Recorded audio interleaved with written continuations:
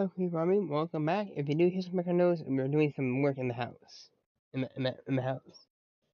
So, sorry if you hear any background noise. Let's continue.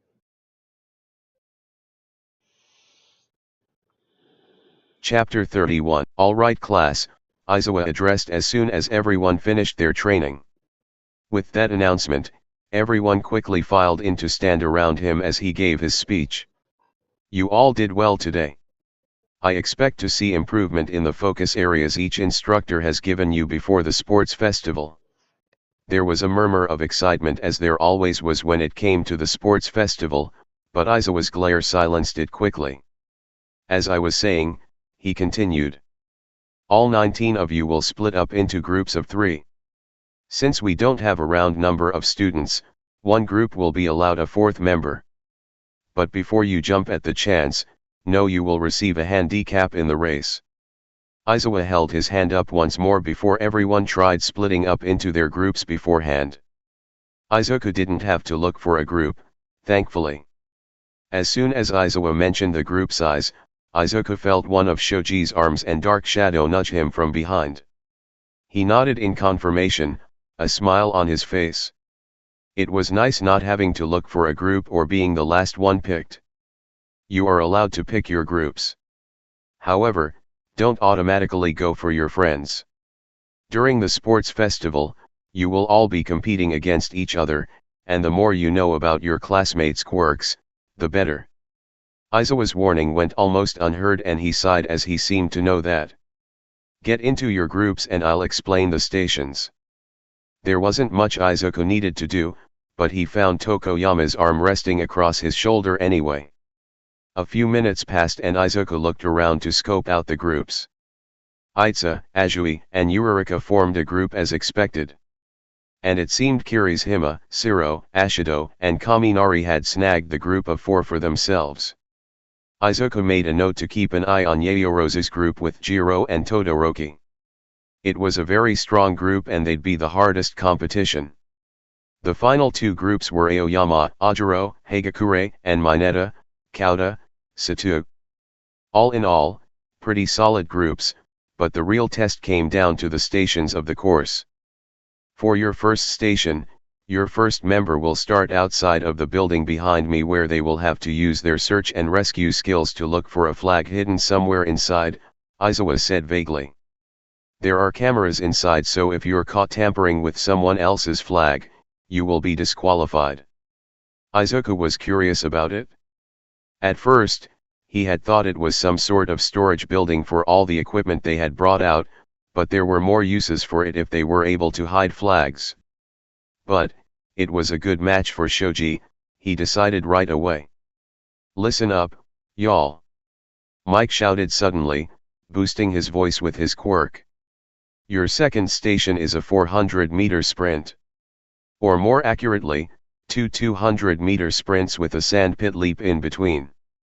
He smirked as he seemed to think this was a huge challenge. If your feet touch the sand, you have to waste time running to the border before you can keep going forward. So use your quirks to the best of your ability to get past it, yo. Immediately, Izuku thought of himself for that role, but he'd have to talk to Tokoyami about his speeds. For your third and final station, All Might announced loudly to capture everyone's attention. A rock climb. He waved to the rock wall that had been there from the start. Your third team member will have to scale this wall as fast as they can to ring the bell on top. The first one to ring the bell secures the victory for their team. Immediately, several hands raised. All Might blinked, clearly not expecting questions. All the same, he pointed to Yayorozu with his trademark smile. You there?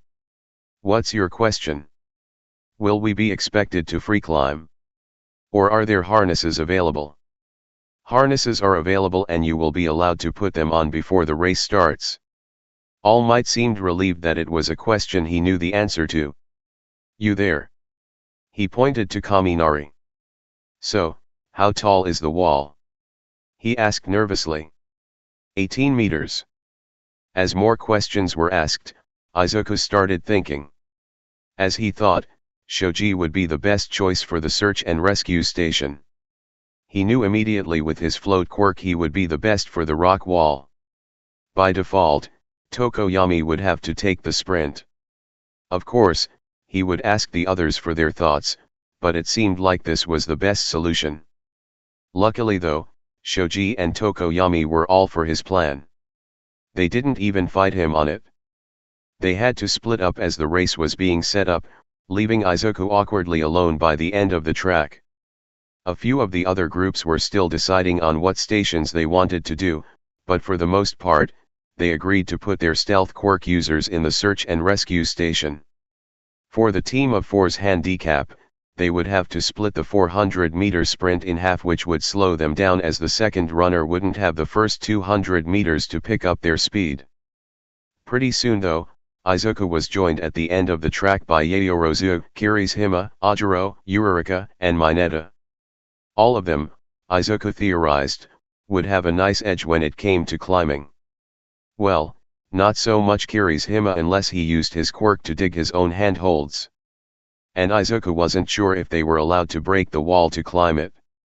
Hey Midoriya. Izuku was knocked out of his musings by the student in question's voice.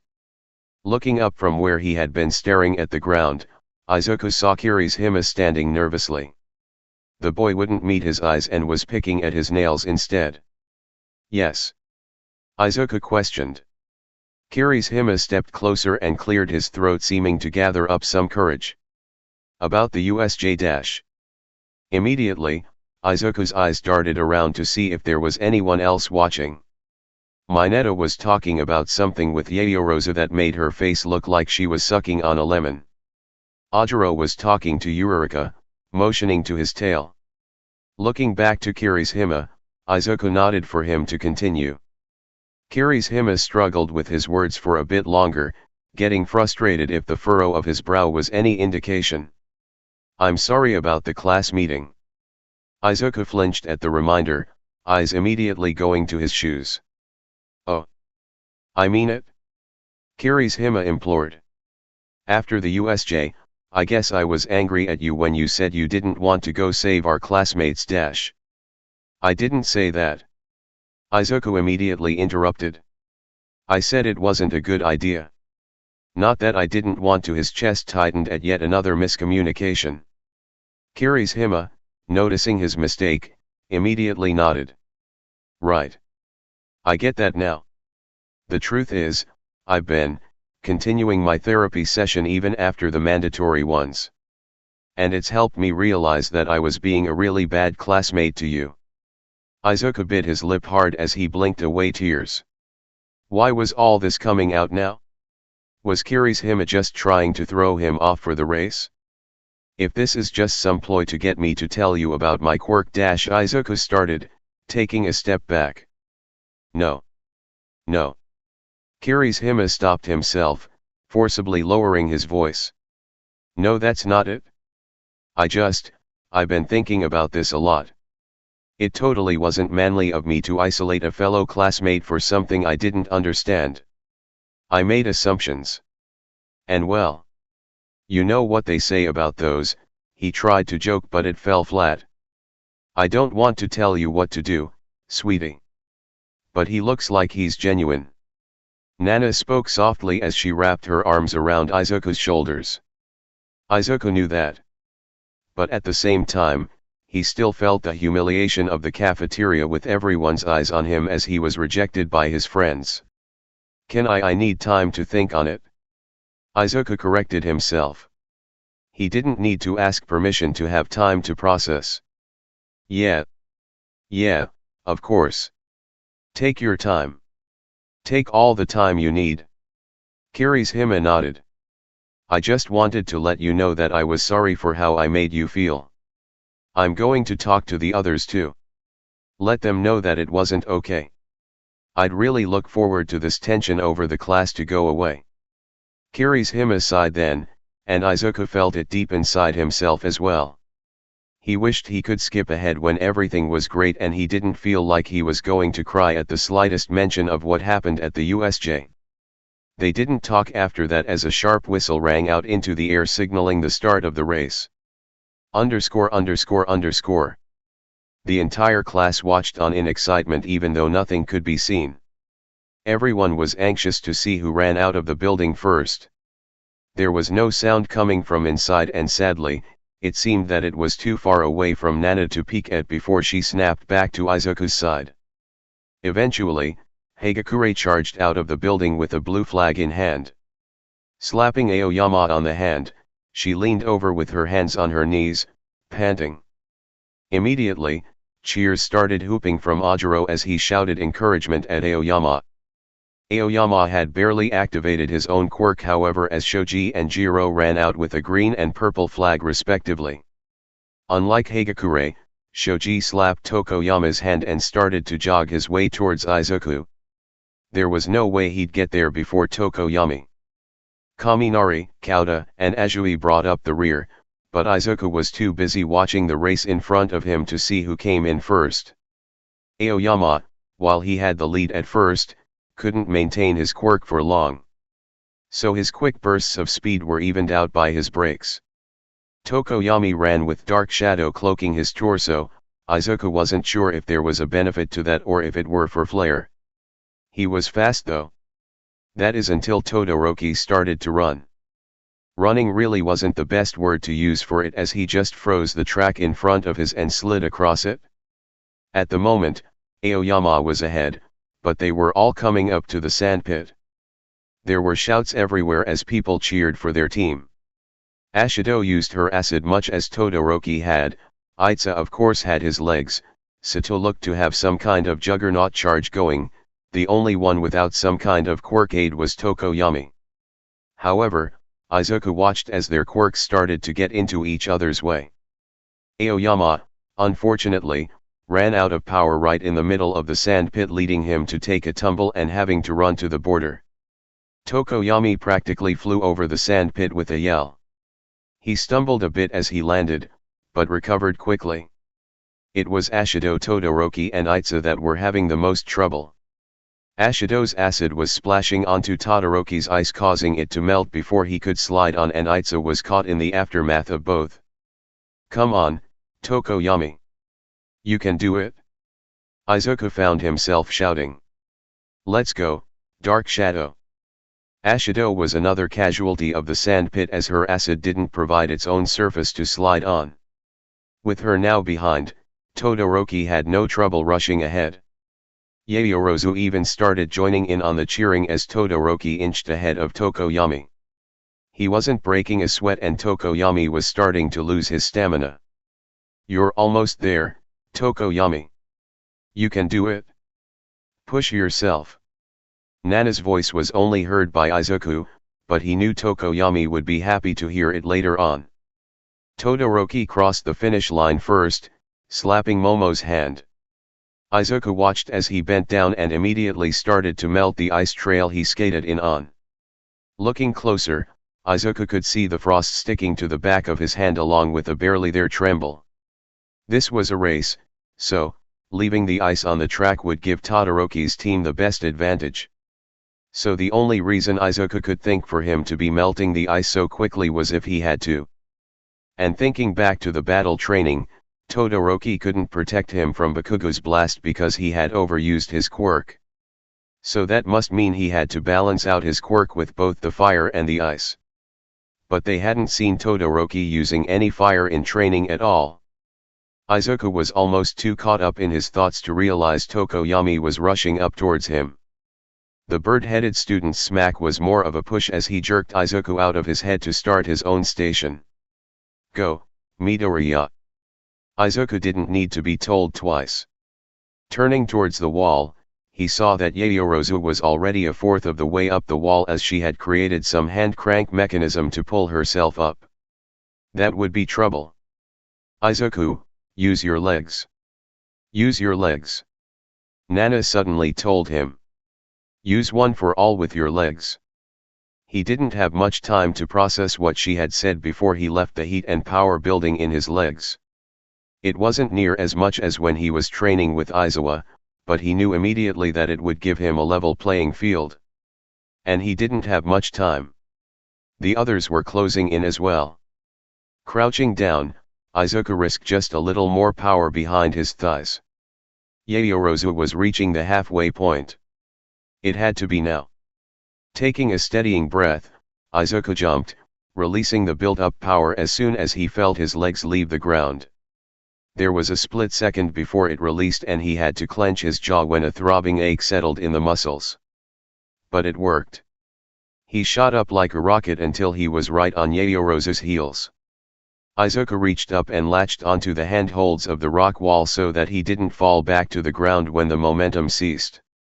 There was barely a moment of stillness and Izuku was activating his floating quirk. It made it much easier to just push himself along than having to haul his own weight. It was this quick thinking that allowed him to shoot past Yaoyorozu, much to her dismay if the grunt of frustration was any indication. "Yeah, Izuku. You got this. Hurry." Shoji's mouth tentacle called up to him. For Tokoyama's part, he was furiously whooping and whistling and clapping. It was only two of his classmates, but it meant the world to Izuku. Finally, his hand reached up, knocking against the bell at the top, and making it ring loudly. His blood rushed in his ears, dampening the sound, and he found himself hitting it again just to make sure. "We have our winners. Young Midoriya wins it for his team." All Might announces, and Izuku slumped against the wall as three voices celebrated around him. His chest heaved and his muscles ached as if he had been lifting weights for hours. Izuku panted from the exertion, giving a small whoop instead of cheering loudly. "Midoriya!" A voice, "Shoji," called from below. Izuku peeled his eyes open enough to peer down. It was only then that he realized that he was still high up on the wall. But there Shoji was with his arms held up. His eyes looked slightly worried, but he seemed to be trying to stay calm. Izuku didn't think much about it as he let go of the rock wall and let himself fall. It was eerily similar to the first time he let himself fall from a great height. Only this time, he didn't think of the landing or dying. Strangely enough, he found himself thinking about food. He could take Shinsu to that ramen shop again. Oh, he could bring Shoji and Tokoyami too. Izuku was sure they wouldn't. Arms encircled him suddenly, halting his descent. Izuku blinked, coming back to reality, and looked around to see that Shoji had caught him in a pair of his bulky arms. He caught him out of midair. Izuku wasn't thinking straight as a laugh bubbled from within. It was a light and happy laugh. More carefree than he had felt in a long time. "Are you all right?" Tokoyami asked as his laugh tattered off. Izuku nodded. "I feel great," he said honestly. "But maybe a bit tired." Both Shoji and Tokoyami gave each other a nod before Izuku was shifted onto Shoji's back and a shadow was cast over his face. Izuku tried to question, but his eyes were already drooping. A nap wouldn't be too bad, he supposed. The sports festival arrived in record timing and Izuku had bent over backward trying to prepare. He had so many setbacks and he was determined not to let any of them ruin his chances of winning. While there was no way he could get 10 months of progress finished in 2 weeks, he felt that he made up for it by studying his quirk. Sure, he was even behind on that. But the versatility of it would help greatly. That is until his confidence was destroyed as Aizawa pulled him to the side and explained that as the one class president, Izuku would have to give the opening speech. This was it. This was where his career ended.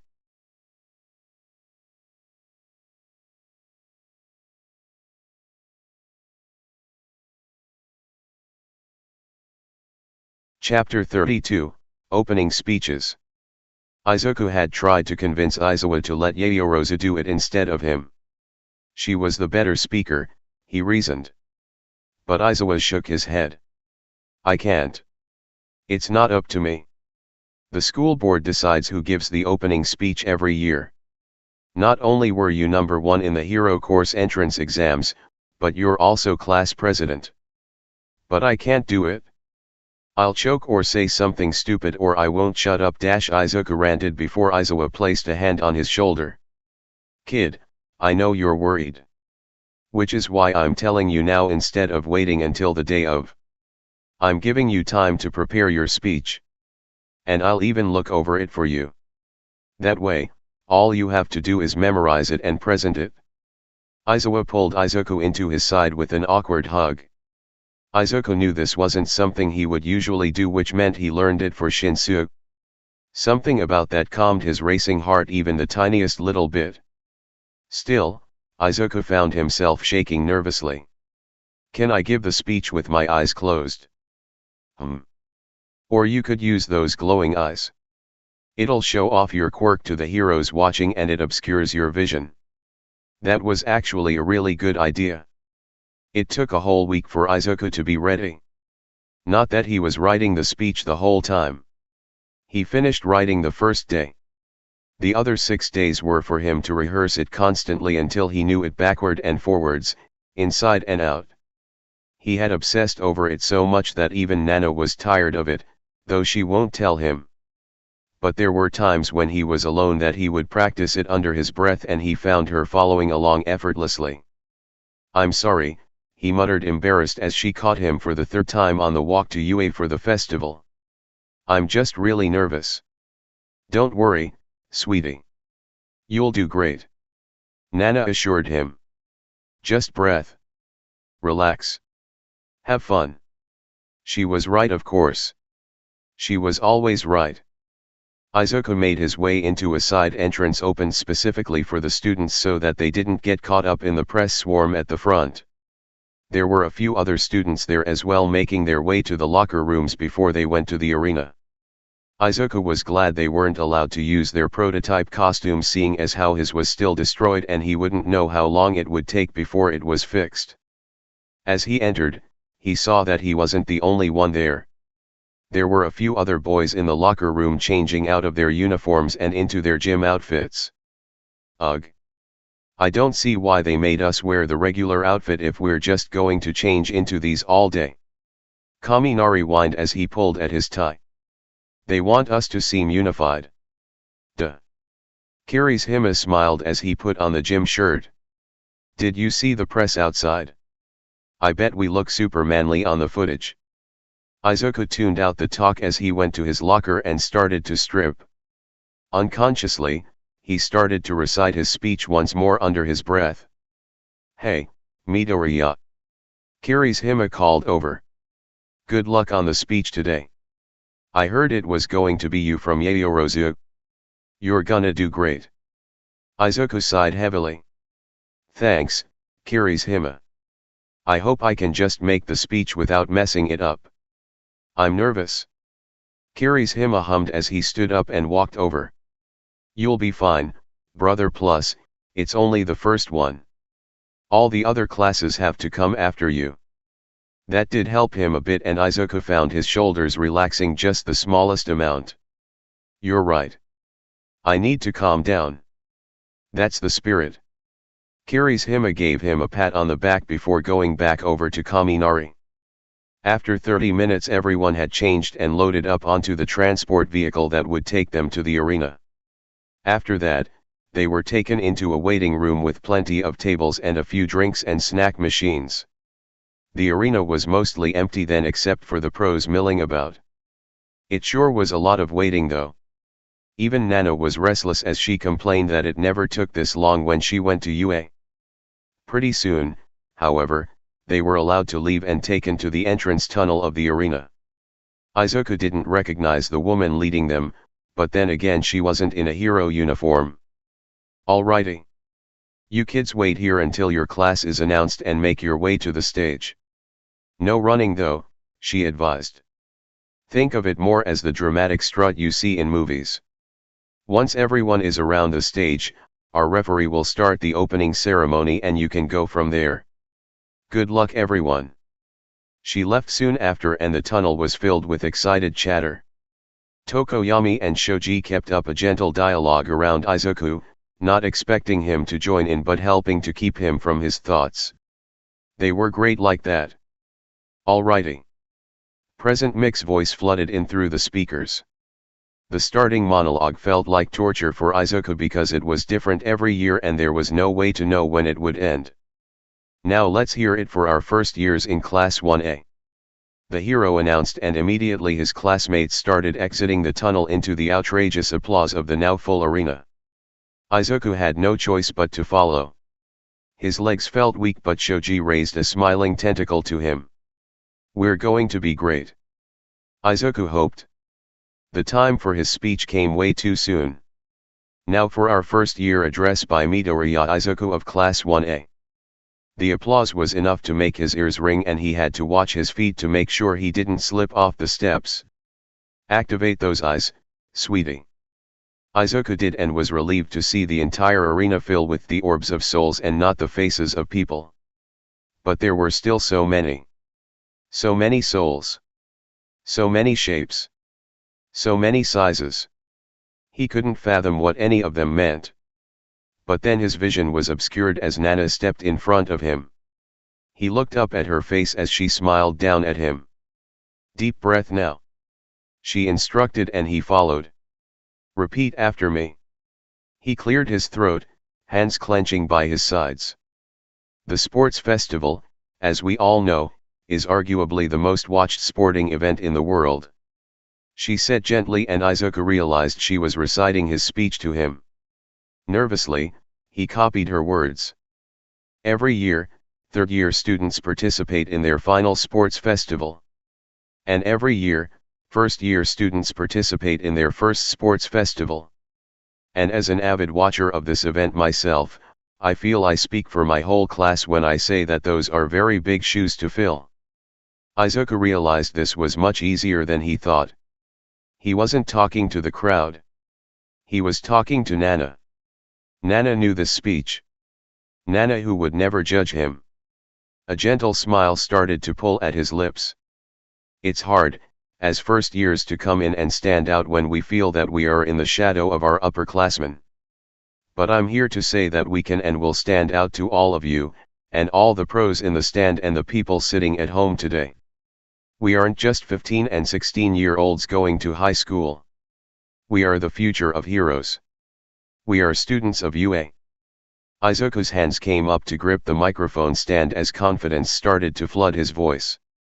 He could do this. He was doing this.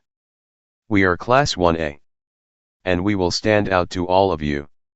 We'll go beyond." Izuku raised his fist in the air as he recited the school's motto along with the voices of his classmates and the people in the stands. The entire arena vibrating the air with their voices. Even present Mike in the announcer's booth. Plus ultra. The rush of adrenaline Izuku felt as the arena erupted in screams was like nothing he had ever felt before. The smile on his face was wide enough to hurt his cheeks as he released his grip on the stand and took a step back.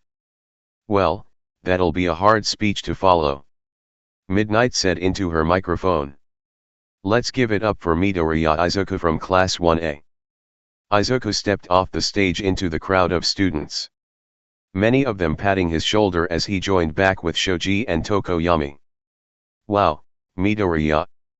I got chills." Tokoyami smiled. "That was an amazing speech, friend." "It was. I'm sure it'll be on the highlight reel as well." Izuku's cheeks turned red at the flattery as even Kirishima complimented his speech. "And now let's hear from our Class 1B representative, Shinsu Hitachi." Izuku was taken aback as he watched Shinsu walk up onto the stage. He hadn't mentioned that he would be the rep for 1B. Izuku was completely stumped. Why hadn't Shinsu told him? While Midoriya's speech was very moving, I myself have different motivations for wanting to be a hero. Shinsu started before the applause could even quiet down. But as soon as the first words came out, the entire arena went silent.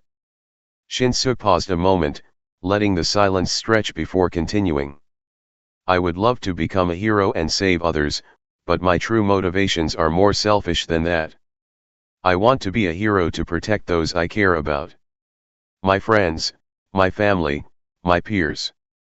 I don't care about being the flashiest hero, or the one that makes the most money. Izuku gasped then because deep down he always knew Shinsu's motivations. He wanted to be an underground hero. But the raw conviction he heard in Shinsu's voice, and to dismiss other motivations like that. I will use this sports festival to prove to them that I have what it takes to keep them safe. I will get stronger. And I will become a great hero. All of you today will witness the first step of that journey. Plus Ultra. Shinsu didn't wait for midnight to announce his departure as he turned and stepped off the stage. Immediately, Izuku pushed his way through the crowd of students until he was right beside Shinsu in the cluster. His hand brushed against the other boy's arm, causing him to look over. Shinsu didn't speak, but he did give Izuku a genuine smile that settled his nerves. And now that's a student with some heavy convictions. Mick's voice flooded through the speakers and it sounded like he was crying. Let's move on to Class 1C now. The rest of the ceremony passed in a blur of speeches.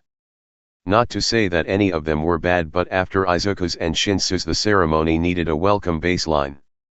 I'm happy for this opportunity, I will do my best, we will give it our all, were the basic gists of all the speeches that followed. Izuku was chomping at the bit to actually get started. As they went down the line of classes, he felt it getting closer and closer. And he was riding on the high of his successful speech. Now that the opening ceremony is coming to a close, let's announce the first event of the UA Sports Festival. Midnight turned to one of the large monitors on the arena walls, using her whip as a pointer. All at once, Izuku felt the crowd of students shift forward as everyone tried to get a closer look. For our first event, a digital reconstruction of the arena was displayed on the screen. We have an obstacle course set up for you. And to everyone at home who tunes in every year, you'll notice we're doing things a bit differently. That gave everyone pause as whispers broke out among the arena. But Midnight continued without pause. Usually we give free rein to our students to use their quirks however they see fit to complete the events. But this year we've decided to change it up. After all, a quirk isn't everything. She winked and Izuku watched several students blush. All participants will now be allowed to use their quirks during the first obstacle. You must use your brain just as hard as your quirk if you wish to be heroes one day. Izuku had seen a few obstacle courses during his time of watching the festival, but they were always different. Not even repeating the same sections. So there was no telling what could come up. In the crowd, he looked at Shoji and Tokoyami with a grimace. Of all the planning they did together, this was the one event that they couldn't plan for. They seemed to share his sentiment. But hopefully, the restriction of quirks will keep the playing field level, at least until the second obstacle. Pretty soon, they all lined up at the exit gate of the arena, which Izuku immediately narrowed his eyes at. It was too small. 4 or 5 students could walk side by side through it, but there was way more than that here. There would be a blockade. Luckily, it seemed that he didn't have to voice those concerns and tip anyone else off as one of Shoji's arms grabbed him by the shoulder. I'm going to throw you through the exit tunnel. Activate your quirk and float through. Tokoyami can use Dark Shadow and I can climb the railings. Izuku bit his lip. Technically, this wasn't the first obstacle. They just needed to get to the first obstacle this way. But there would be plenty of students who wouldn't know that loophole. Gotcha. They took their positions towards the back, giving them plenty of room to move so Shoji could throw. There was a tense moment of silence as they waited for the horn to sound, but when it did, they didn't waste time. Shoji grabbed a handful of the back of Izuku's uniform and his upper arm. Izuku felt his legs leave the ground as he was lifted with little effort and he got ready to activate his quirk. Shoji shifted his feet. 1, 2, 3. Izuku felt the air whip by his face as he was thrown into the exit tunnel, almost immediately activating his quirk to keep him from falling. There was the sound of outrage from the students below him, but Izuku could already see the exit ahead. Pretty soon, others would catch on. Izuku could even see Todoroki's ice and dark shadow up ahead. He needed to get a lead and keep it if he wanted to advance. As he felt his momentum slow, he released his quirk until his feet planted themselves back onto the ground. He was in a small group of students running who had also used their quirks to get through the door first. Not in the front, but he wasn't in the back. He could do this. He was going to win. Discord link, a good place to chat with other readers and myself. http URL.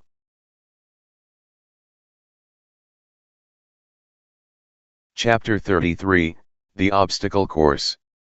The first obstacle wasn't far from the exit of the arena, so Izuku took a moment to deactivate his eyes and floating to make sure he wasn't disqualified.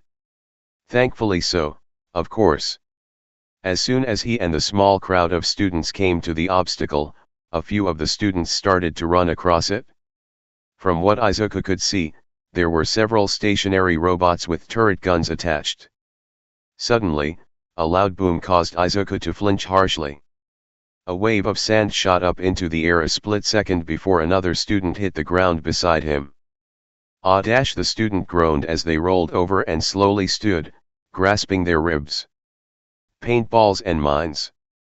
Are they trying to kill us before the second round? They grumbled. Izuku paused, watching as a few other students took a bad step after getting hit by a paintball and were blasted a few feet up in the air before falling. Some thought was put into this obstacle seeing as how there weren't so many mines that the students were being blasted constantly. Are your ribs broken?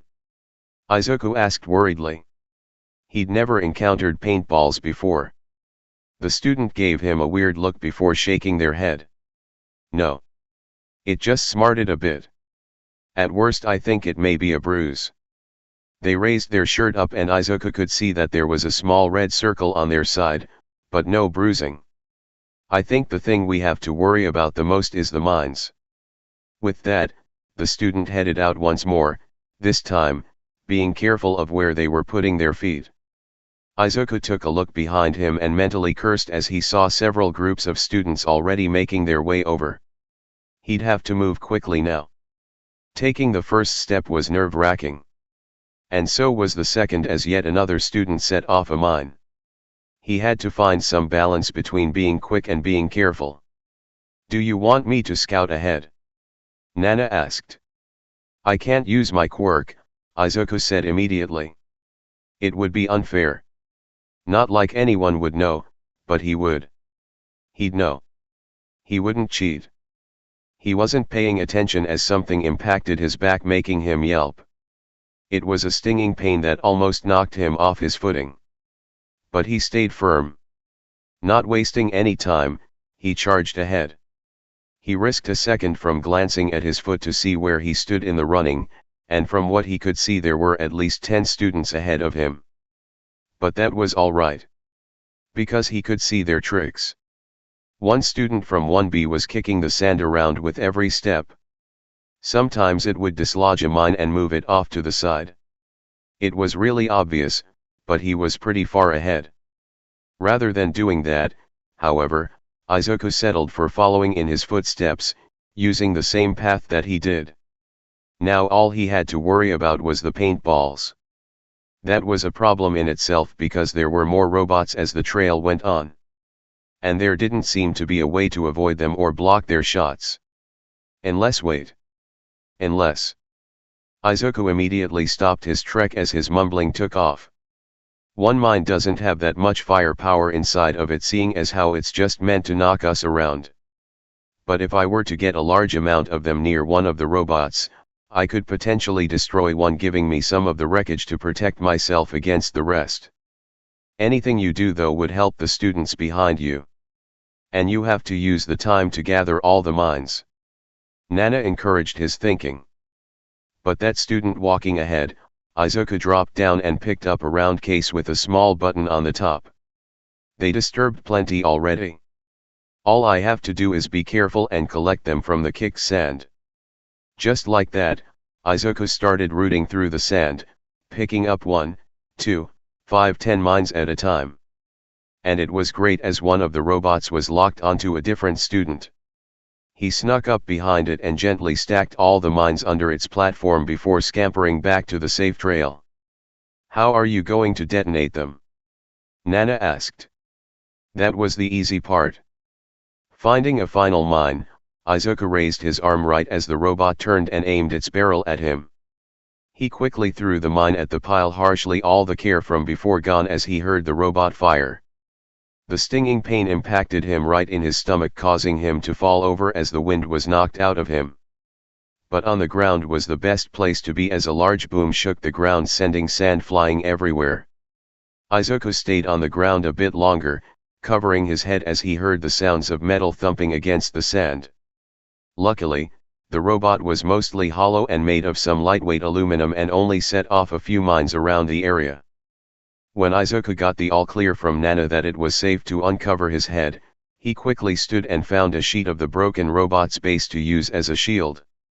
It was a bit flimsy, but anything was useful right now. With that, he took off at a run down the trail. From the distant echoes of Present Mic's voice, there were already people on the second obstacle. He couldn't waste any more time. The path was clear for him, and with the shield, he was able to deflect most of the robot's attacks. They made deep divots in the thin metal, but as long as they didn't make those dents in him, Izuku didn't care. As he came out at the end of the obstacle, he breathed a sigh of relief that he was mostly intact. He tossed the heavily deformed sheet of metal to the side as he took off at a jog, now able to use his quirk. Without asking, Nana funneled the slightest bit of One for All into his feet, giving him a longer stride so that he made it to the second obstacle in no time. He grunted with frustration as he saw Todoroki's ice trail melting rapidly. Todoroki's quirk was so versatile without even using its full capabilities. It almost wasn't fair. Izuku shook it off though as he surveyed the obstacle. It entailed several small platforms spaced apart above a pit of some churning substance. Izuku was able to see what the substance was firsthand as someone jumping ahead lost their footing and fell inside. Quickly, they were consumed by what Izuku could only assume was quicksand. So no falling. It was easy for Izuku to hop across. His quirk was made for this test. And he made up a little ground as he watched some of the other students make their way on wobbly legs. "Scout out ahead and see what place I'm in," Izuku asked Nana as he took off running once more. He was sure he would make it to the next round. But there wasn't anything wrong with excelling. "I think you're number 14, sweetie. Todoroki is tied for first right now. The next obstacle looks like a physical test. A vertical spider climb followed by a test of grip strength, and then finally a wall run with a slide back into the arena." Nana summarized quickly as Izuku came up onto said obstacles. A few students were struggling on the spider climb and Izuku felt kind of bad as he breezed right through it with the help of his quirk. "Yes. Let's finish this match strong, kid. Show the world what you can do." Izuku stumbled in his footing slightly, slipping down the wall. He had almost forgotten about the few accompanying spirits inside him now. But every once and a while, like now, they would make themselves known. Daigoro was usually the one that spoke the most, except for Nana, of course. He, as Izuku came to realize, was very passionate about hero work. He liked showing off, not because he felt like he had something to prove, but because he knew how powerful One for All was. And he had some kind of disagreement with Nana. The two of them were by far the most confrontational of all the spirits of One for All. Even so, Izuku took the encouragement and forced himself up the wall. In this case, he didn't have enough upper body strength to get through, so he had to use a bit more of his floating ability than he would like. Just something to ease his muscle strain. He found himself keeping the momentum going as he grabbed onto the rolling bar. There were 3 more bars in varying distances in front, each one a little larger than the last. Izuku took a breath and held it as he shot across, skipping the second bar entirely to grab the third. "Whoa! Be careful. You wouldn't want to slip this early in the game," Nana said worriedly, but Izuku was too focused on his swinging to listen. He could feel the strain of prolonged quirk use on his body and he needed to finish fast. Yeah, kid. Come on. Use those muscles. Izuku slumped over as his feet connected with the ground on the other side. His chest heaved with every breath and he had to force himself to calm down. The last thing he wanted was to hyperventilate. But while he recovered, he looked at the wall run. It was a large slope, perhaps reaching about 8 feet up. There were ropes hanging from the top, but they only reached down about 4 feet. You would have to get a running start. Izuku was worried that he just might be tapped for the moment. He may have to do this one quirkless as well. Taking a deep breath, Izuku stepped back to the edge of the second obstacle. He counted down in his head from 3 before taking off at a sprint. Keep your feet flat, don't try to climb with your tiptoes, Nana warned him quickly. She sounded a bit worried, but Izuku couldn't dwell on it. His feet made contact with the wall. Flat as directed, he pushed himself up into a second stride.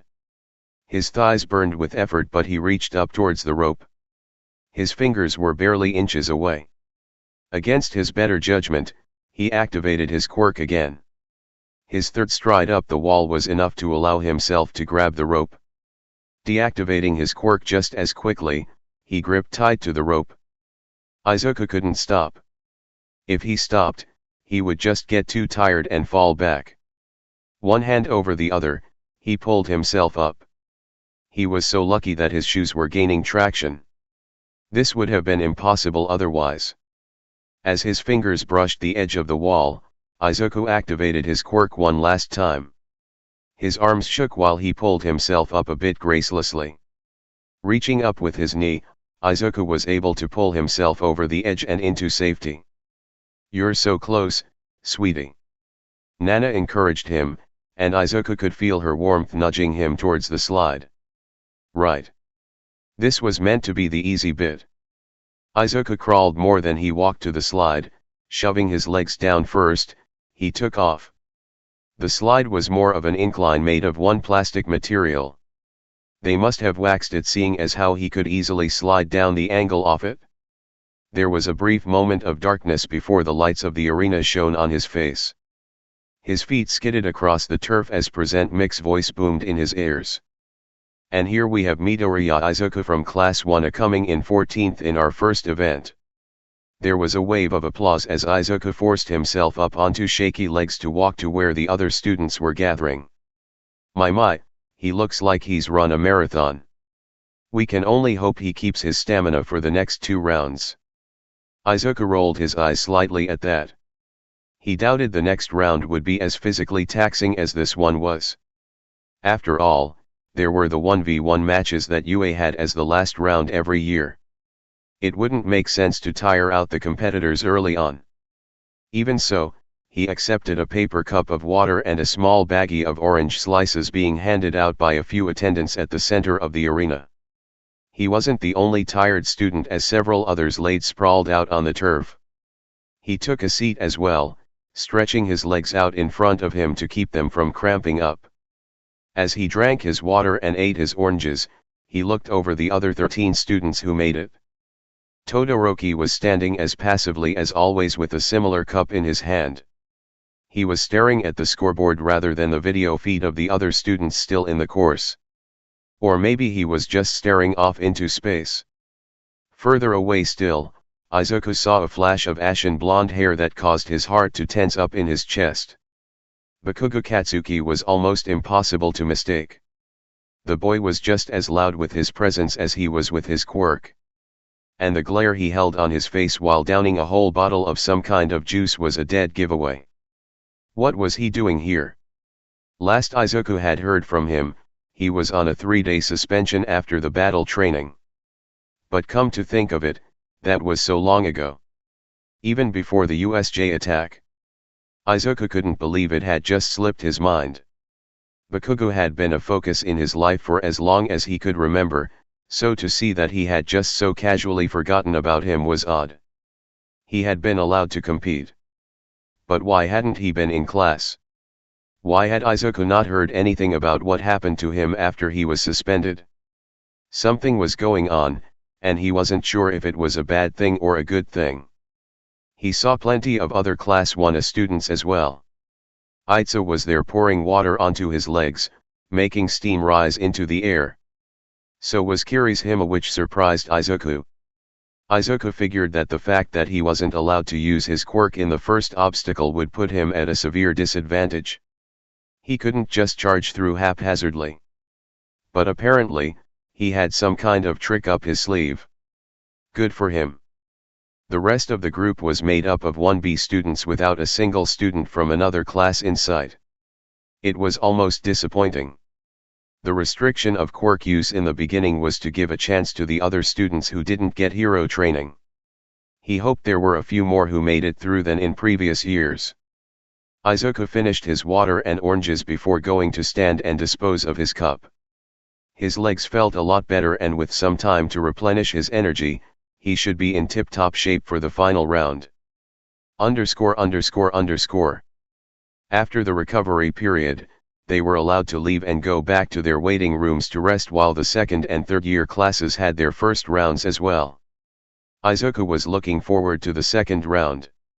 He took some time to relax, getting yogurt and a rice cake from one of the many vending machines before going to sit in the stands to watch the other events. His classmates even joined him as they took their time to recover. Izuku was plenty surprised when the results came in. 16 of his classmates made it into the second round, 14 in Class 1B, including Shinsu thankfully, 7 students from the support course, and 5 from the Gen Ed courses.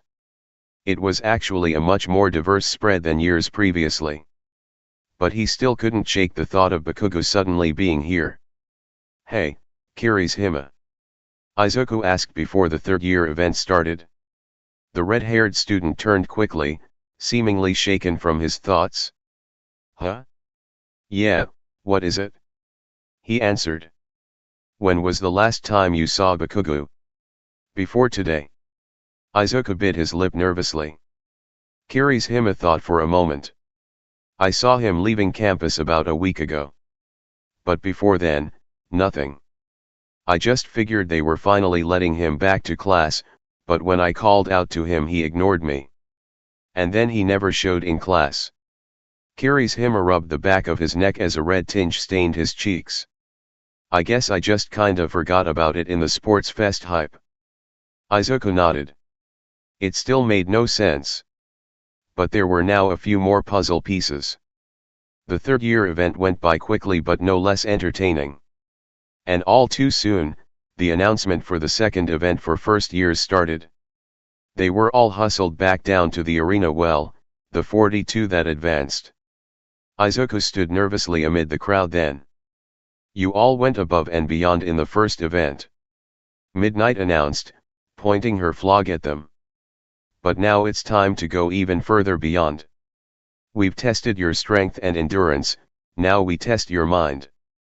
Midnight's arm raised toward the screen, and where once the obstacle course stood, now stood a large hedge maze. "Wow! They sure moved quickly. This event is a first in our many years of running the sports festival, but this event is called Maze Scavenger Hunt. You will all start outside the maze where a basket of cards awaits you with a lockbox." An example of said objects appeared on the screen. "When the timer starts you will have 20 minutes to use the riddles on the cards to find hidden items inside the maze. Those items must then be returned to your boxes in exchange for points." A diagram appeared showing different colored cards with their point values listed from anywhere between 1 point to 10 points. The 16 contestants who finish with the most points by the time the timer goes off, advance into the next round. But there are rules. Of course, Izuku thought. There were always rules. This seemed so easy. Of course, UA would find some way to make it even harder. Discord link, a good place to chat with other readers and myself. http URL.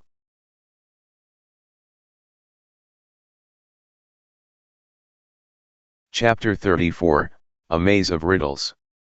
There is nothing that says you cannot form teams to help you during this trial, but... The small buzz that had formed as she spoke quickly ceased. You must split all your points. Every single one. Riddles worth 1 point will only get you a half point, riddles worth 5 points will be worth 2.5 points, etc. That made sense. Izuku looked over to Shoji and Tokoyami with a resigned look. Luckily, they gave understanding nods. There was no way they could team up and still have enough points to go into the next round. You cannot tamper with another student's lockbox, nor can you hoard items that do not go with your riddle. As such, each student is only allowed to carry one item and one riddle at a time. This is a test of your mind. While quirks are permitted, using quirks to directly sabotage your fellow students will result in disqualification. Damaging the maze itself is also off limits. Izuku's amazement was growing. UA had stepped up their game. This was sure to be a sports festival to remember. If you get lost, you can either find your way out or call for help. If you call for help, however, you will be disqualified. If you want my advice, Midnight gave a sultry wink. Your best bet is to wander around and hope you find the way out. Otherwise, you will be retrieved when the match is over. Looking around, Izuku could already see some students spacing out. It was a lot of rules, sure, but that was to be expected from a new event.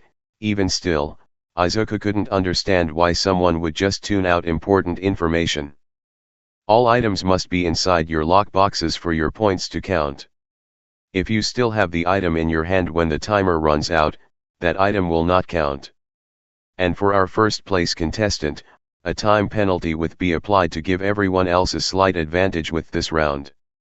Now, you have 10 minutes to find your designated box and grab your first riddle. Midnight waved her hand and everyone immediately dispersed. Izuku, for once, let them all run ahead. He let himself fall to the back of the crowd as he muttered to Nana. Find my box, please.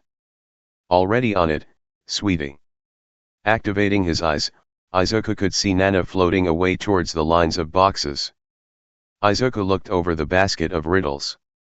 Each color was a different point value. White, 1 PT, green, 3 PT, yellow, 5 PT, red, 7 PT, and purple, 10 PT. There were the most missing from the green and yellow slots, Izuku noted. Understandable really. But there was at least one purple card missing. Not wanting to try his luck that harshly, Izuku opted for a yellow as well. It was a nice way to gauge the difficulty of the riddles. Turning around, he saw Nana sitting on top of the boxes. Izuku assumed it was his own. Starting to walk over, he looked at the riddle in his hand. Wish a wish, don't wish and tell, find this wish in a wishing well. Midnight. It was remarkably straightforward for what was supposed to be an intermediate level riddle. Then again, Izuku didn't know where a wishing well was in the maze. If there was one. Shaking his head, Izuku walked up to his box. It was more like a chest than anything. There could be some large items. Either that or they wanted the students to fill their chests. He held the card up so that Nana could read it over his shoulder without him seeming too suspicious. Strategy for a maze, you could scout around maybe and tell me where my items are. Izuku thought. I could. But you have to get to me when I find them. I can try to float over certain walls. Or maybe you could give me an aerial view and guide me. Nana nodded with a smile. I can do that. Once again, Izuku felt like his quirk was an unfair advantage in this game. He could avoid the actual maze itself and focus on the riddles.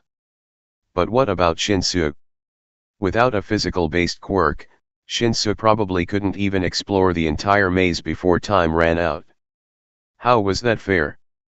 Sweetie, what's that look for, huh? Are you nervous? Nana asked, concerned. Not for me. Izuku looked over to where Shinsu was staring at a purple card in bewilderment. feeling his chest tighten and his eyes burn with unshed tears. What if he doesn't advance? This was important to him. Izuku sniffled as he felt Nana's arms wrap around his shoulders. He wouldn't want you to underestimate him, Zuko. He's a capable student. And very smart. Still, Izuku couldn't shake his dread. Help him. Please. Help him with his first riddle. But what about you? I'll be fine. My riddle is easy. Help him. All right, all right. I'll give it my best shot. Nana sighed as Izuku felt her move away from him.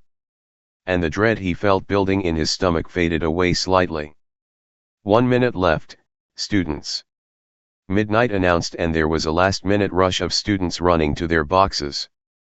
The second round begins in 3, 2, 1. The timer sounded, and like before with the obstacle course, there was a mass of students running into the maze. Rather than fight them all, Izuku went to one of the walls and used his quirk to hop over. It was off towards the side of the entrance, but not by far. This was why Izuku was surprised to see a large statue stood in the center of the pathway. It was a statue of some man that Izuku didn't recognize. But he was standing with a foot perched upon a stone and had a spyglass held up to his eye. On closer inspection, Izuku could see that the spyglass was removable where it was held up to the statue's inset blue stone eyes. Potentially, it was an item.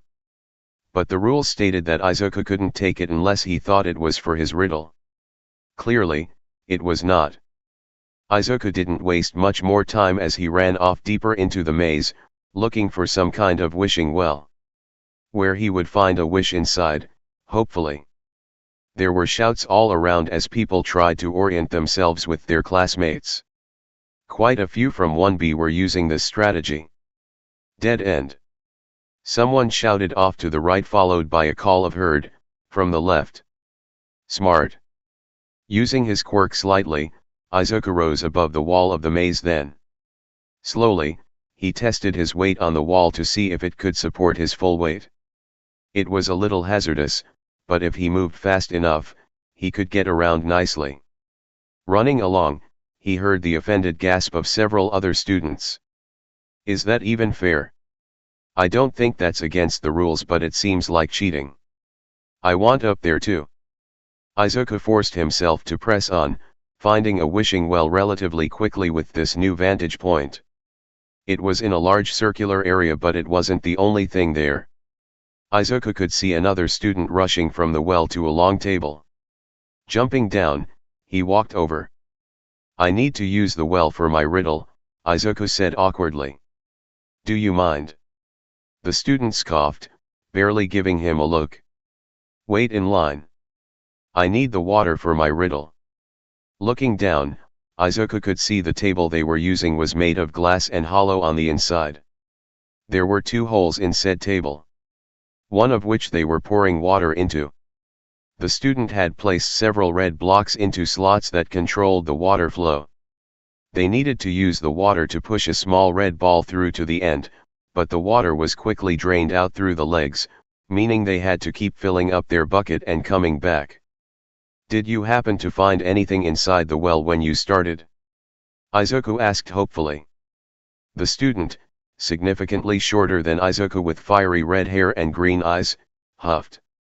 No, I didn't bother looking inside the well. I just need the water for my riddle. You can wait your turn.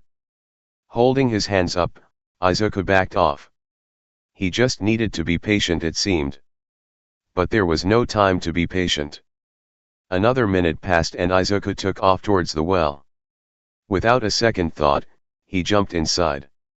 It was large enough for him to be able to climb out using his feet, but big enough that the bucket could come down if it needed to. Izuku didn't have time to wait for other people. The water inside the well was up to his knees, but Izuku could see several holes under the water line where new water would be supplied. And while the light was dim, he could see something glowing under the water. It was easy to pick up said glowing item to see that it was a coin. No distinctive denomination or regional markings, but it cast a soft white light in the area around him. What the are you stupid? Izuku winced as the voice echoed down to him. Looking up, Izuku could see the shadow of the student before looking down at him. You got yourself stuck, didn't you? No, it was Izuku's turn to huff. I didn't have time to wait. Crouching down, Izuku pressed just a single percentage of power into his legs before shooting up. He hissed as his arm scraped against the side of the well. It significantly slowed down his speed and he couldn't reach the top. Quickly, he pressed his legs to the side of the well and pressed his back towards the other end. He just needed a little more.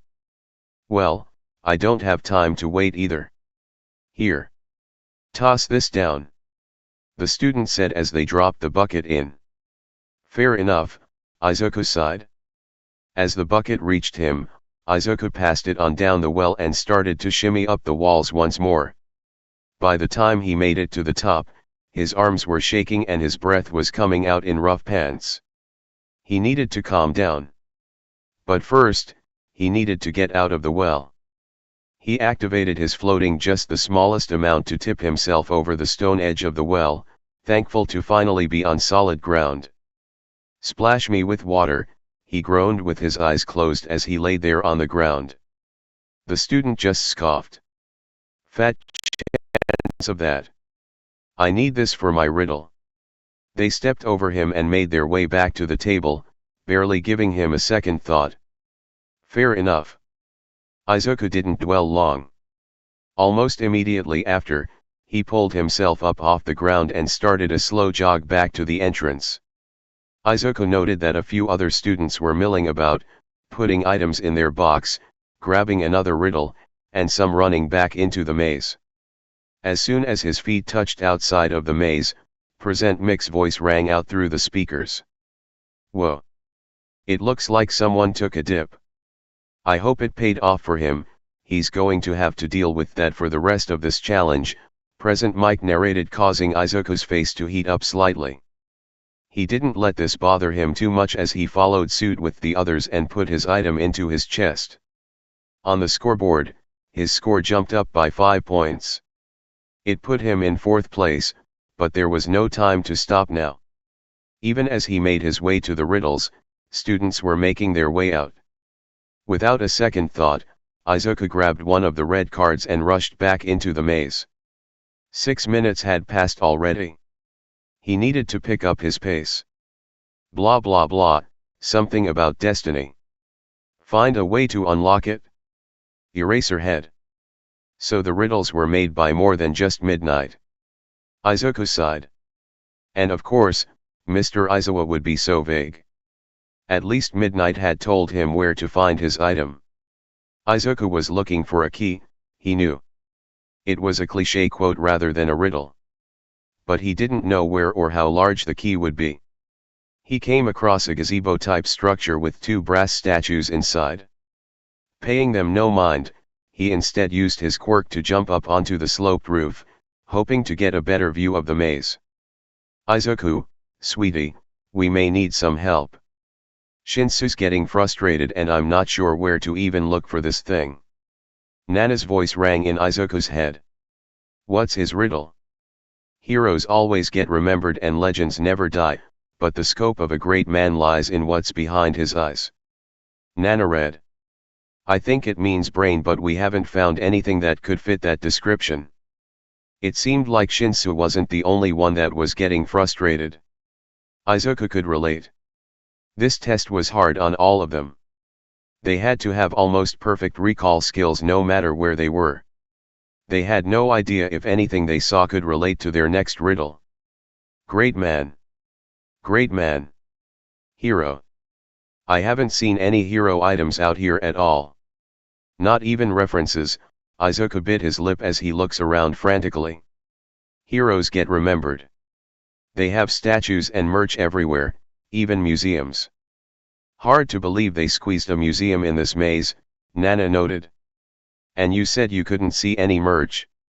I've seen plenty of statues, but none of them are of heroes. They're just people standing around. Izuku jumped down from the roof of the gazebo to look at the brass statues sitting inside. There was no plaque stating who they were. They were just sitting together. A hero statue. The scope of a great man. The statue of a hero. Izuku felt the words turning over in his head. Pacing the gazebo, Izuku racked his brain. Maybe a Snipe statue? Did Snipe write the riddle? No, it was Nezu. Nezu. Great. Izuku sighed as he ran a hand through his hair.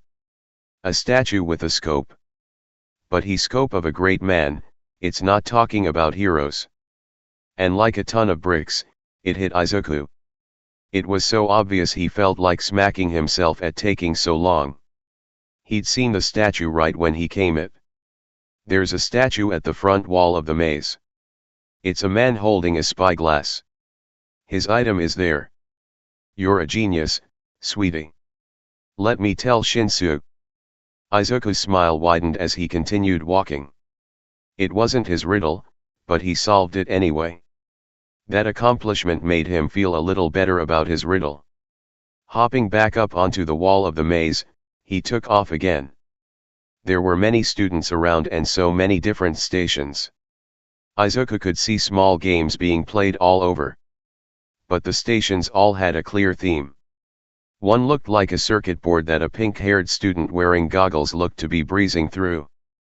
Another was a long box painted like a snake that a student with some kind of animal shifting quirk had jumped inside.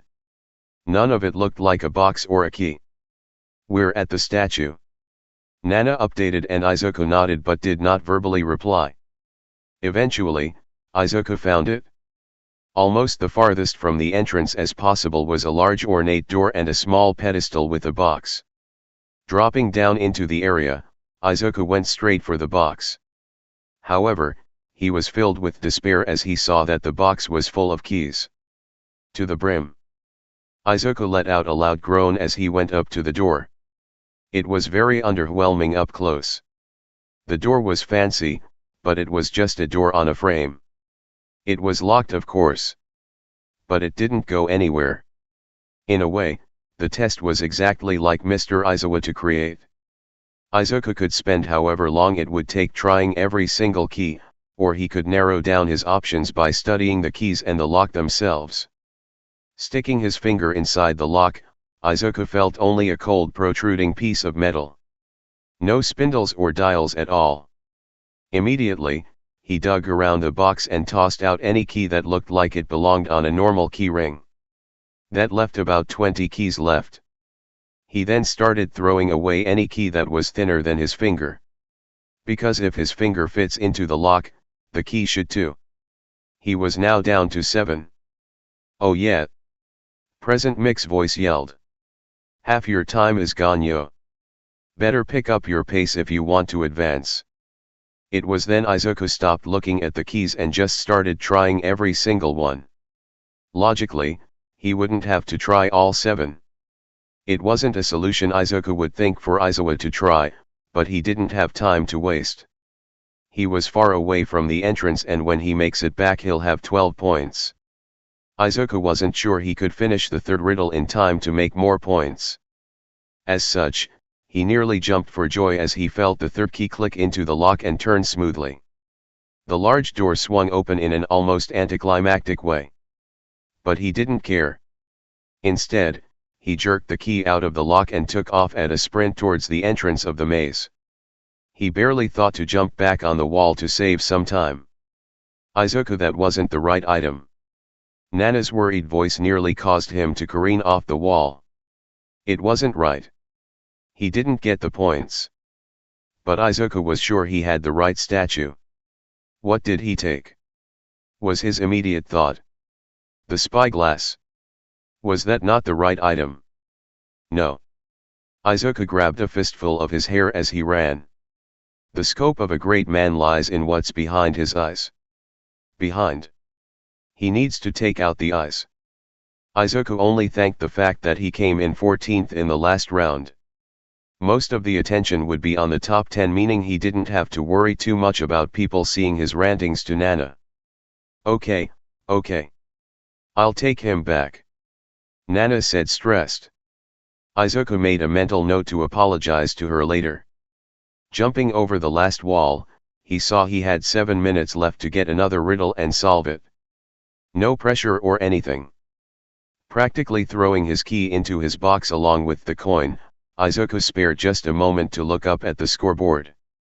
Izuku looked on in horror as he saw that Shinsu still had 0 points. He wasn't the only one, but he needed to get that card finished if he wanted a chance at advancing. Izuku ran to the riddle basket and bit his lip while grabbing another yellow riddle. He was really pressing his luck. I have a spine but no bones. Ms. Joke. A book. Easy. Izuku shook his head as he ran into the maze. But it was never so easy as that. Never. And here comes Shinsu Hitachi with the first purple riddle item of the event. Present Mike announced, almost beaming with excitement. He's used up a lot of time looking for it, but he's skyrocketed up the leaderboard. Izuku sighed in relief. He's almost certain Shinsu secured his spot into the next round. Izuku was taken aback suddenly, however, as shouts started to fill the maze once more. There's a pond with plastic ducks over here. I found a sword in a stone.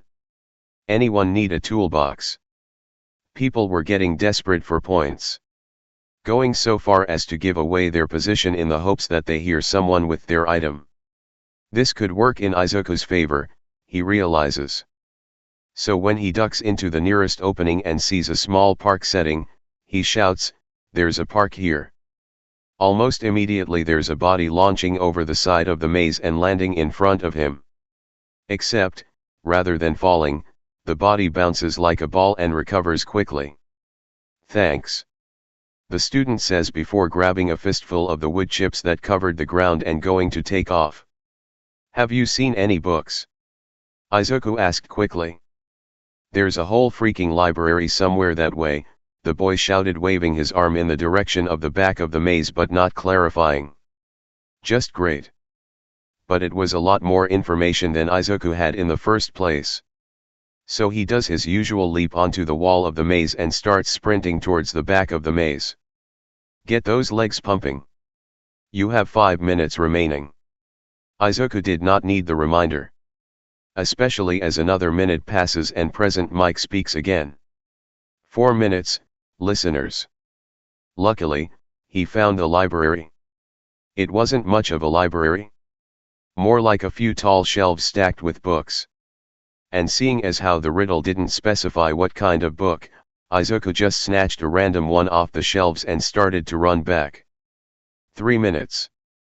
If you want your items to count, you should probably head back now. He was trying so hard to do just that. 2 minutes. Wow, some of you are cutting it close. Izuku cursed under his breath at Present Mike as he jumped down onto the ground and started to sprint using his quirk. He wasn't allowed to destroy the walls, so he needed to keep to the ground. Every time he met a dead end, he jumped over it. Making a beeline to the front, Izuku could see several students slumped down by their boxes, and Izuku so badly wished that were him. 1 minute. Izuku could see his box. 30 seconds. He crossed the entrance gate. 10 seconds. His hand was on the box. Yanking it open, Izuku practically threw the book inside, hearing it clatter and slumping to the ground right as a loud buzzer sounded. And your time is up. Midnight took over with a pleased hum.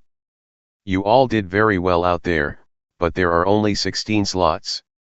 Let's all take a look at the leaderboard. Heads jerked to the bright display screen as all of their portraits whizzed around, coming to stop in a typical leaderboard pattern. For a maddening moment, the list updated in an elapsed fashion. Izuku could see himself at the very bottom before his portrait jumped up with the first 5 points. The same was happening to the other students' photos as well until finally the chart settled, leaving only the true results in place. Izuku trembled as he looked down the list, quickly finding his name.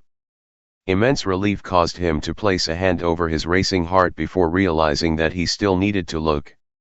He was surprised to see that Shinsu had gotten more than the 10 points he knew of. But Izuku wasn't complaining, of course. And Tokoyami getting second place overall. The scores were so close together, which Izuku didn't expect. In UA fashion, there would usually be one person that blows the competition right out of the water. Yes, Yayorozu had 20 points, but Tokoyami was only 1 point behind her.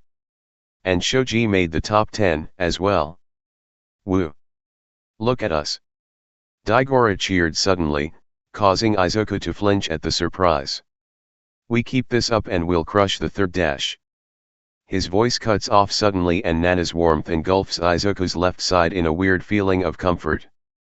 Don't listen to him. This is your victory, kiddo. Looks like we have a three-way tie. Luckily all three of you are going into the finals. Present Mike commented, knocking Izuku out of his conversation. He continued talking and making notes several times on the various placements. Even mentioning the dedication Todoroki had to have to make such a large comeback with the penalty that he had to start with. All you crazy cats, take a break and prepare for your final matches. Everyone else, keep those spirits up because we have plenty of other activities for you to participate in the meantime. They were all escorted off the field at that point, but not before Shinsu rushed to Izuku's side and threw an arm over his shoulder. Izuku allowed himself to be pulled in close. You helped me advance. I wouldn't have gotten a single point if it weren't for you. Shinsu said sincerely. Thank you. Izuku felt his face redden at the attention. Ah, well, Nana did most of the work. I think she deserves some credit too. Shinsu only chuckled. Oh, I thanked her all right. I'm sure she's had enough of me showering praise for the moment. Nonsense. Nana teased and Izuku passed along the message. Shoji and Tokoyami joined up with them before Shinsu had to split off to go into his class's waiting room. There was a great buzz of excitement as the majority of his class talked about their riddles and eagerness to continue to compete. Izuku for once didn't feel left out as the conversation continued without him. He had his friends sitting beside him on a few soft chairs. For his part, Izuku was showering Tokoyami with admiration for his high placement. I tried a 7-point riddle and it nearly took all of my time. How did you manage 2 and a 5-point? Tokoyama's feathers along his neck ruffled as he ducked his head. Ah, how sweet. You're flattering him. Nana cooed and Izuku watched Tokoyami shiver as Nana touched him. I consider myself extremely lucky, for I could not have hoped to complete the daunting riddles had both items not been so close together. He said humbly. I had to fetch an ornate knife and a single candle. Both were in some sort of table setting in the middle of the maze. Shoji patted him on the shoulder with one hand and created a smiling mouth on the tip of one of his tentacles. You did great, Tokoyami. Thank you both, Tokoyami muttered, fighting a smile as he looked to the floor. It was at this moment that Dark Shadow emerged from Tokoyama's side and butted into the conversation. I did most of the work. The wisp announced, and Izuku could see the moment Nana started talking to it. Its eyes lit up as it seemed to look into the wall. You did great too, sweetie. Nana praised, causing Dark Shadow to melt much in the same way Tokoyami had. Izuku rested his head on the back of the chair, full of content. He was having a lot of fun. His friends were doing well, he was doing well, and the rest of his classmates hadn't given him a weird look since the game started. It filled him with hope for what was to come. Discord link, a good place to chat with other readers and myself. HTTP URL. Also, sometimes I notice in between long pauses between updates, I get a spike of readers. Is this FIC being wrecked? That's such an odd thing to think about. I'm not complaining, of course, if it is. I would love to know who, if anyone, has wrecked this FIC so I could possibly thank them. It just feels odd that someone would like my FIC so much to suggest it to other people. I don't know. I like it, but at the same time, I just feel like it's unreal that my FIC would have that kind of impact on someone. Anyway, let me stop gushing and just take a moment to thank all of you for reading, regardless of where you come from.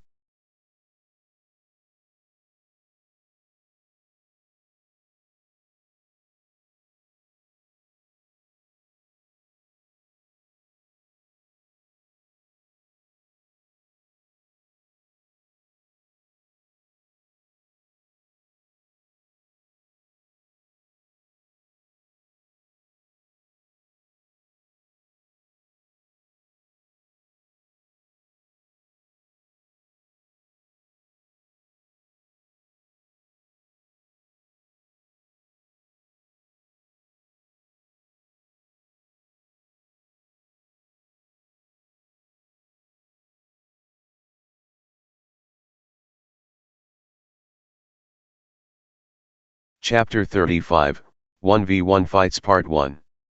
Everyone going into the third round stayed in the waiting room as directed while the rest of the class went to sit in the stands and watch the other classes compete. It took a moment before several monitors stationed around the waiting area cut the feed from the arena and displayed the UA logo. Sitting up a little straighter, Izuku looked to the screen mounted on the wall in front of where he was talking to Shoji and Tokoyami. Congrats on making it to the third round of the competition, listeners. If you're watching this, it means that you have proven you have what it takes to go plus ultra. Mick's voice cut in. The matches for this next round have been randomly decided. There are no substitutions or switching. Aizawa's voice interrupted. Present Mike let out an offended scoff. I was getting there, Eraser. Get there faster. We have to announce the second-year event soon. Izuku couldn't help but smile as the pair bickered over the pre-recorded message. It was then that the UA logo faded into a bracket alignment and their student portraits were overlaid onto it. If you'll take a look here, you'll see your opponent for your first match. Izuku was glued to the screen as he watched the different pairs appear. His eyes read it from left to right, pausing when his eyes caught on something immediately. Right as he found Tokoyama's name, he looked over to see who he was paired against and his stomach dropped to see it was Shoji. For the first round no less. Izuku jerked his head over to see his friend's reactions only for Shoji to shake his head and point to the screen once more. Confused, Izuku turned back and found his name. He was paired with Uraraka. It would be an odd match considering the similarities in their floating abilities, but almost immediately after he saw what had grabbed Shoji's attention. Not only were Shoji and Tokoyami paired against each other, but the winner of that match would also go against the winner of his match. And if Izuku planned on winning, he would have to fight one of his best friends. Frantically, Izuku scanned the brackets looking for Shinsu, hoping against all hope that he wouldn't have to fight him too if it came. He'd have to fight Shinsu if they made it to the semi-finals. Izuku knew they couldn't tie for first place, but he had hoped that maybe they wouldn't have to go against each other right out. Or at all preferably. So no complaining if you don't like your matchup. Aizawa's voice broke him out of his thoughts. If you'd like, you can forfeit and someone else will be moved into your spot. Whoa, that's a little harsh, Eraser.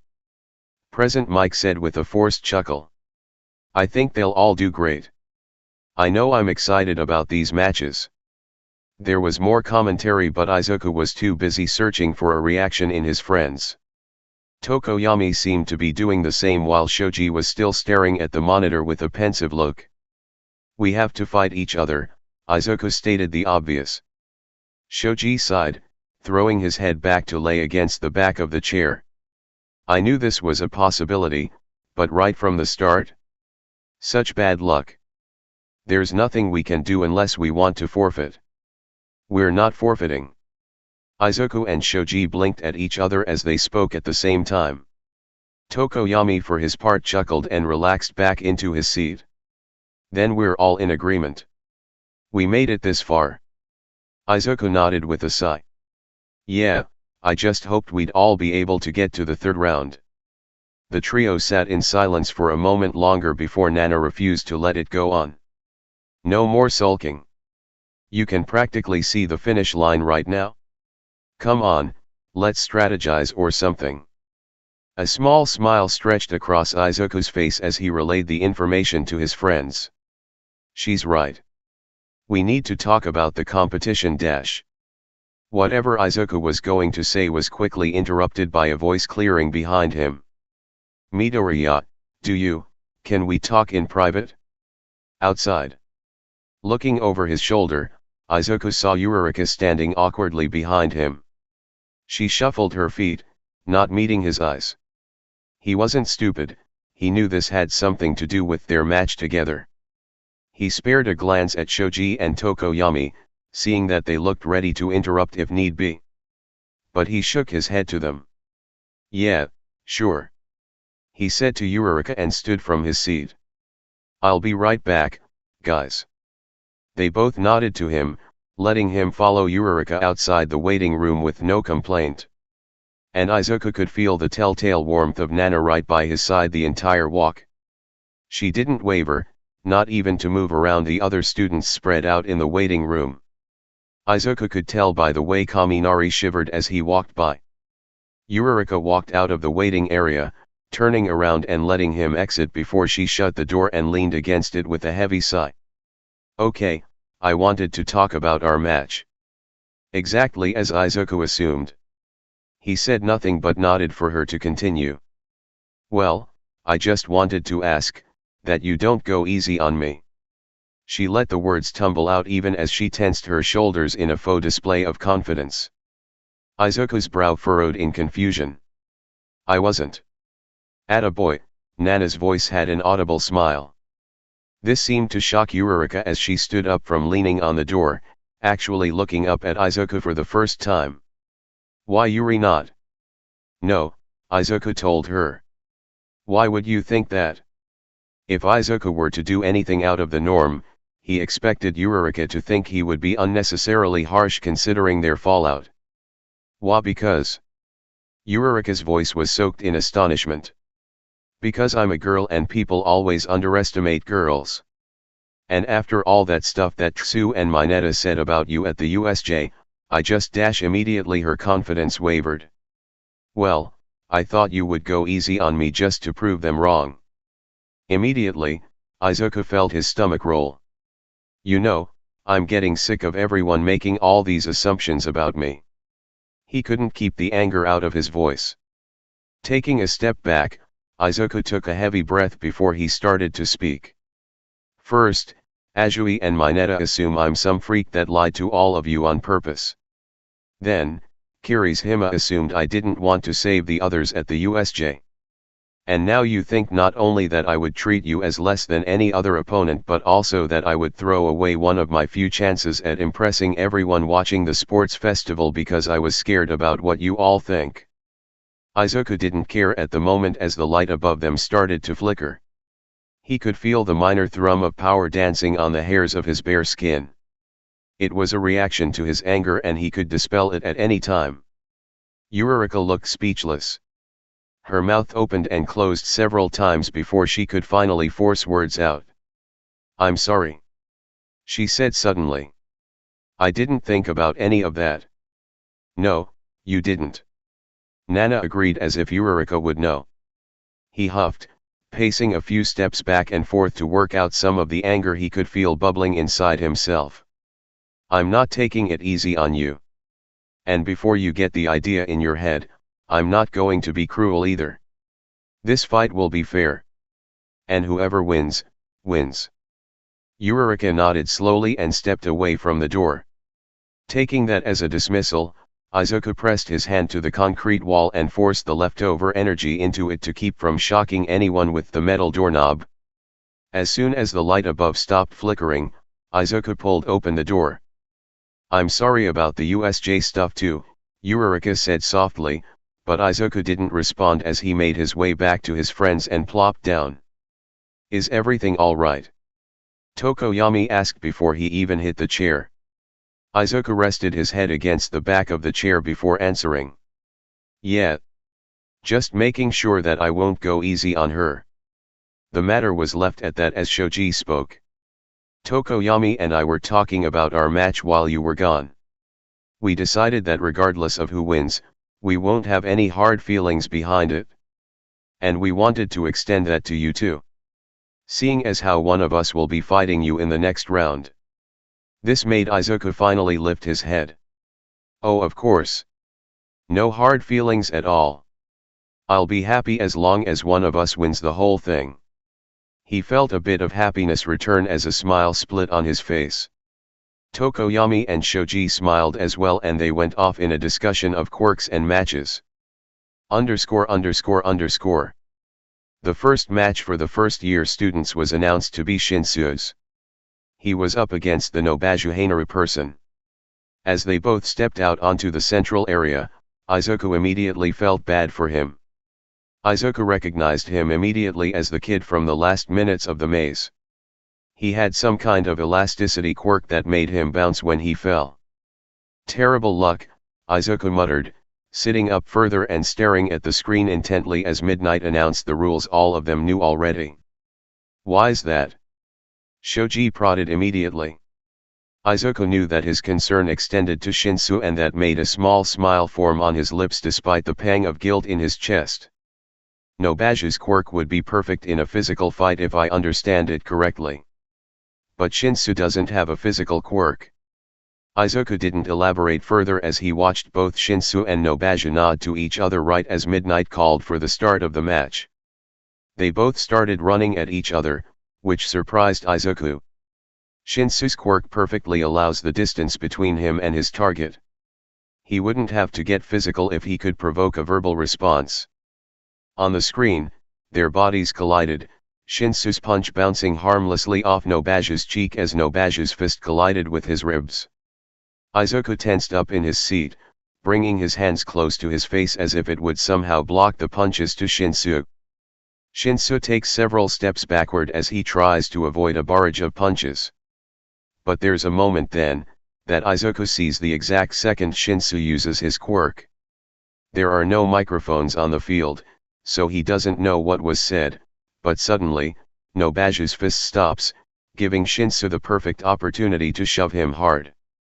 Nobaju skids across the ground slightly, but activates his quirk again a second later, bouncing himself back to his feet.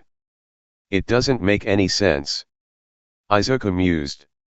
He's getting roughed up on his first match. He's playing with Nobaju. He could end the match right now. What is he doing? Shoji and Tokoyami seemed just as into his contemplation as he was. Tokoyami was now on the edge of his chair as well, close enough that he could lean over and whisper to Izuku, maybe he's trying to hide the nature of his quirk. Izuku hummed as he fidgeted with his hands. He wished he had brought his notebook, but he could only hope that he remembered all of this. Then again, the recordings of the matches tend to get published a couple of weeks later. He regretted not asking his mom to record the entire sports festival for him now. Most likely, but he's taking a lot of hits to do that dash. Izuku froze as that exact moment appeared to be the tipping point. Whatever Shinsu said seemed to enrage Nobaju so much that he dropped his guard and shouted something. What the stands would misinterpret as a look of shock, Izuku knew was the face of someone under Shinsu's quirk. Shinsu took this moment to barrel into Nobaju and lift him onto his shoulder. American football style, Shinsu threw him outside of the boundary line and a loud horn sounded right as Nobaju scrambled back to his feet bewildered. Once more, Izuku was surprised as Shinsu walked over to Nobaju and held a hand out to shake. Nobaju stared at the hand in confusion as Present Mike rattled off about good sportsmanship. But eventually took the hand and shook it. The two of them walked off the platform through the same exit and seemed to be having some kind of conversation, but the screen quickly faded to show the next bracket. Bakugo vs Monoma. Izuku had heard a little about Monoma from Shinsu, but Shinsu didn't socialize much with his class, instead of trying his best to get his grades higher. What Izuku was mostly worried about was Bakugo. He hadn't interacted with Bakugo since their battle training. He hadn't even heard Bakugo speak.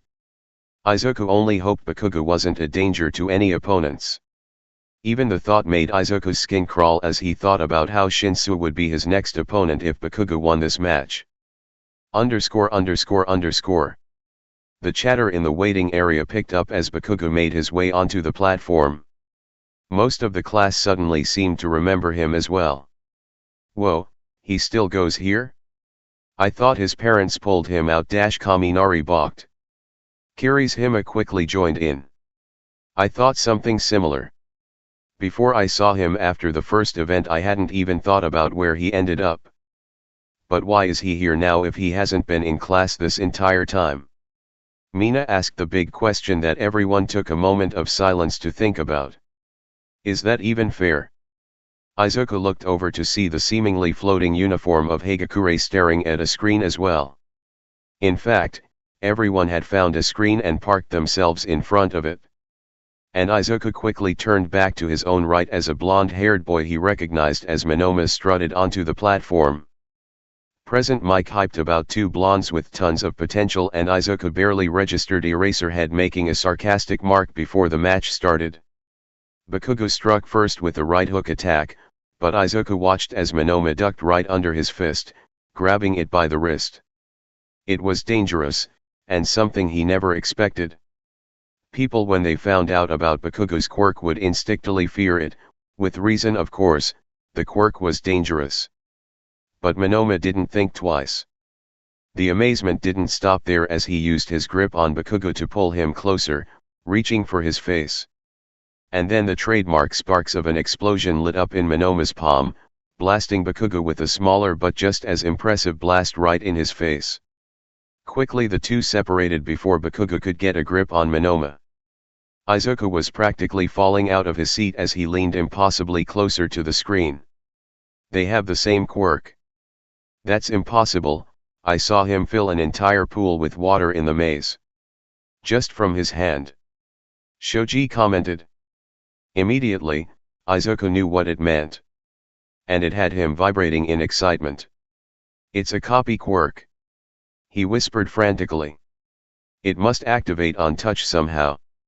Why else would he get so close to Bakugo and risk getting hit by a blast?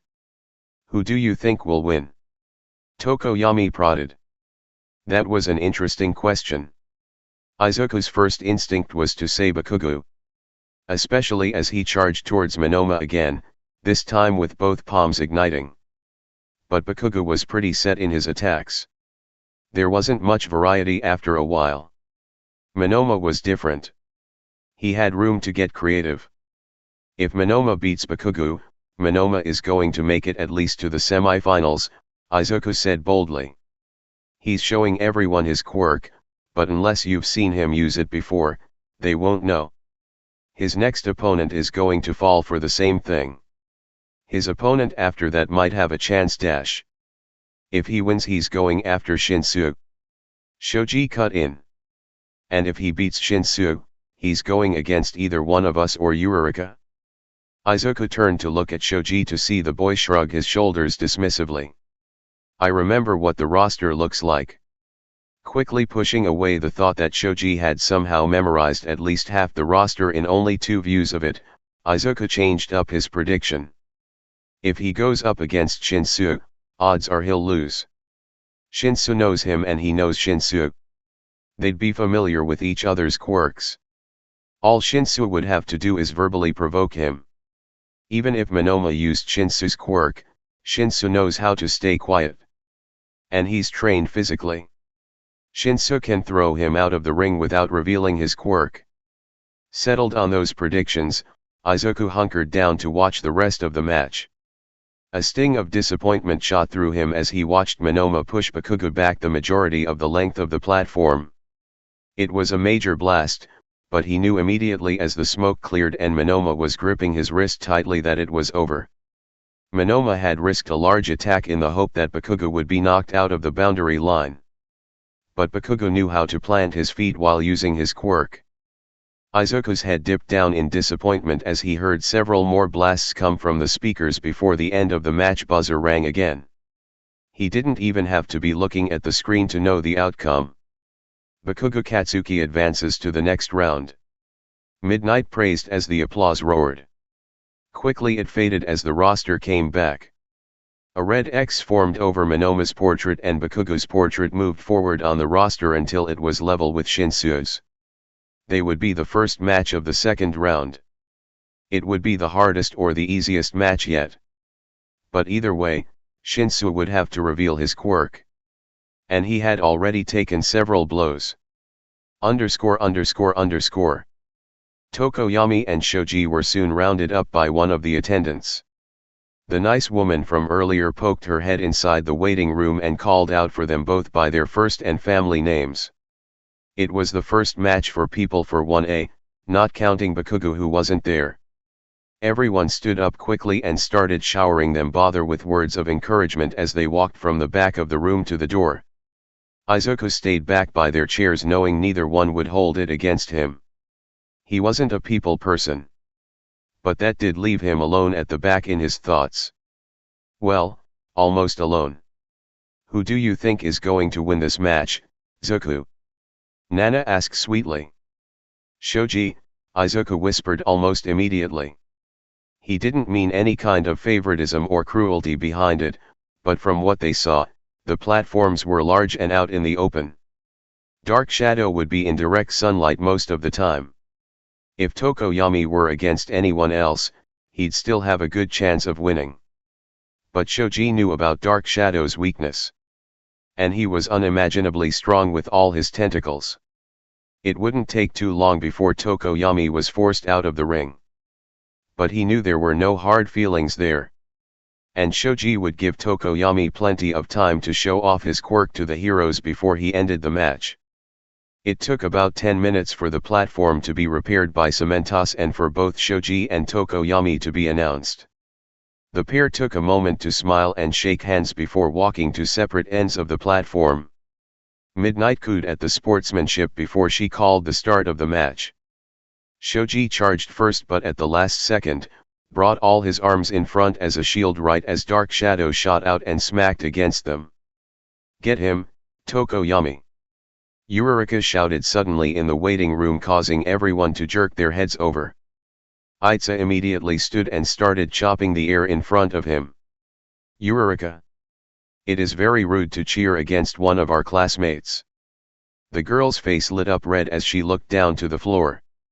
"It's not like that. I'm cheering for both of them. Tokoyami just had a really good shot," she said, looking properly scolded. Just then, Shoji got close enough to shove Tokoyami backward a little. "Yes, Shoji," Uraraka praised genuinely before turning back to Itza. "I want them both to win, but I know they can't. So I want to support them both." "Hey, that's not a bad idea. It's not cheering against them if you cheer for both," Ajiro tossed in. Pretty soon the entire waiting room was alight in shouts and gasps for both Shoji and Tokoyami. Izuku turned back to his screen with a small smile on his lips. He couldn't wait to tell Tokoyami and Shoji. Even if it meant dealing with the fact that he probably wouldn't get the same treatment. In the end, Shoji was able to keep Dark Shadow busy with half his tentacles while simultaneously shoving Tokoyami out of bounds with the rest. He took several cuts in his tentacles for it, but he didn't seem to mind as he patted Tokoyami's back gently. By the way his lips were moving and the smile he had, there were no hard feelings. How sweet. Midnight cooed at the two before ushering them off the platform to get patched up. Just like before, the roster was shown and Shoji's portrait was moved ahead while Tokoyami's had a red X over it. The next pair lit up brightly on the screen and Izuku forced himself to take a deep breath. He was up next with Uraraka. 5 minutes passed before Shoji and Tokoyami arrived, neither one left with any of the injuries they earned in the fight.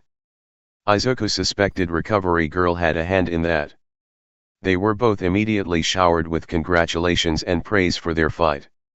Kirishima expressing pride for how manly they both were when they walked off together. The celebrations were cut short however as the attendant's voice spoke up from the door. "Ahem." The lady cleared her throat to get everyone's attention.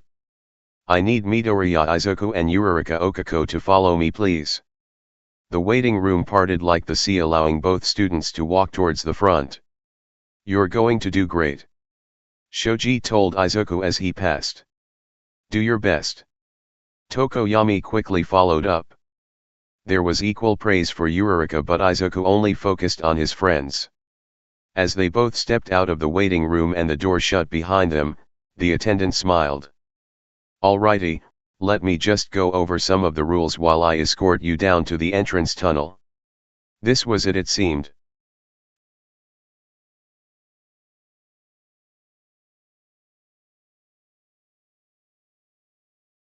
Chapter 36, 1v1 Fights Part 2. After being told the rules, Izuku was left standing in the entrance tunnel with Uraraka. He nervously fidgeted with his fingers to the point where he felt Nana's warmth on them, which meant she wanted him to stop. "Good luck," Uraraka said to Izuku suddenly. causing his head to snap over to her. It was mostly dark in the tunnel, with a little light filtering in from the arena. But he could still see her silhouette. What? He questioned in surprise even though he knew what she said. Eureka's face grew a little red, but she spoke up again. I wished you luck. Good luck to you too. Izuku mirrored. And for what it's worth, I'm not well. I guess I am still angry about what happened after the USJ. But I don't want this match to be about that. Eureka seemed to understand what he meant as she nodded quickly. Yeah, me neither. I want this match to be just us, fighting for the spot to move on. Giving it our all. No holding back. Well, we do have to hold back a little bit. Izuku joked slightly. The attendant said we weren't allowed to seriously maim or disfigure each other. Eureka paused before genuinely chuckling after the joke landed. Well, there go my plans out the window. And here I thought I could float you into the sun. Izuku shrugged. If I didn't have my quirk you wouldn't even have to do that. You could just, he trailed off and used his hand like a claw to simulate lifting something and dropping it. It was dark humor, but Eureka didn't seem bothered as she laughed and shook her head. The small moment of camaraderie was ruined as Present Mic's voice echoed from the arena. Eureka Okako. He announced, signaling Eureka to walk towards the platform. Eureka spared a moment to give Izuku a wave before she stepped fully into the light. There was the standard applause from the crowd and Izuku stood straight for his turn. I'm here with spirit eyes if you need them, kiddo, Nana offered and Izuku took it gratefully. His eyes lit up the dark space and all he could see were the round souls in the crowd as well as Midnight's and Eureka's on the platform. And now we have her opponent, Midoriya Izuku. Nana stepped in front of him, leading him towards the platform. Izuku found it much easier to follow along behind her than it was to face the crowd. Sure, he could hear their applause, but he could easily pretend it wasn't for him. Nana made sure he paid attention to the steps so as not to make a fool of himself, but then she stepped off to the side. Regretfully, Izuku dropped his glowing eyes and instead focused on Eureka. Her face looked just as nervous as he felt but her body portrayed confidence. He tried to mirror that. You two know the rules, right? Midnight asked and Izuku nodded without turning his head toward her. Eureka did the same. Good. Then you two can shake hands, fist bump, slap wrists, whatever kids do nowadays. Or we can get on into it. Eureka spent a second looking at Izuku before she stepped forward and held her hand out to him. A rule was that they weren't allowed to use their quirks on each other before the match started, so Izuku had no issue with reaching forward and shaking her hand. Good, Midnight praised quietly before stepping off the platform and clearing her throat. And with that, let the match begin. She announced into her microphone. Izuku immediately felt his stomach drop in panic. But he couldn't do anything about it as Eureka charged toward him. Allowed her to touch him only so she would get close enough for him to grab. Just as he suspected, his feet left the ground of his own accord. He was ready for it with his quirk though. Activating that sent them both floating into the air, him by their quirks and her by the grip he held on her shoulders. Whoa! Those are some crazy compatible quirks. Present Mic announced. What do you think, Eraserhead? It was a crazy coincidence that they were matched up together for their first rounds. Their quirks are similar enough to put them on a level playing field. Was the only thing Izuwa said, which Izuku was grateful for. Eureka seemed to notice the predicament she put herself under as she reached between his arms and punched Izuku in the jaw. Izuku could tell she was pulling some of her punch, but it still stung enough for him to lower her down slightly. His eyes, while using One for All to power his floating, were glowing once more. He tasted blood on his tongue as he dropped her feet to the ground. She kept her balance and Izuku felt the excess gravity return to him to know that she had dropped her quirk. He followed up by lowering himself back down to the floor as well. They were back to where they started. But it was different now. Eureka now knew that she had to be careful to stay out of his grabbing range if she wanted to use her quirk. And Izuku now had a busted lip. Back on the ground so soon? Present Mike asked. They have to be careful. One wrong move and they send themselves hurtling out of bounds. Aizawa explained. Both their plans changed at the moment. Izuku could tell by the way Eureka planted her feet and raised her fists. Izuku was sure neither of them had any formal combat training, but he still had the advantage. Nana, help me out here. He asked mentally as Eureka took a swing. Izuku dropped back away from her fist with wide eyes. Punch.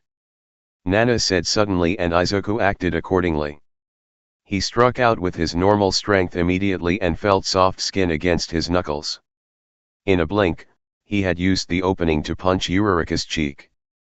Both angles were off so it mostly glanced off her cheekbone, but it was enough for her to take several steps back in surprise. The crowd grew deathly silent. Izuku knew why, as stupid as the reason was. He had just punched a girl. But he knew better. Eureka was training to be a hero. It wouldn't do her any favors for him to treat her differently. A villain wouldn't. No time to daydream.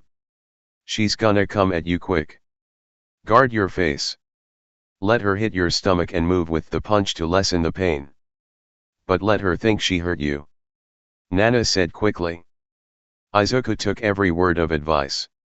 And sure enough, Eureka was coming at him with a series of quick punches from multiple directions. Raising his arms protected his face, but left his stomach wide open. Eureka didn't know any better and took it. Her fist connected with his stomach and Izuku jumped with the punch. Nana was right, it didn't take the wind out of him as he thought it would, but it did set an ache in his ribs. He dropped his hands down to cover his stomach in a show of exaggeration. She's gonna go for your face. Duck under and get behind her. Grab her arms and hold them to her chest. Nana's words were true once more and he quickly stepped behind Eureka before she could continue to punch him. His arms wrapped around her shoulders and he squeezed to keep them in place. Eureka twisted and thrashed but his strength outmatched hers and he waited for instructions from Nana. His hesitance was all Eureka needed. Throwing her head back, the crown of her head caught him in the nose. Izuku cursed suddenly as he felt the white-hot pain and distinct warmth of blood dripping down his nose. But the assault didn't stop there. While he was distracted by the pain of his face, Eureka stomped hard on his toes. Fall back. Regroup. Nana ordered him and he let Eureka go. She dashed out of his arms and he used his now free hand to probe at his nose. Yeah, that was blood all right. It dripped down his face and over his lip, but he wiped it away and brought his hands back up to his face. She has some training. Or she's done her research. You need a new approach. Get close but keep your distance. Encourage her to kick. Then grab her leg and start floating as high as you can. Sounded like solid advice. Izuku did just that. He caught a fist mid-punch and threw it back to her. He used her failed balance to deliver a gut punch himself but quickly jumped back. Eureka seemed to be losing her stamina as she charged at him. But every time, he just moved back. It was at the point where they were slowly circling the platform as he evaded every one of her attempts to grab or punch him. Soon after the awkward dance started, she grew impatient and tried to strike him with a kick. Immediately, he stepped close and grabbed her by the ankle. He shot up in the air at record speed. He also might have used a bit of one for all in his legs to get some extra lift. Higher. Nana goaded him. Higher. It was to the point where Izuku seriously worried about his ability to recover if he just suddenly fell that Nana finally told him to stop. Looking out among the crowd he estimated himself to be about 20 feet up in the air. Eureka was stock still as she hung upside down. In her face was a look of fear, but determination. Drop her. Make her use her quirk on herself. Izuku hesitated. Eureka almost always got sick when she used her quirk on herself. And it was a 15-feet drop when taking her 5 feet height into account. He didn't want to actually hurt her. Trust me. It was as Nana said that he slowly took a breath, and released his hands from Eureka. Immediately as he did so, he felt the hum of One for All leave his body. Bend your knees. Nana demanded as Izuku started to fall from the sky as well. Izuku did so and closed his eyes tightly. He felt a scream well up in his throat, but there was a sudden hot flash over his entire body and the wind stopped rushing against his face. Opening his eyes, he saw that his legs were currently buried up to his ankles in broken concrete. Somehow, the fall had been absorbed and he was now standing in a small crater of the platform. Small cracks radiated outwards as well. As much as he wanted to dwell on that, he looked up frantically for Eureka only to see her floating her way down the last 5 feet. It was a bit of a rough landing for her as she landed on her stomach, but she was stirring still. Pushing herself up on her arms, Izuku watched her shoulders heave. Izuku looked to Midnight to see if the match was continuing because it looked like Eureka was finished. Midnight took a step closer. Eureka Okako, do you conceded the match? Izuku looked back to Eureka as she shook her head quickly and covered her mouth with her hand. We need a verbal answer, sweetie. Midnight prodded. I'm not quitting. Eureka yelled quickly before covering her mouth again. She kept it that way as she pushed herself to her knees and slowly gathered her breath. Do I hit her? Izuku questioned Nana. No. She's going to use the debris you created just now. Be ready. Sure enough, as Eureka gathered her breath, 2 large clumps of concrete came hurtling towards Izuku's head. He quickly dodged out of the way but didn't have enough time to dodge the next 2. Almost by instinct, he reached out to catch them and felt warmth in his hands as they smacked his palms and shattered on contact. Whoa! He couldn't help but say as he ducked once more. Don't dawdle. You're using up a lot of power. You need to end this quickly. Grab her again. Izuku rushed to Eureka, breaking several more concrete chunks. As soon as he was close enough, he grabbed her by the back of her uniform and threw her as hard as he could with a small amount of One for All out of the boundary lines. In fact, she flew off the platform itself and down to the turf below. The buzzer sounded loudly above them, but Izuku rushed over to make sure Eureka wasn't too hurt. He peeked over just in time to see Eureka bend over and vomit a weird sparkle rainbow mess onto the turf. Midoriya Izuku advances to the next round. Midnight announced, pulling him over and raising his hand in the air. But Izuku only watched as a medical gurney was brought out and Eureka was deposited onto it. Don't worry, kiddo. She'll be fine. Midnight whispered to him. Can I go with her? Izuku asked as the applause started to die out and Midnight ushered him down the steps so Cementos could fix the platform again. Yes, you need that nose looked at anyway. Midnight nudged him onward and he jogged ahead to catch up with the gurney. Eureka looked sweaty but conscious. Her eyes cracked open as they entered the darkened tunnel and they locked onto Izuku. Thank you for not going easy on me, she said with a shaky smile. Izuku didn't have anything to say to that as they were both led to Recovery Girl's station. It was almost exactly like her office at UA and they were ushered behind 2 different white curtains. Recovery Girl saw Eureka first, which took several minutes until she shuffled into his section of the room. How is she? Izuku asked immediately. Even as Recovery Girl waved him away. She's perfectly fine.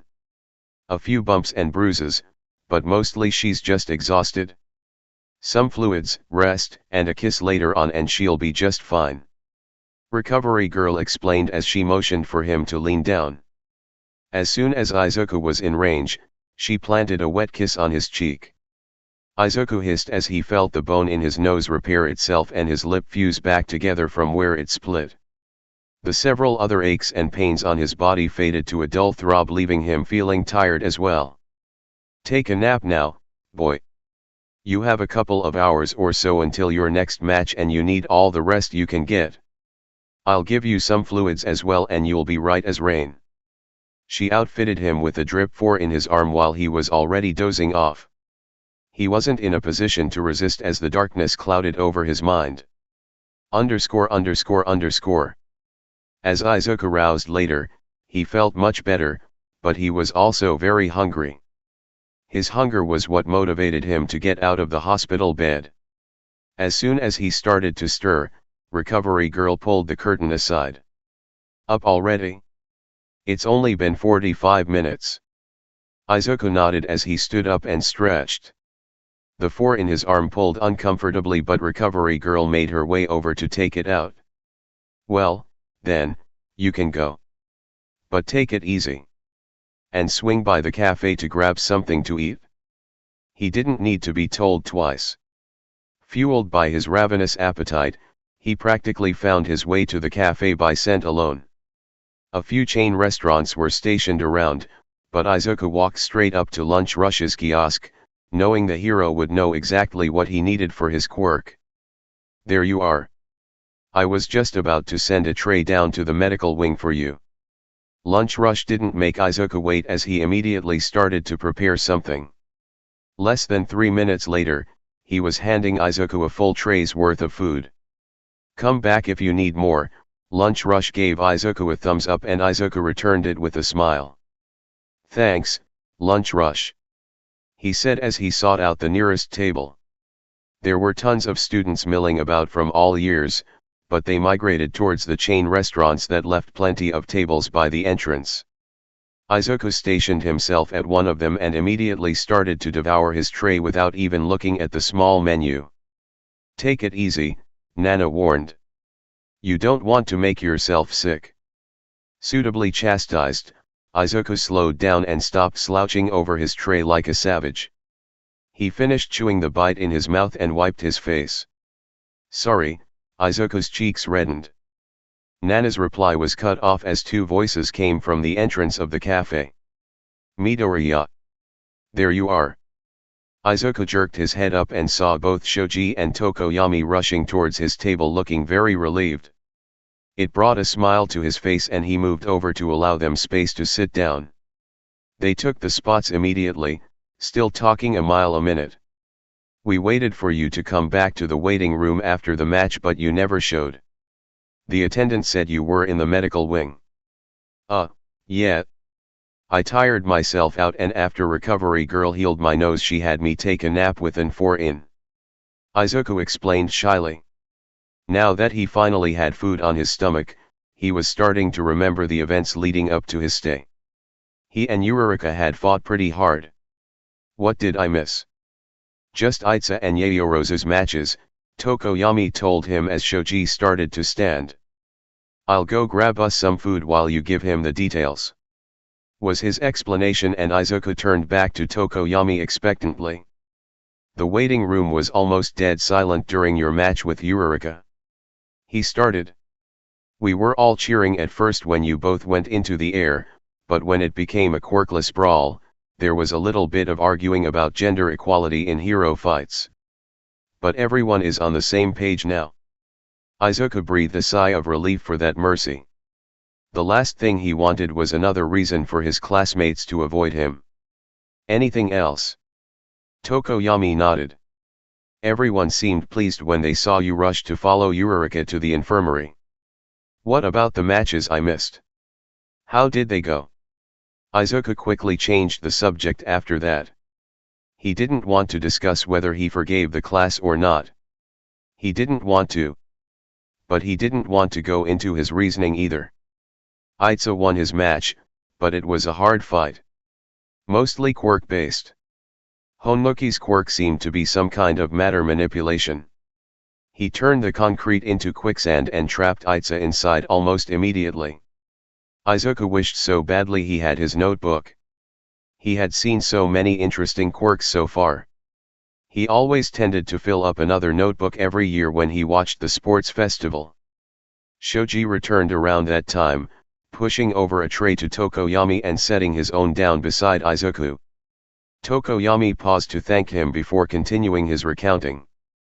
Honmuki would have had him, but Itza used his engines to shoot himself out.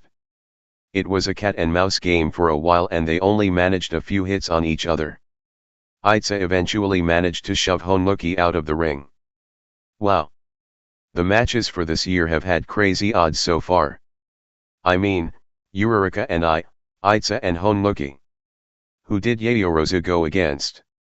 Izuku felt Shoji nudge his tray and instinctively started to eat again. A support course student.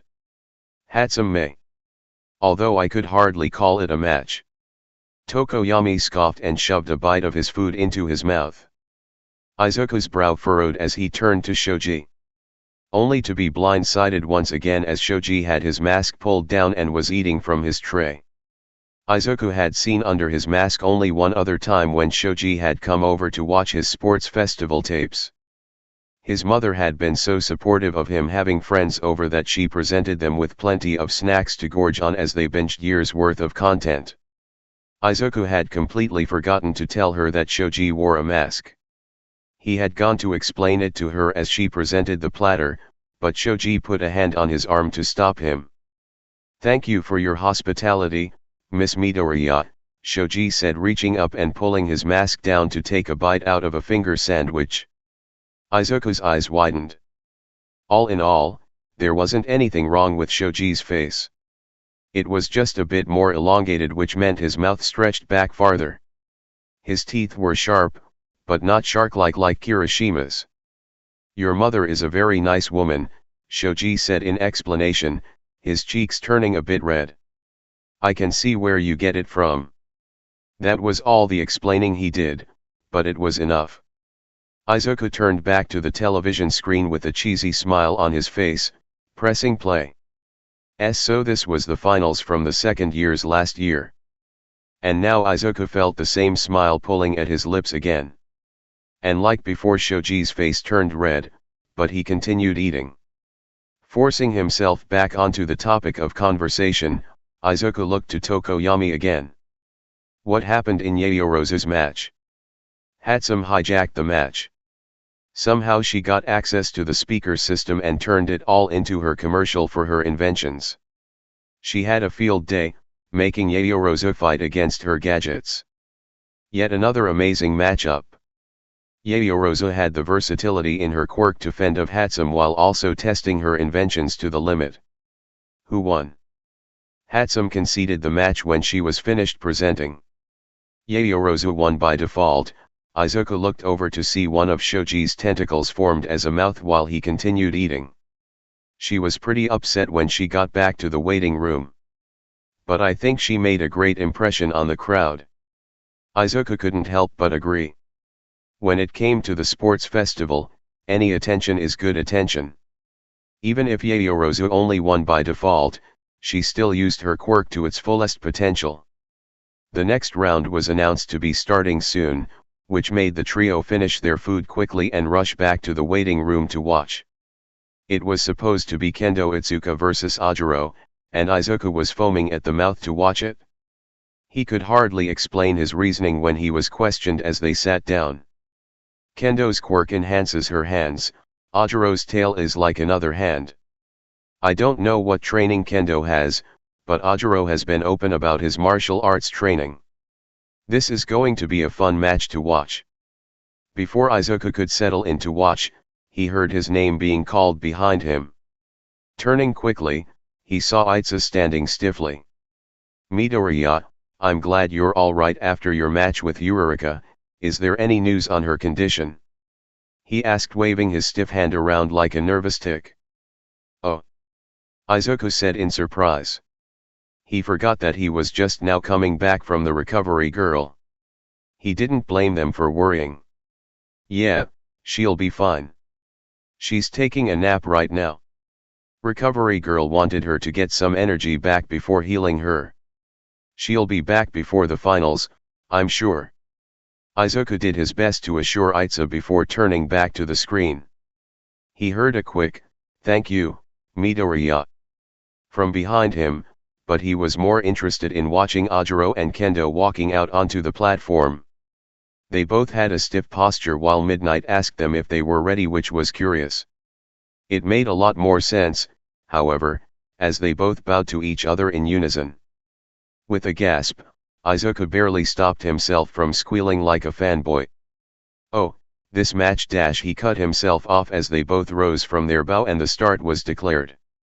"What's going on, Midoriya?" Tokoyami prodded. "They know each other. They've trained together. They know how to fight." "Oh," Tokoyami said with increased interest as he too tuned into the video feed. "But they aren't limited to just their fighting skills. They can use their quirks. How would that affect their fight?" "Very very good question." Izuku wasn't quite sure.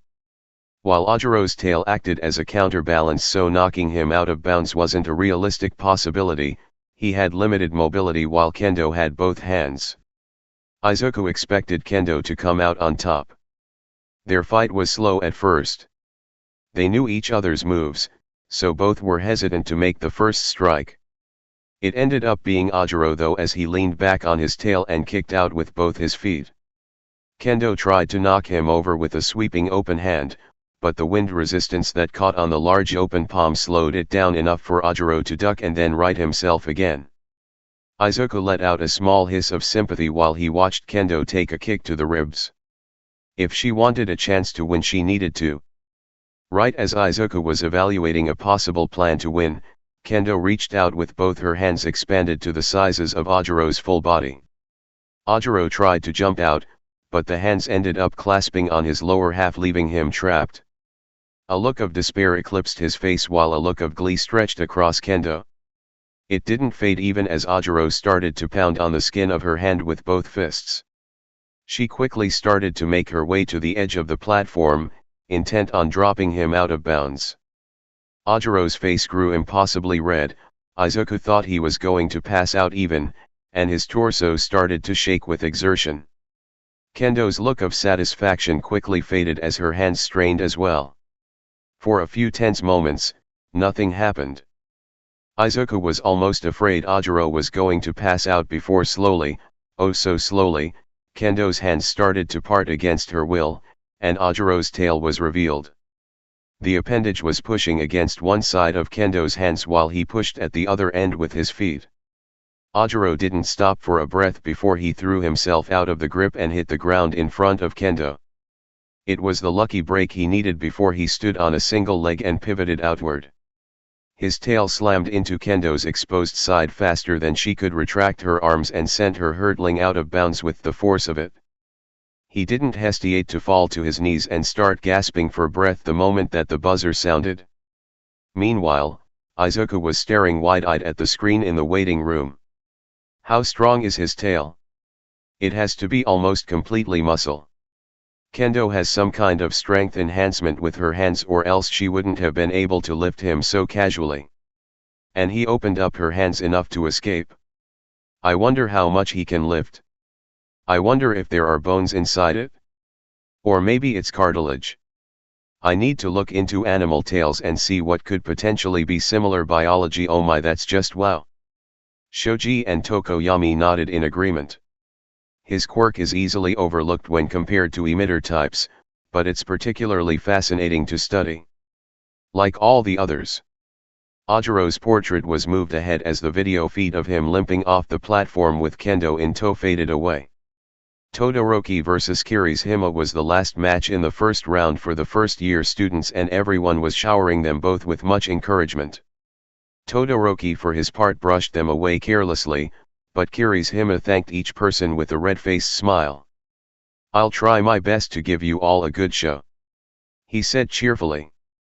Izuku couldn't help but smile as well. If anyone had a chance of beating Todoroki, it was Kirishima. Discord link, a good place to chat with other readers and myself. http URL.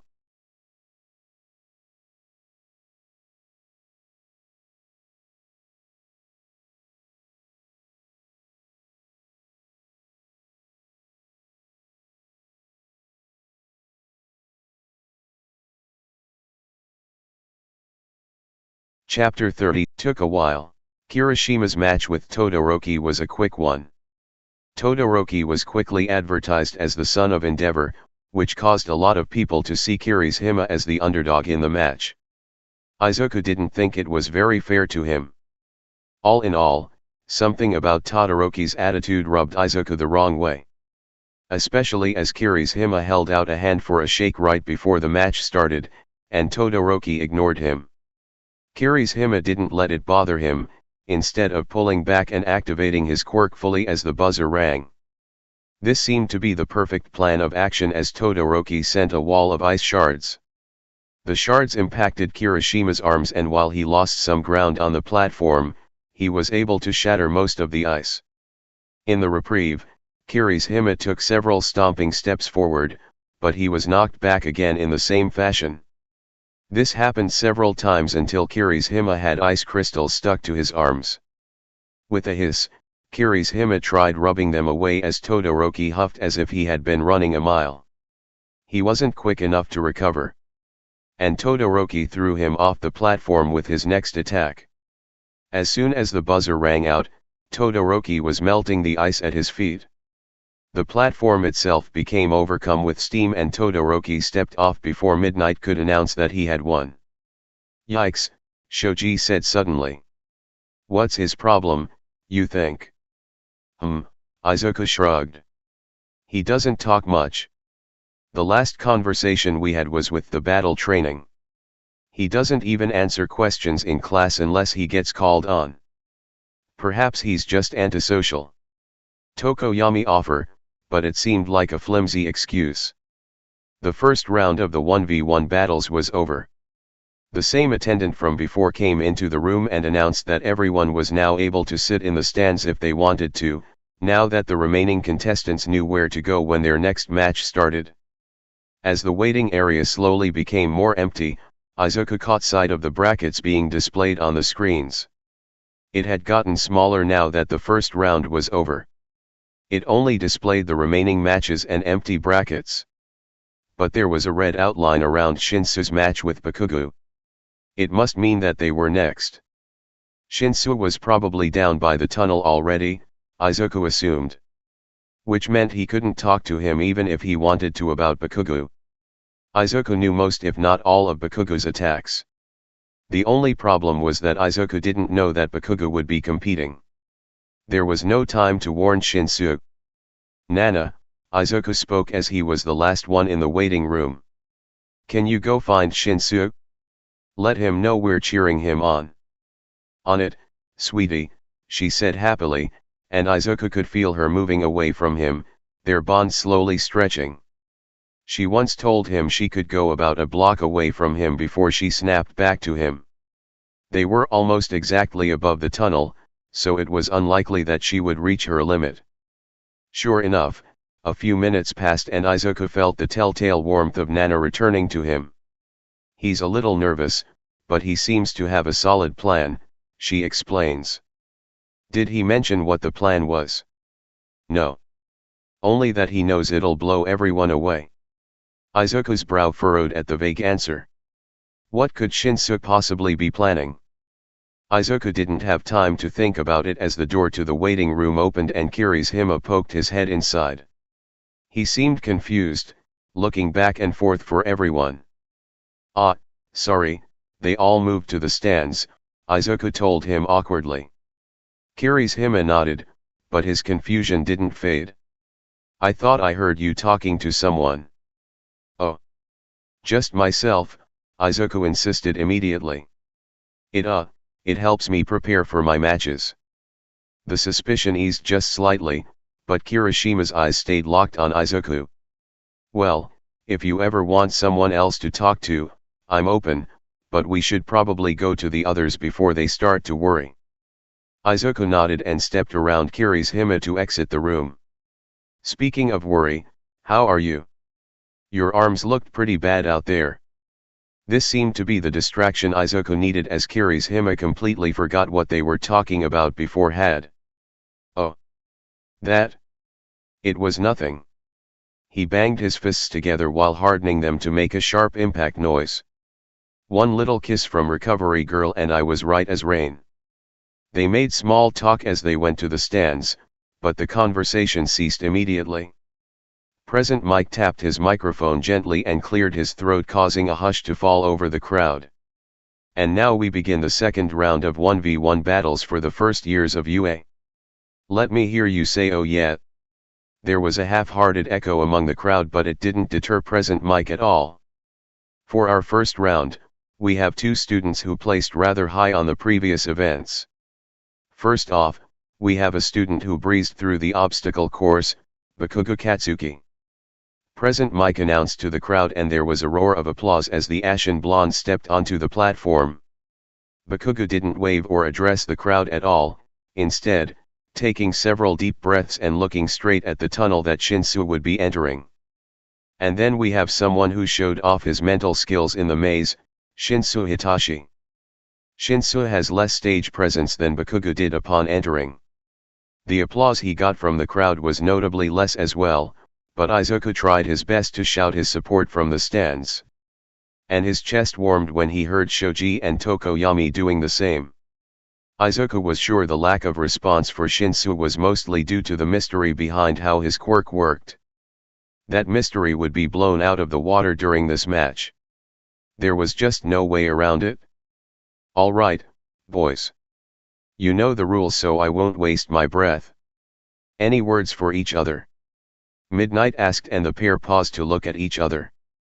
To Izuku's amazement, it was Bakugo who stepped forward and offered up his knuckles for a fist bump. His lips moved, but no speaker picked up the words. Whatever was said was enough to interest Shinsu, though. Because he didn't hesitate to step up and tap Bakugo's knuckles with his own before stepping back into his space. With that out of the way, I see no reason to stall any further. As soon as you two hear the buzzer, go at it. The crowd cheered at Midnight's words, and a heavy quiet followed after. Everyone waiting for the buzzer. Izuku was practically shaking. Bakugo's physical quirk had Shinsu beat, but Shinsu had extra training. Plus, Bakugo was quick to trigger. If Shinsu can get him to respond to some verbal prodding, the match would be over within seconds. Come on, Shinosu, come on. Izuku muttered, bringing his hands up to his face to chew on his thumbnail anxiously. Take him down. _____. As soon as the buzzer went off, Bakugo jumped forward, rearing up with a crackling right fist. To Izuku's horror, Shinsu just stood there. Many people in the crowd gasped out, expecting the fight to be over just like that. Even Izuku fell for it at the last second. His arms flailed, hitting the sides of his seat. Dodge, Shinsu! He yelled out. It was the last second. The last fraction of the second before Bakugo's crackling palm impacted Shinsu's face.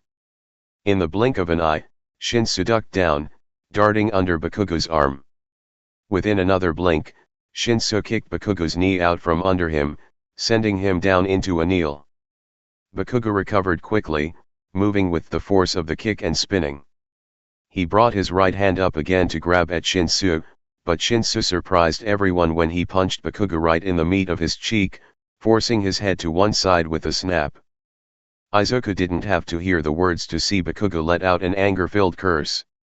He blindly reached out, but Shinsu had stepped out of range. Izuku could see Shinsu's lips moving quickly. Bakugo didn't seem to care about talking though. The shout of frustration could be heard from their place in the stands. Bakugo stood quickly, arms curled at his sides and larger explosions popping off.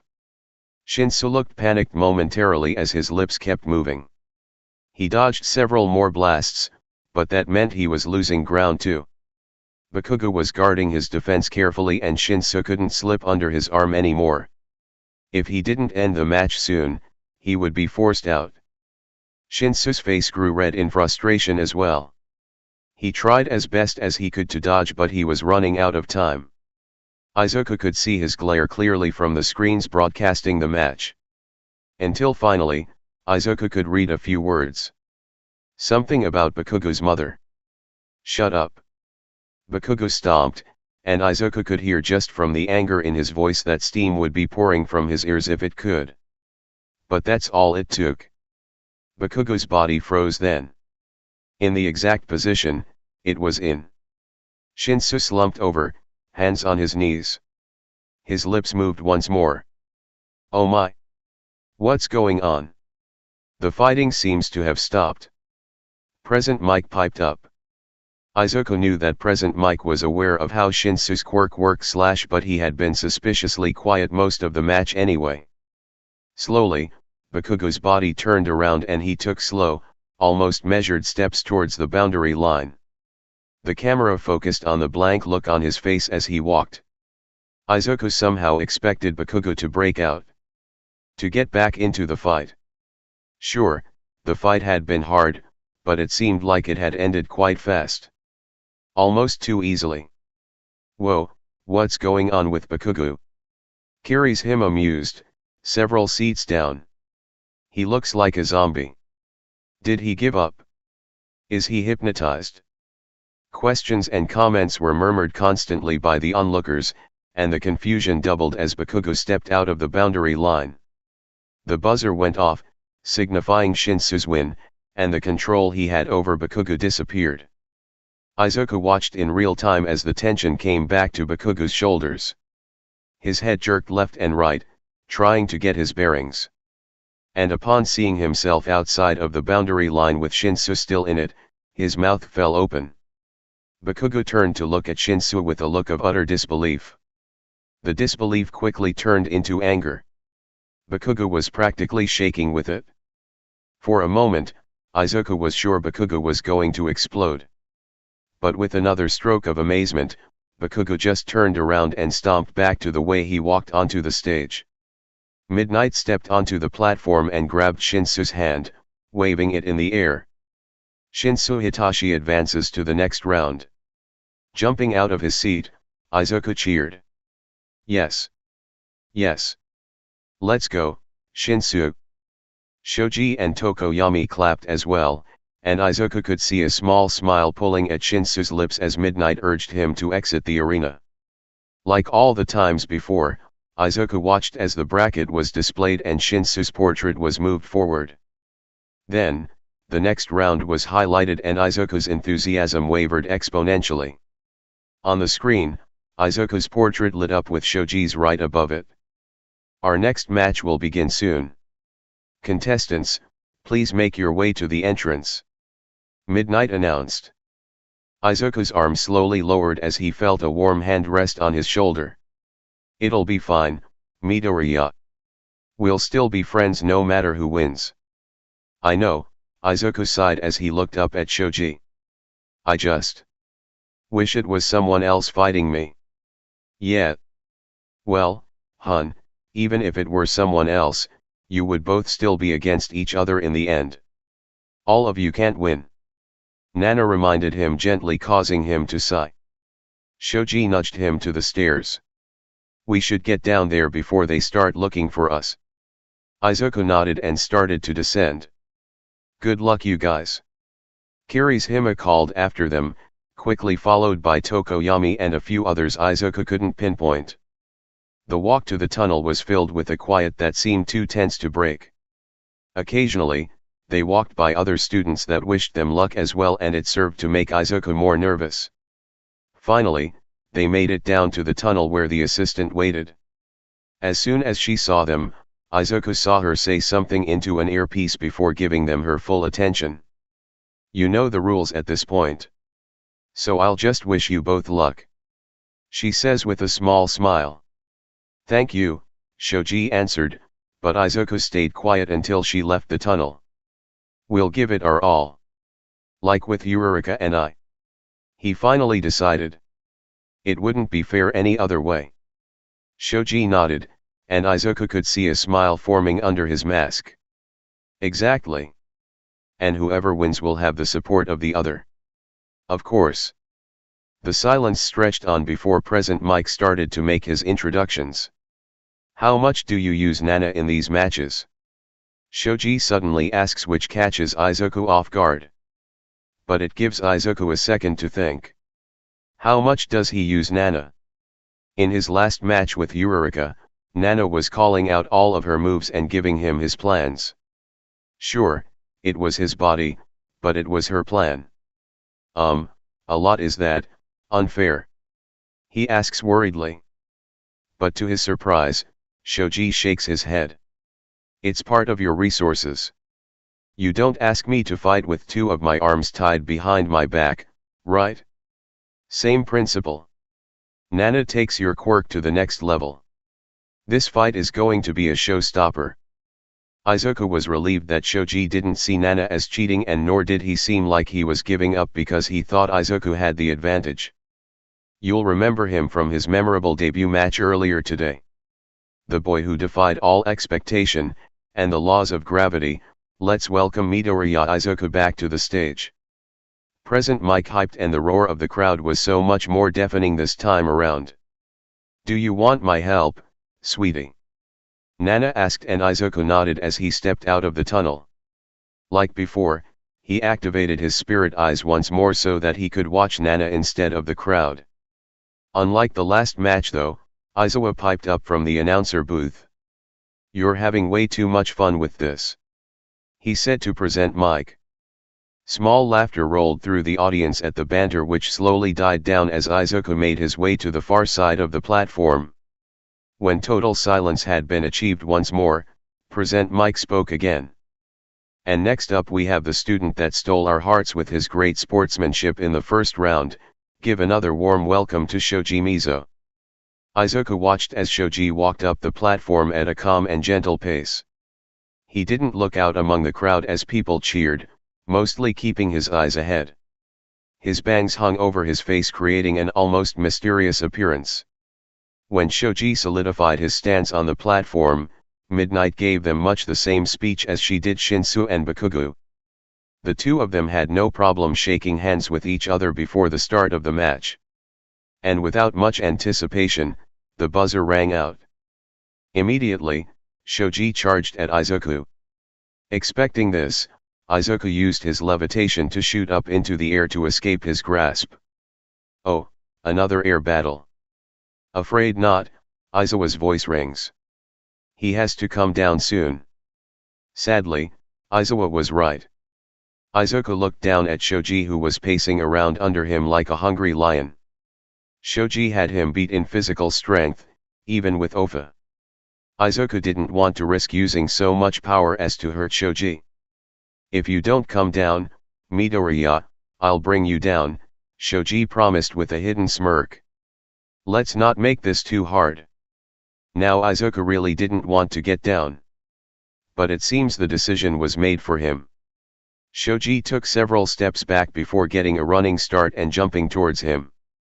Izuku flinched as one of his hands latched onto his ankle.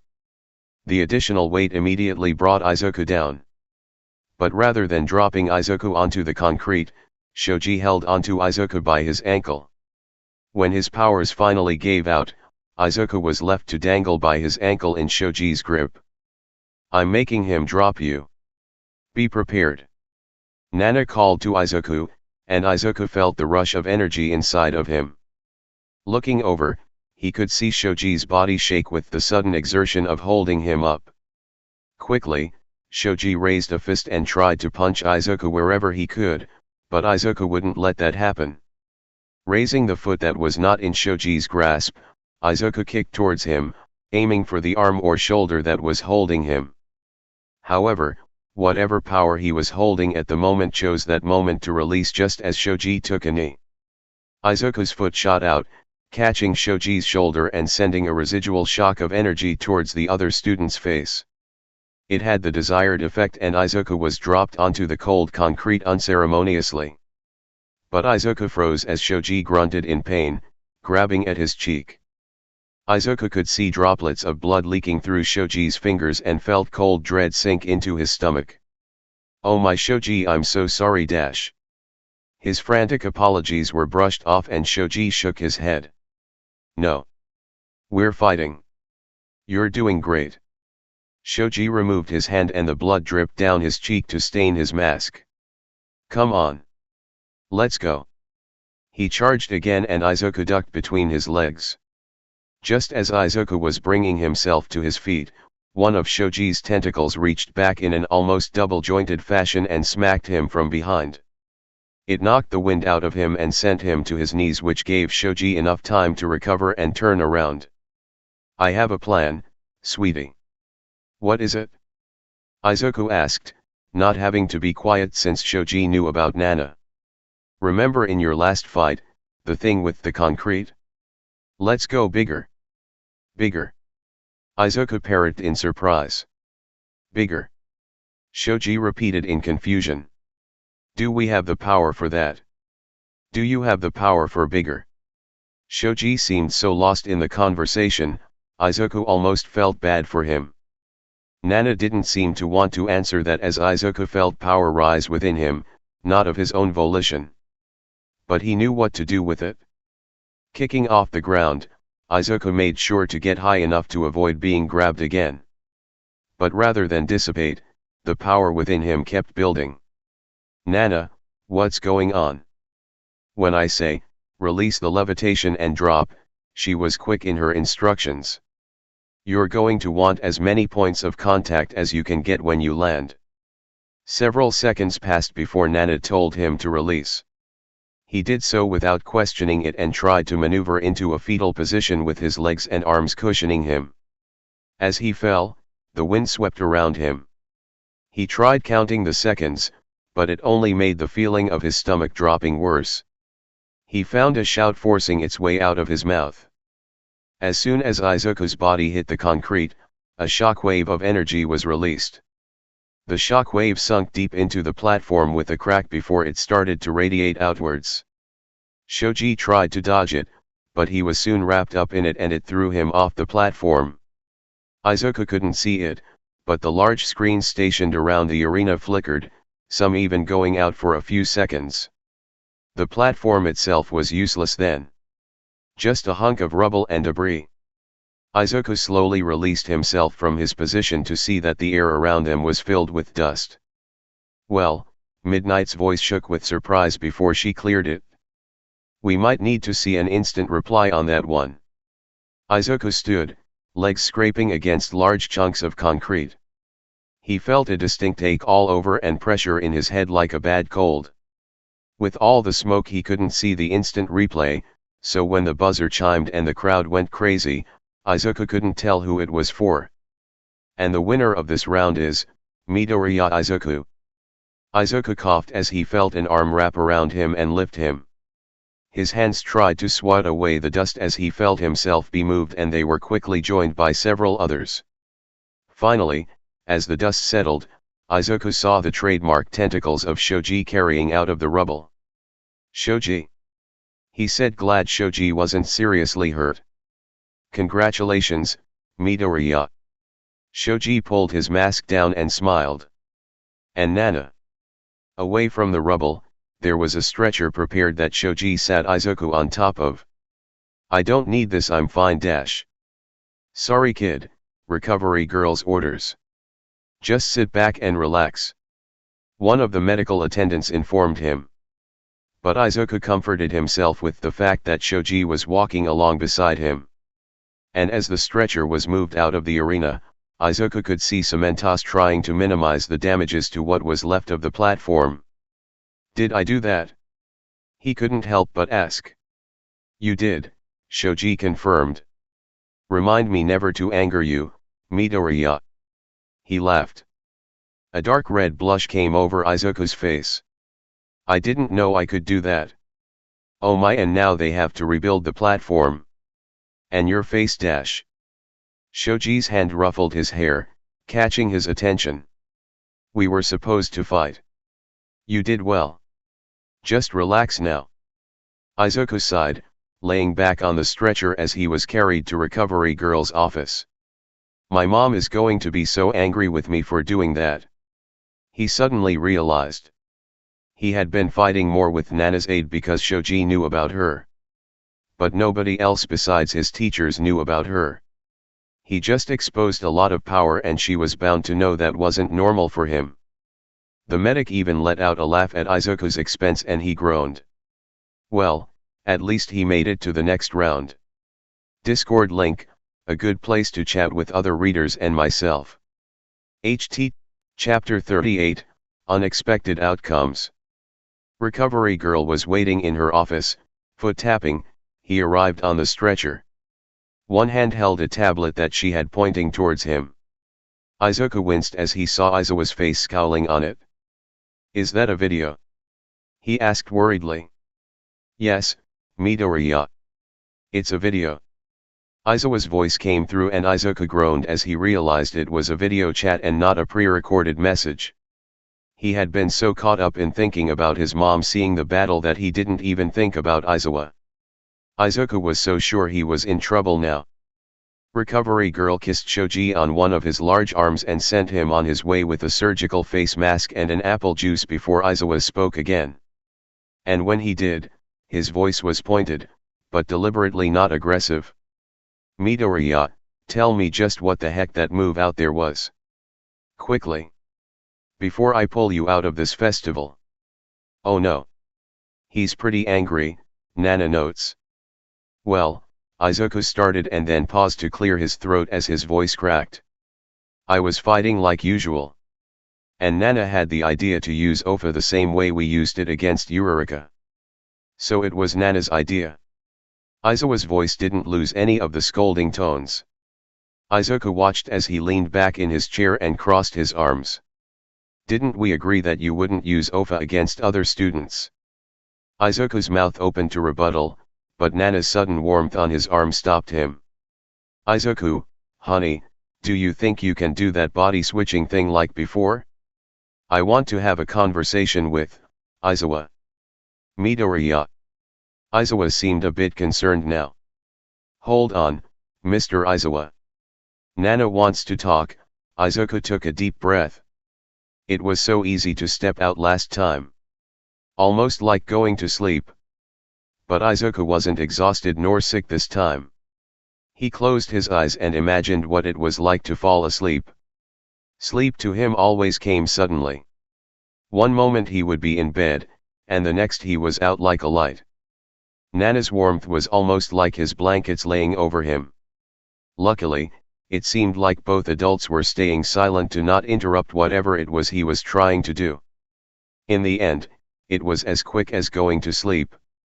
Like stepping out of a warm bath into the chill of the bathroom, Izuku once more saw the world in a muted monochrome scheme. Only this time, Nana was not around. Rather, he saw his eyes glowing a pale purple color and his body holding itself up off the stretcher. "Midoriya." Aizawa's voice was slightly slowed. Almost a slur. But Izuku noted it wasn't as nearly as slow as it was at the USJ. "No. It's Nana." It was Nana's voice coming out of his mouth. A bit weird to see. "Hello, Eraserhead." Izuku's mouth pulled up into a smirk. "Where is Midoriya?" Aizawa demanded immediately. Nana used Izuku's hand to reach towards him. Izuku imagined it looked like she was touching air, but Izuku could feel the warmth of the hand near him. "He's right here. Listening. He's a very sweet boy, Eraserhead." Aizawa says nothing in response, but Izuku can see him sitting rigidly on the screen. As if he was seconds away from bursting out of his seat and running down to the medical bay. "Do you think I would hurt him?" A few seconds pass as Aizawa thinks about it. "I think," he speaks slowly. "I think you wouldn't want to hurt him. I don't think that's your goal. But accidents can happen. But you were there with the one-on-one training. You saw me stop him from exceeding his power limits." She pressed. Her expressions didn't sit very well on Izuku's face. Izuku could tell by her tone she meant something as stern as Aizawa's glare, but on Izuku's boyish face, it looked more pleading. And with his eyes wide and projecting the faintest of glows, it was even harder to portray. Nana didn't let him finish his thought. "I would never hurt him if I could help it. I've held Ofa for decades. I watched it cultivate itself.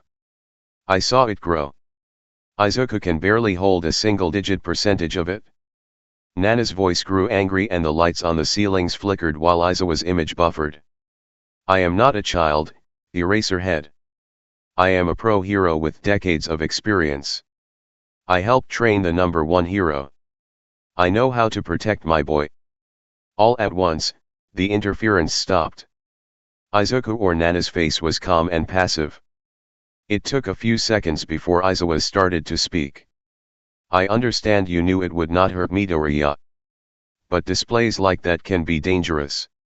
This is a televised event. It could attract the wrong attention.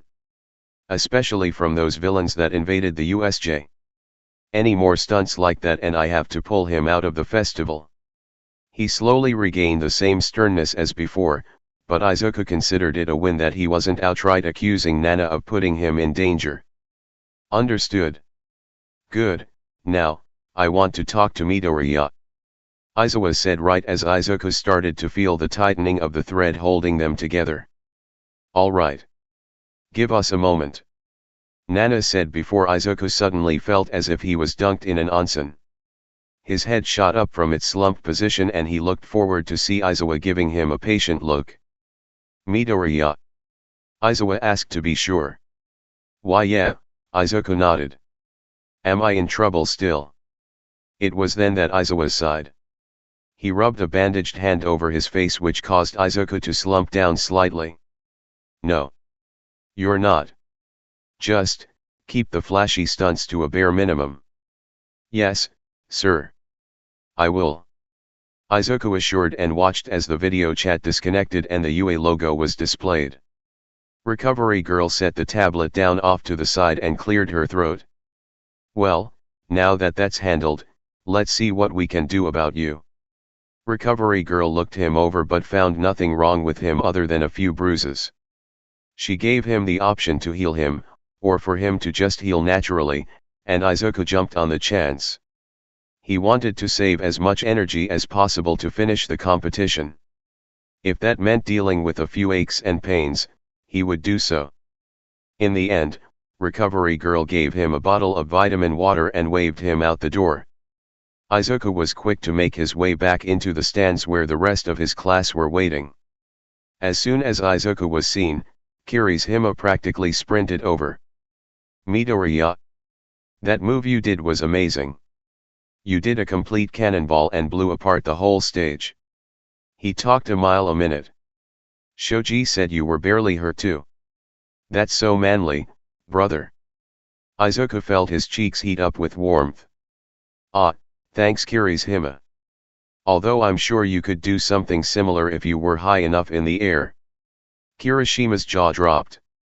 You think so? Izuku was about to go into an in-depth explanation about it, but his attention was pulled away by Shoji. How was your conversation? He asked vaguely, referring to the chat with Aizawa. Shrugging, Izuku smiled. He said to lay off on the flashy moves before I have more control over my power. But I don't plan to push too hard. Conversation flowed happily as Todoroki and Ajiro were called away for their match. Izuku's predictions on the matches were pretty spot on. Ajiro started the match much as Kirishima had. He was able to break the first few ice attacks and almost seemed to be winning. However, Todoroki caught him by surprise. While Ajiro was bashing apart ice walls, Todoroki had created a frosted layer over the ground that latched onto Ajiro's feet and stuck him in place. When he went to slam his tail onto the ground to break it, his tail was overcome as well. With his quirk effectively rendered useless, the ice slowly crawled up his body until he couldn't move no matter how hard he thrashed. And the chill was quickly taking over. Midnight quickly called the end of the match before Ajiro became frostbitten, citing that Ajiro was unable to continue fighting while trapped.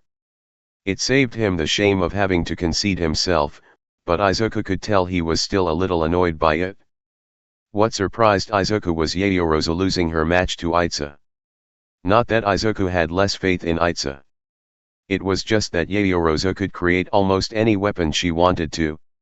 She started the match by laying out a large patch of marbles right from her stomach. Itza had halted his movements immediately so as not to run over the marbles.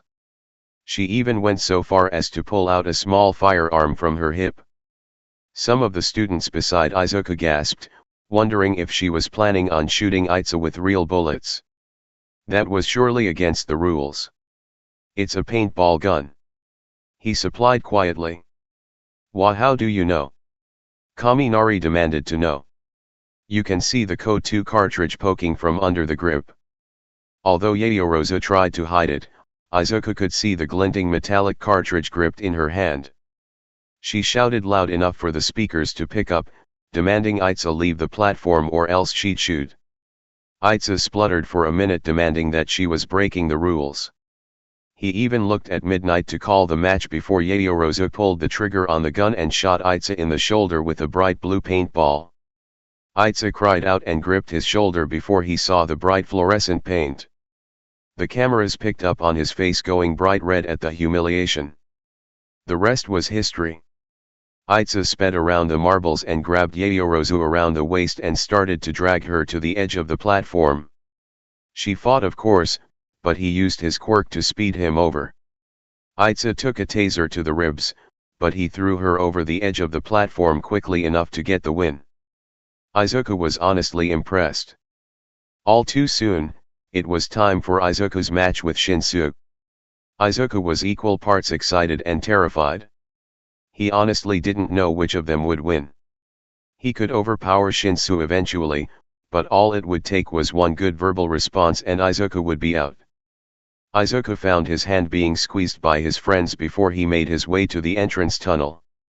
Shinsu was already there waiting as well. "Hey," Izuku said softly. Shinsu didn't turn to look before he responded. "Hey. Good luck." But Shinsu didn't say it back. Instead, Izuku found himself with all of Shinsu's attention solely directed at him. "I want you to promise me something." Oh. Izuku spluttered. "No hard feelings when I beat you." "Yeah." Shinsu smirked widely in a way Izuku had only ever seen on Aizawa. Nana's laughter rang out in the air as Izuku felt his face go red. "No, I'm gonna beat you. We'll see." "Let's welcome back Shinsu Hitachi from Class 1B. Mick's voice rang out through the speakers with twice as much fervor as before. Before Izuku could say much else, Shinsu was already walking out to the platform while Aizawa seemed to be scolding Mike for hurting his ears. Shinsu wasn't much of a hype man, so he didn't react much to the deafening crowd of people screaming for him. "Do you want spirit eyes again, sweetie?" Izuku was about to say yes, but slowly changed his mind. He had been using Nana to avoid the onlookers the entire festival. But here he was at the semi-finals. He couldn't hide forever. What if he won and they asked him to do another speech? No, I think I can manage. He could practically hear the smile in Nana's voice. "You're gonna be great, sweetie. Now let's get that same energy for Midoriya Izuku from Class 1A. Izuku forced himself to walk with his head straight instead of looking down at his feet. His fists were clenched at his sides as he forced himself to breathe. He barely managed to not trip on the steps up to the platform. All at once, the cheers died down and Midnight walked over with the microphone. "You two look ready to go at it? Midoriya, do you have any words for your opponent?"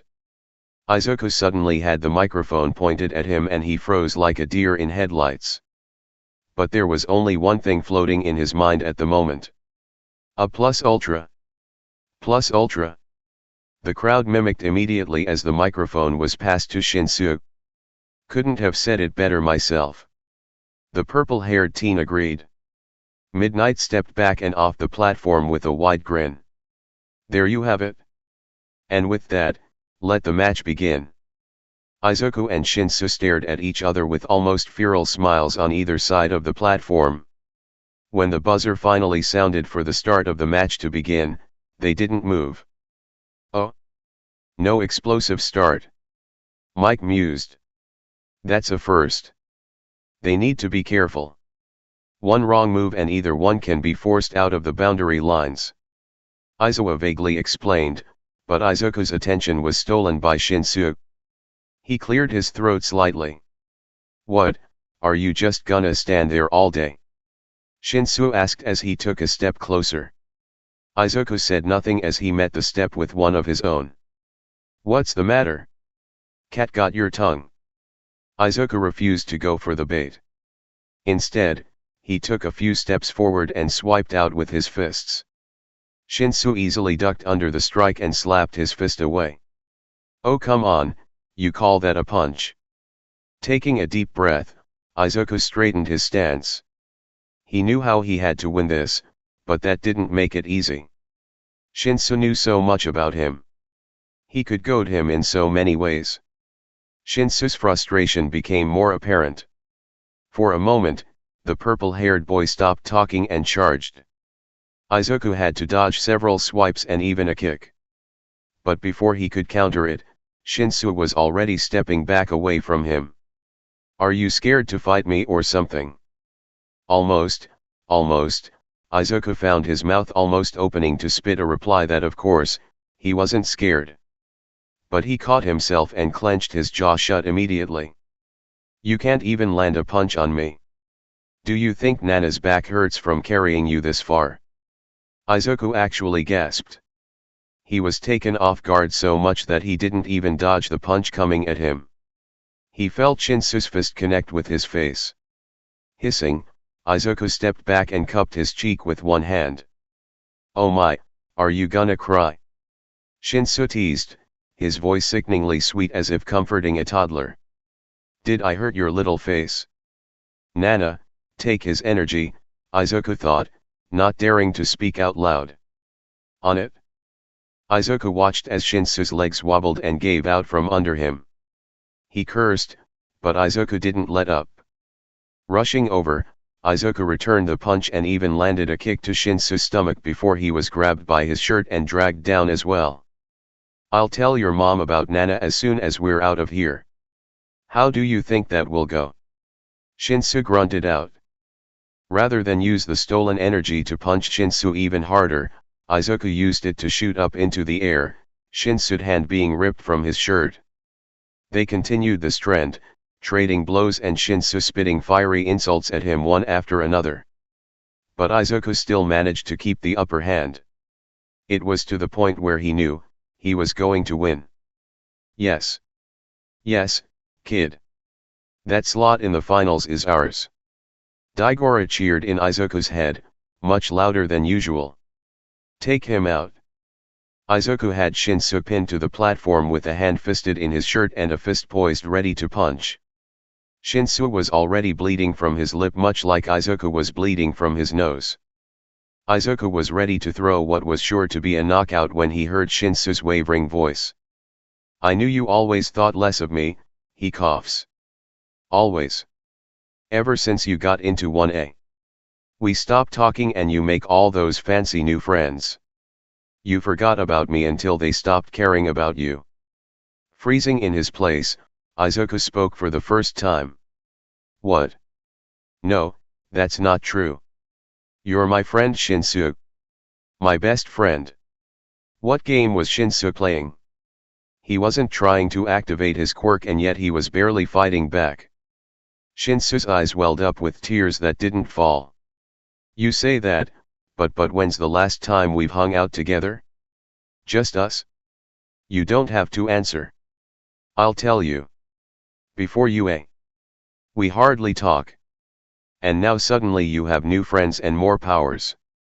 And what's next? You forget about me. Izuku shook his head but Shinsu rolled his eyes. You can deny it, but I know it's true. Ever since the USJ attack, I've barely seen you at all. Nobody talks about what happened, but my dad and best friend come home close to death. And I wasn't there to help, you stopped talking to me as much. I know it's because you think less of me. I would never. Shinsu, you saved me when we met. I was drowning in my woes, but you still wanted to be my friend. Izuku implored, feeling hurt and tears building up within himself. Shinsu glared off to the side. One tear fell out and traced down his cheek. I can't save anyone. My quirk is a villain's quirk, I'm too stupid to even get into the 1A class. They put me in 1B because my dad's teach at UA. That's it? But Shinsu, your speech. You wanted to win to protect the people you care about. If you just improve a little more, then they'll for sure move you to dash. They won't. I thought if I won the sports festival they'd let me transfer. But why would they transfer a kid whose quirk is useless if their opponent knows what it is? Boys. We cannot call a draw. Someone must forfeit or be thrown out. Midnight called over. Izuku and Shinsu stared at each other, both caught in their emotions. We have to fight. There's no reason for me to fight anymore. I can't protect the people I care about. Shinsu told him. Just throw me out already. Izuku came to a decision rather quickly. He was only in his first year of UA after all. He had 2 more chances to win the sports festival. But Shinsu didn't want to just win the sports festival. He wanted into 1A. And the only way to do that was to prove that he was worthy. He was close academically. But he needed a display of his quirk. Out of everyone, Izuku wouldn't want to lose the festival to anyone other than his best friend. Besides, Izuwa told him to lay low. You're going to win, Izuku told Shinsu. Use your quirk on me, and show them you deserve to be in 1A. Shinsu's eyes widened. You'd do that for me? You are my best friend, Shinsu. Izuku watched as Shinsu's lip quivered before he felt a cloud of fog in his mind. Without his doing, his body stood up and stepped away from Shinsu's body slowly. Walk out of bounds, Shinsu told him, and Izuku's body turned to comply. Wano. What's this about? We were about to win. Daigoro practically seethed. #9 turn around. Izuku's body continued to walk towards the bounds without care of what Daigoro wanted. Meanwhile, Nana was showering Izuku with praise for being a good friend. There will be other festivals, sweetie. And this time, you'll have Shinsu training right by your side.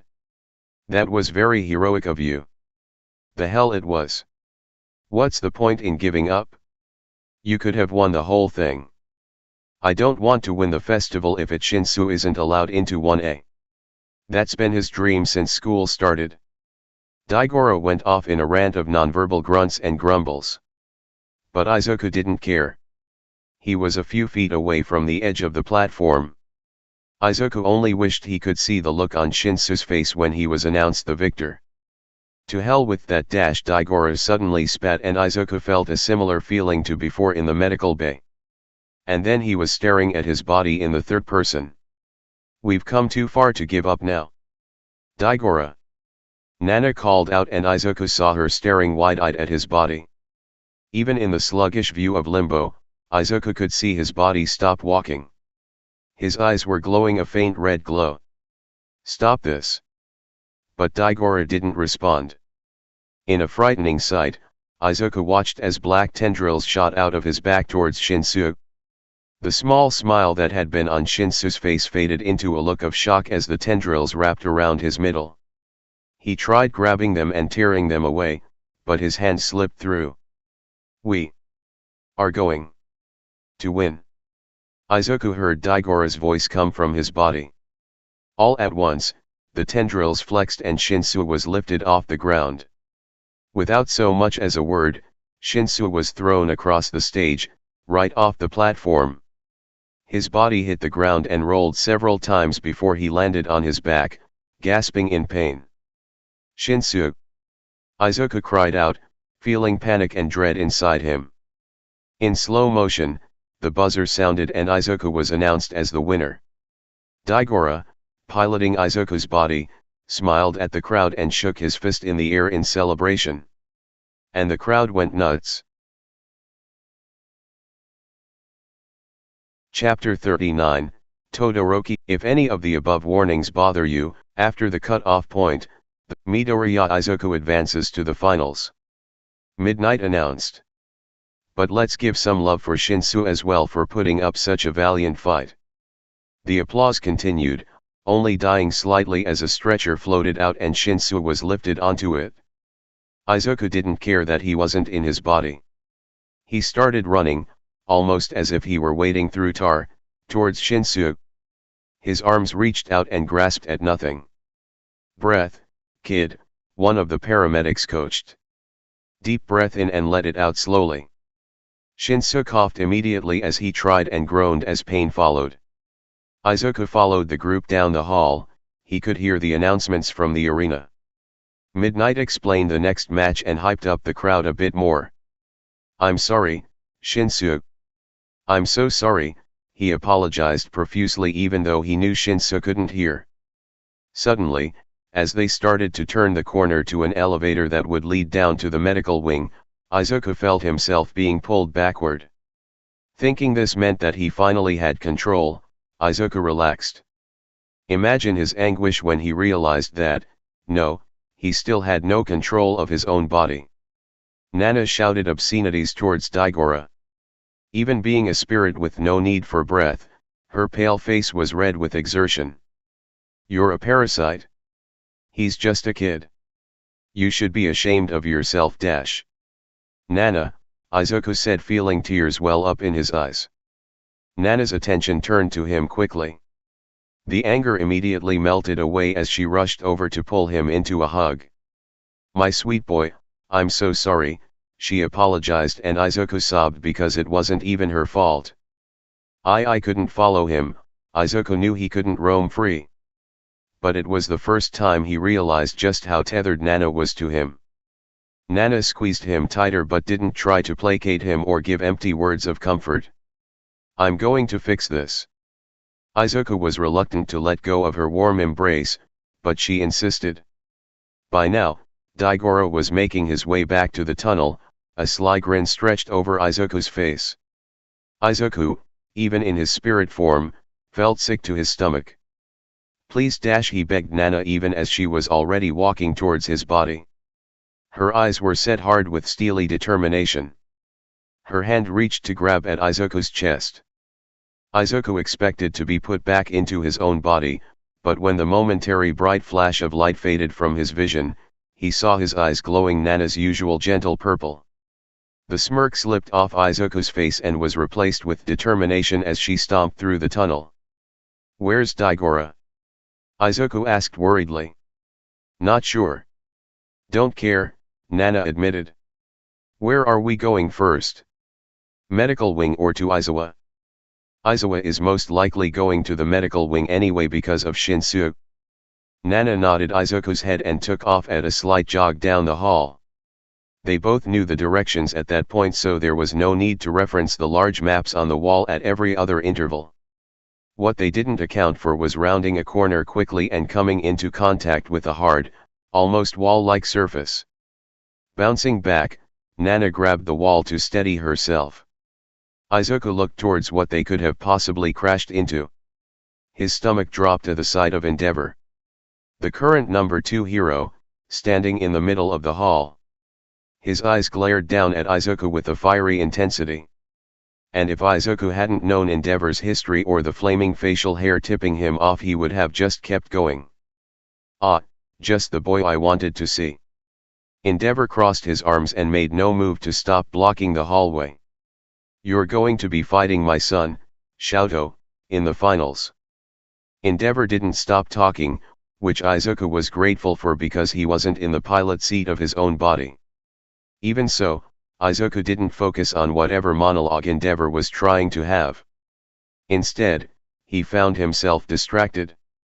If he focused, really focused, Izuku could see souls in this strange limbo. And while he had concluded long ago that souls were just different, nothing could prepare him for Endeavor's. The soul was almost as commanding in its presence as the man himself was.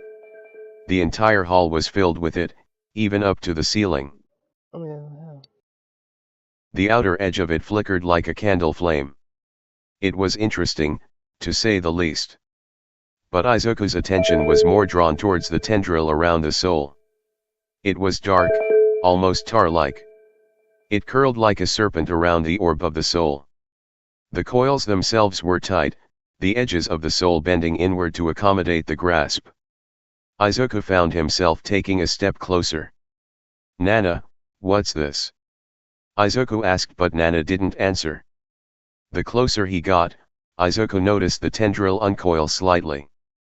It kept most of its harsh grip on Endeavor's soul, but with the slack it created, it started to reach for him. Not hostile, but slow and unsure. Like a dog sniffing his hand curiously. "Hello?" Izuku asked, not sure if he should be expecting an answer. His hand reached out towards the tendril but made sure to be prepared to jerk it away at any moment. The tendril answered by reaching farther until it slipped under his outstretched hand and brushed against his palm. Trigger warning start. Feeling a rush of cold come over him, Izuku closed his eyes and pulled his hand back. He held his hand close to his chest as if it would be yanked back forcefully. When no immediate onslaught came, Izuku cracked his eyes open. He was surprised to see that they were no longer in the concrete hall of the sports festival arena. Rather, they looked to be in a traditional-style Japanese dojo. He looked up to see Endeavor's hard stare glaring down at him again. "Do it again," he demanded. "Do what again?" Izuku tried to ask, but the words that came out of his mouth were, "But, Dad, I'm tired." "No whining," Endeavor scolded. "Get up and do it again." Izuku felt his body moving without his permission. He looked down at the hands pushing himself up only to see white bandages woven between his fingers. There was no pain, or if there was, Izuku couldn't feel it. But what he could feel was a deeply centered ache. Like trying not to cry. Dad. Endeavor wasn't his dad. He had no memory for this. Slowly, Izuku's body straightened up and stood in a hesitant fighting stance. Was he fighting Endeavor? Was this the tendril's doing? His palms lit up in a blue flame and his arm reared back to throw it. But as Izuku thought he would throw it, the chill intensified and the flame disappeared. He hissed in pain he couldn't feel and brought his hand close to his chest again. "It hurts. Do you think innocent lives care if it hurts? Do you think All Might cares when it hurts?" Endeavor's flaming beard burned brighter. "No. They don't. Go. Again." The full body chill happened again and Izuku was thrown into a new scene. A white-haired woman looked at him with warm palms pressed to his cheeks. She tried to smile but even Izuku could tell it was strained. "You'll be okay." You know, guys, if I might mute you guys, I say you guys don't hear me, so let me just.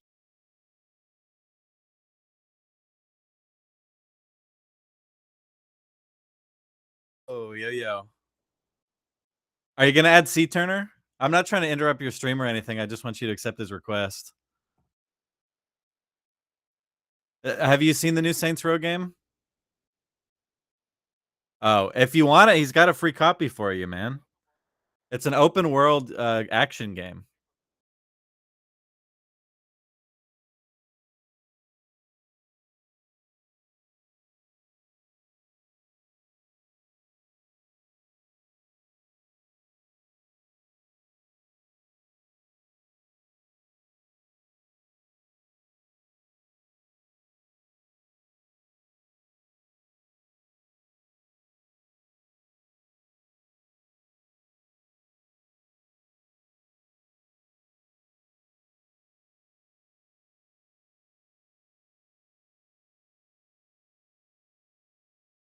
Okay, I had to make sure you guys didn't hear anything that happened during that, okay? Because, you know, private things happened.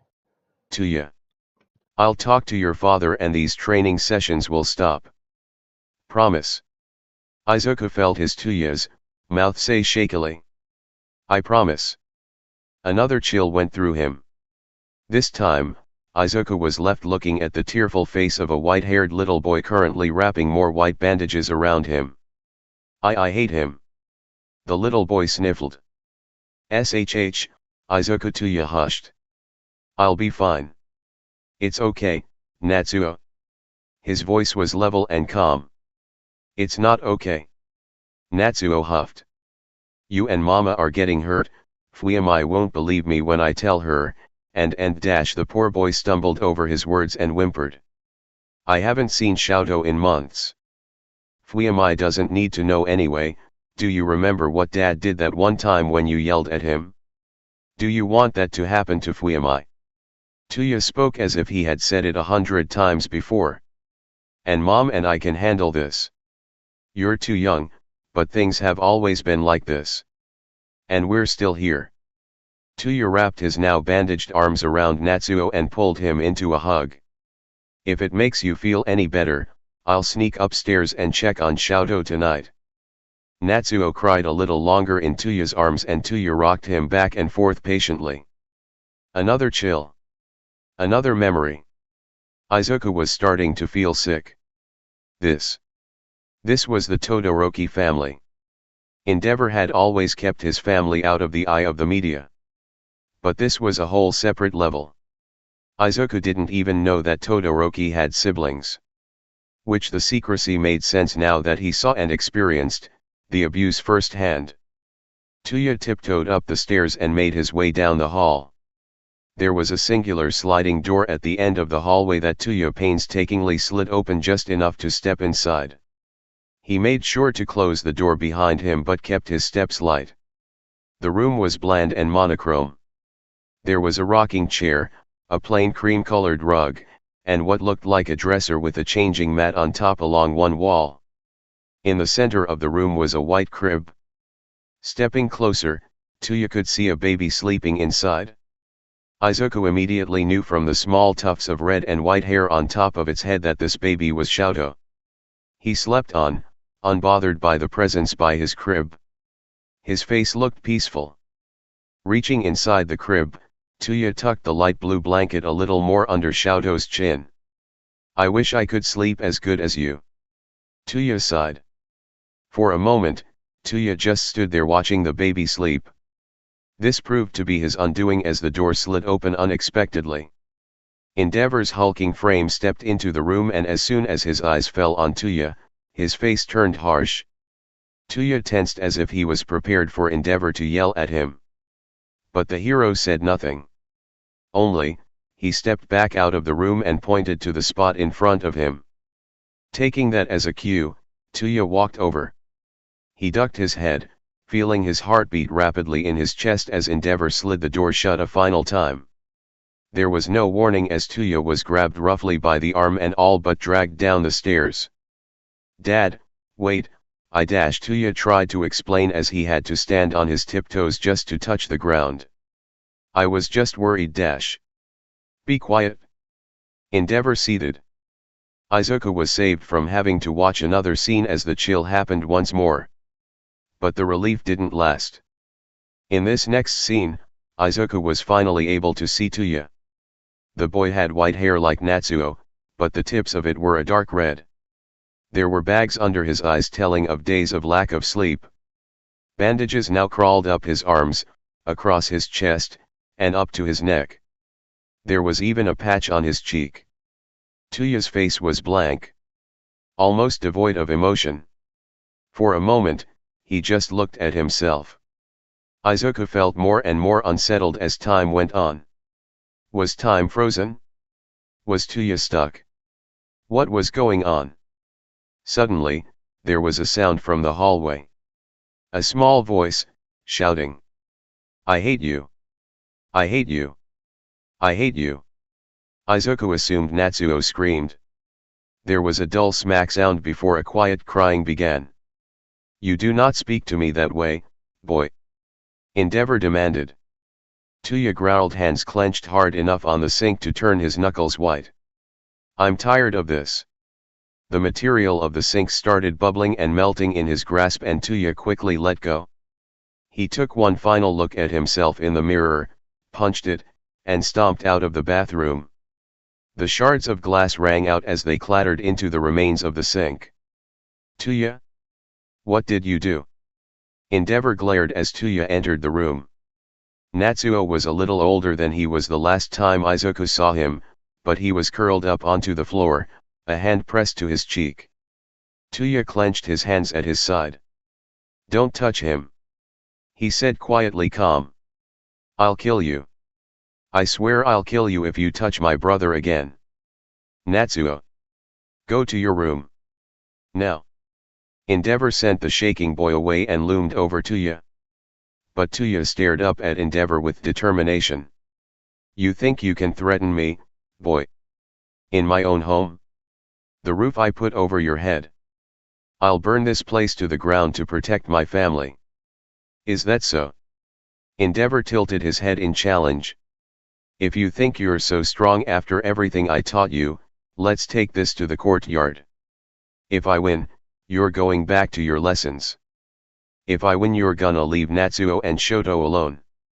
Endeavor chuckled and Izuku felt fear course down his spine. That was the laugh of a man who believed he was unstoppable. The memory flashes again and Izuku is left reeling. The scene around them, the courtyard, was on fire. Trees, bushes, flowers, all of it was flickering and burning both in red and blue flames. Tuya panted, arms coated with his own blue flame, bandages long since burned off. Give up, boy. You'll burn yourself out if you continue. Endeavor lectured, standing almost completely fine in front of a destroyed fountain. His arms were crossed over his chest. I don't care. Tuya shouted as he threw a blast of blue fire towards Endeavor. Endeavor countered by smothering the flame with his own and absorbing it back into his body. I've grown tired of this childish tantrum, Tuya.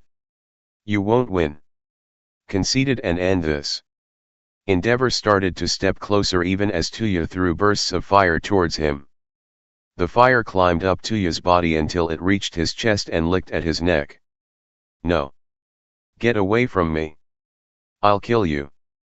But no matter what Tuya threw at him, Endeavor shrugged it off and kept approaching. This continued until finally, he was able to grab Tuya's shoulder and hold him still with an iron grip. That's enough. I'm through entertaining your outbursts. You're going to go inside and sit in your room until I clean this mess up, Endeavor ordered until a burst of a bright blue almost violet flame licked his shoulder. Don't touch me. The hysterical boy cried out. I'll kill you. The bare skin immediately burned and Endeavor hissed. His grip on Tuya's shoulder tightened and Tuya's feet left the ground. Tuya's body flew through the air, and Izuku gasped as he realized the perspective changed from being viewed through Tuya's eyes to peering over Endeavor's wounded shoulder. Tuya looked terrible. His skin was almost charred in places, his body smoking. He fell just beyond the broken fountain, occasionally a spurt of water would reach near him and fizzle out in steam. But his body wouldn't move. He lay limp on the ground and Izuku shuddered at what that meant. He had never seen a dead body before, the closest he ever got was Aizawa's.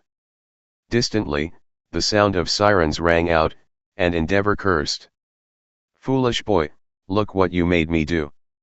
He stomped over, kneeling and Izuku clenched his eyes shut to not have to see the poor sight. But he could hear Endeavor's labored breaths. Get up, Tuya. Izuku knew he wouldn't. Get up. Endeavor ordered again, although his voice was less stern. Tuya, boy, get up. This went on as the sirens grew closer and closer. My boy, get up, wake up, Endeavor stuttered. Wake up, please. There was the sound of several voices approaching but Endeavor didn't stop. I said wake up. Now. Tuya, wake up. Trigger warning end. The calling out faded quickly and Izuku was shaken as he heard Nana's voice finally. Oh my god, her voice came from Izuku's body. His body was bent over double, grasping at the wall for stability. There was vomit on Endeavor's boots. He was a child. What? Endeavor's voice was tinged with confusion and annoyance. Probably about his shoes. What are you talking about? Were you even listening to what I was saying? What's wrong with you? You're vile. You're a cruel, vile man. Nana snapped and spit onto Endeavor's boots before wiping Izuku's chin. He was your son and you. She cut herself off. Izuku wasn't sure if she was shaking from the vomit or the rage. But tears were pouring down his cheeks. He was a boy. Just a little boy and you tortured him. You made his life hell. Endeavor's face paled slightly. What are you talking about, boy? He reached for Izuku's shoulder but Nana jerked away. Don't touch me with your filthy hands. She spat. How many times did Tuya tell you the same thing? If Endeavor was pale before, he was as white as a sheet now. The flames on his face faded away, leaving bare sections of facial hair. Who told you that? He questioned, his hands halted but not retreated. Where did you learn that? Nana let out a cruel-sounding chuckle. A father isn't supposed to hurt his children. A father is supposed to love to protect his children. With his life. Not the other way around. Her eyes burned a deeper color and the lights in the hall flickered dangerously. What are you doing? What quirk is this? Endeavor took a step backward, looking up at the lights. His soul left its mark on you. And it's suffocating you. She hissed. You're a bad man, Enji. You should make your peace while you can. All at once, Izuku felt himself being pulled back into his own body. A flash of white light and Izuku was back. He stared at Endeavor's face in all its shaken glory. His body trembled but he stood. Almost as if Nana was wrapped around him, he felt her warmth. Let's go, sweetie, Nana encouraged and Izuku turned away. He started to walk back the way he came, not wanting to squeeze by Endeavor even as the man still seemed shell-shocked. Wait, boy Midoriya. Endeavor called out but made no move to follow. What quirk was that? Explain yourself. No. Izuku shouted behind him as he turned the corner. Finding the nearest bathroom, Izuku ducked inside and locked the door behind him before he collapsed against it. Sinking to the floor, Izuku just forced himself to breathe. Hands on your head, dear, Nana cooed to him and he complied. What was that? He asked while counting out his breaths. He could feel the texture of his hair and the cold wood of the door on his back. It was refreshing to be able to feel anything other than raw emotion. Nana sighed, it's complicated, it's something not quite me, not quite Dark Shadow, but somewhere in between. It reached for me. A hum of affirmation was his answer. I know. They do that. I haven't quite heard of what they are called, but they're remnants of souls. Fragments. A bit of unfinished business. Izuku had seen his fair share of horror movies to know what unfinished business meant. But isn't that like spirits? Fully formed and just lurking? He asked. Yes and no, Nana agreed.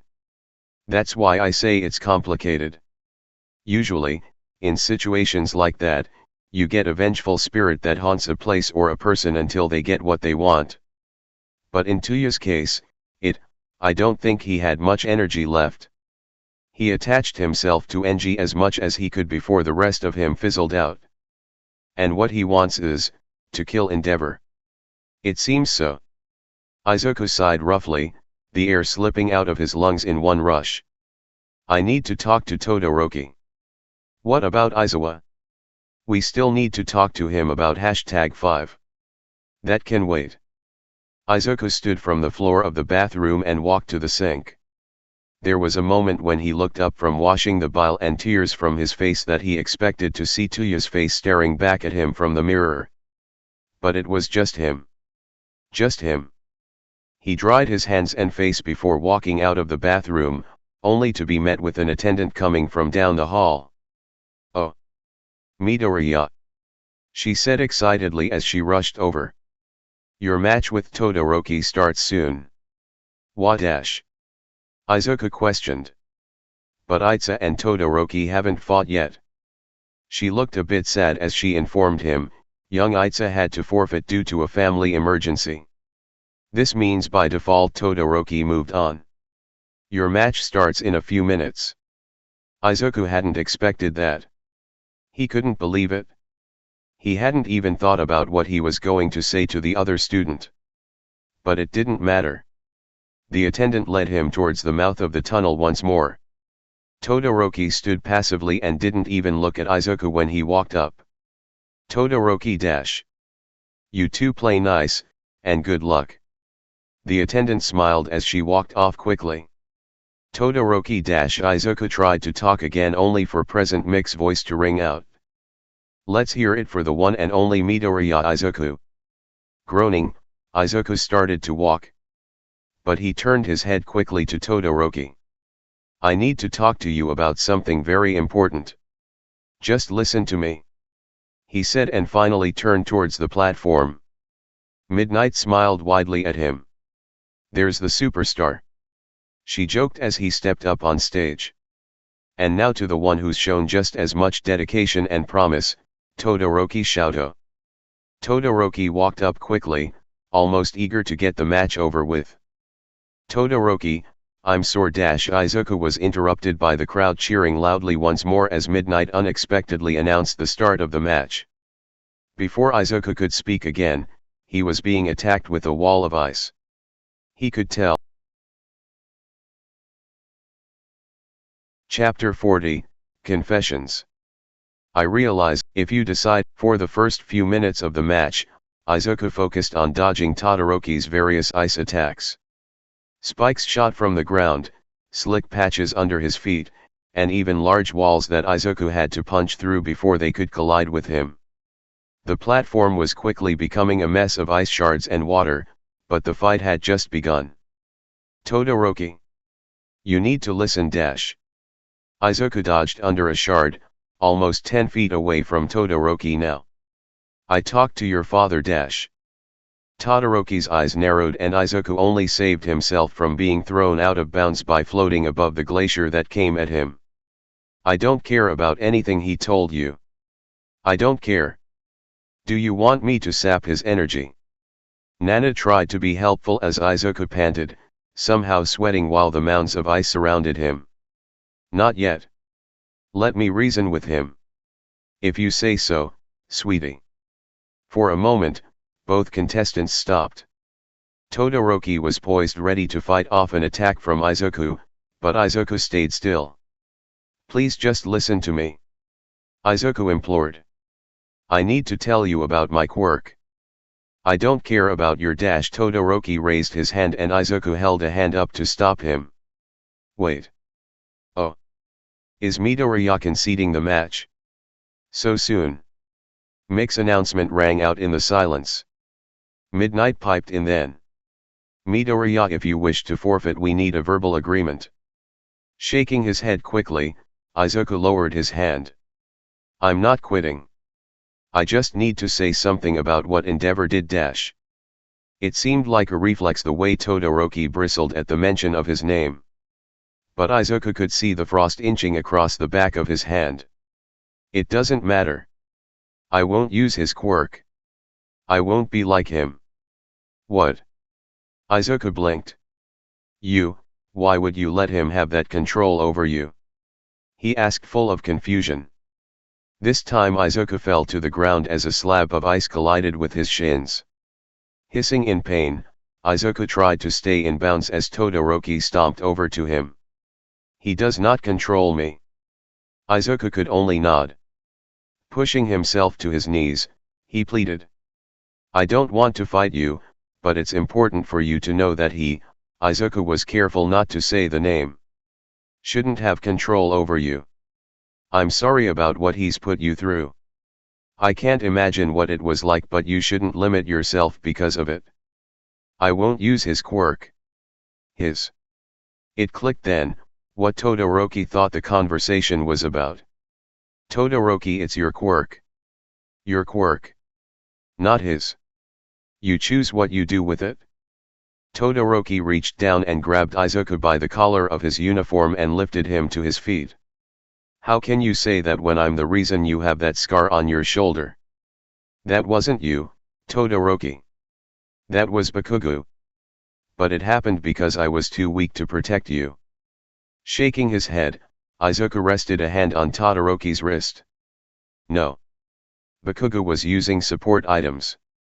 The only way you could have helped was if you used your fire. But even then it was our first training lesson. Things happen." Todoroki jerked away from him then as if he himself were burned. But Izuku wasn't finished. and letting him have the power to limit your progress and skill is more than he ever deserves. He's a bad man, Todoroki. But of course, Todoroki knew that. Don't let him control you. Don't let him ruin you like Tuya did. It happened within a flash. 1 minute, Izuku felt like he was finally making progress with breaking through to Todoroki. The next, there was a flash of red flame. It seemed like the sudden burst of heat in the frigid air of the platform caused some sort of reaction with Todoroki as the epicenter. Izuku's eyes clenched tightly as he felt his feet leave the platform, and blow backward. There was a sharp pain in his back before everything faded to black. Underscore. As the steam cleared, several things became apparent to the crowd. 1. Todoroki was still on the platform. 2. Izuku had been blown off the platform into a pillar of ice. 3. Todoroki had won. It was deathly quiet for a split moment before roaring cheers erupted from the crowd. However, just as quickly as the applause started, it ended. In the rubble and shards of ice, Izuku's body started to rise.